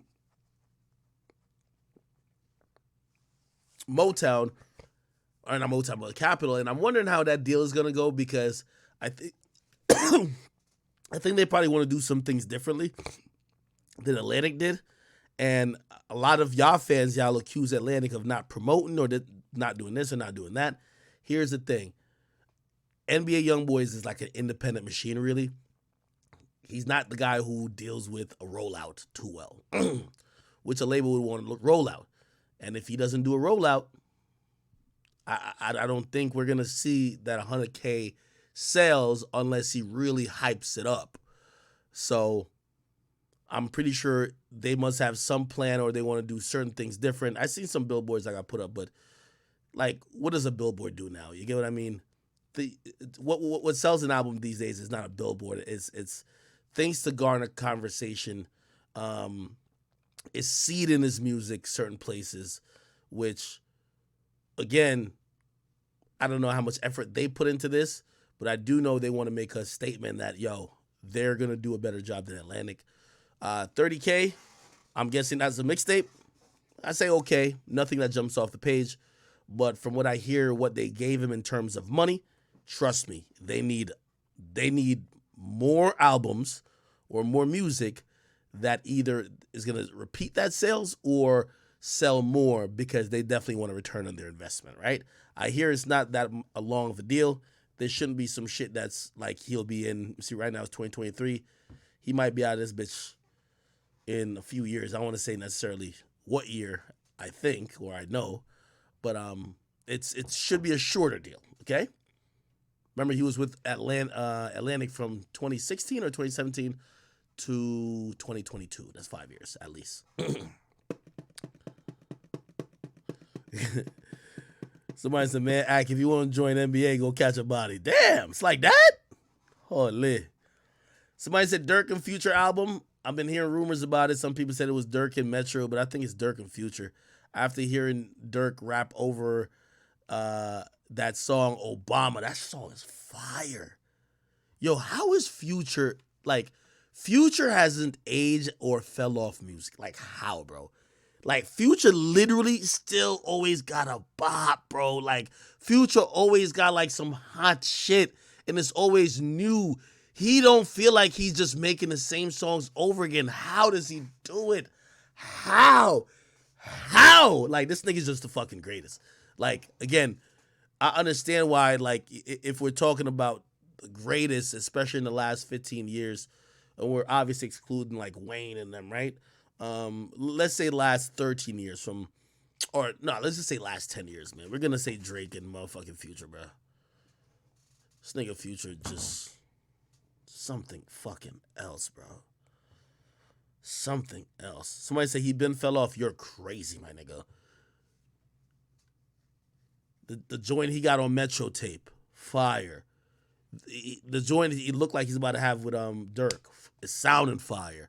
Bro, he had Wait For You. He had like a whole fire ass out. Like, bro, stop it, bro. He popped on me or something, like, just stop it. Like, Future's on fire, dog. I kid you not. Kid you fucking not. Damn.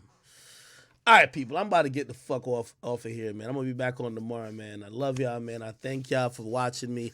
I gave y'all 5.5 hours. I hope this was pure, solid entertainment. I hope it allowed you to take your mind off what's going on in the world, what might be going on in your life, what the stresses you might have, some of the unaccomplished goals you haven't got to yet, but it's giving you anxiety.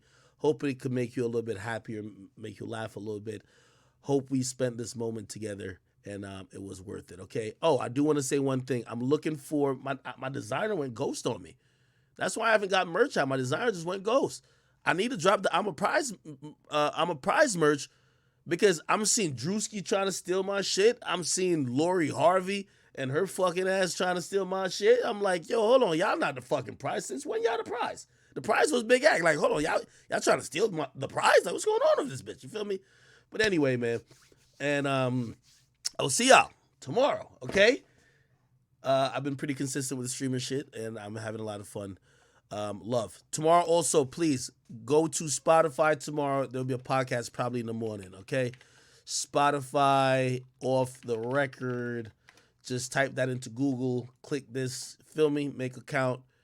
And first of all, the last episode, this Searching for Answers with Boom and Trap Lord Ross, fire.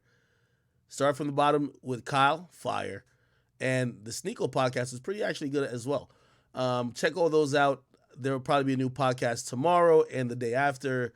Thank y'all. I will see y'all tomorrow. Love. Also, join the Discord.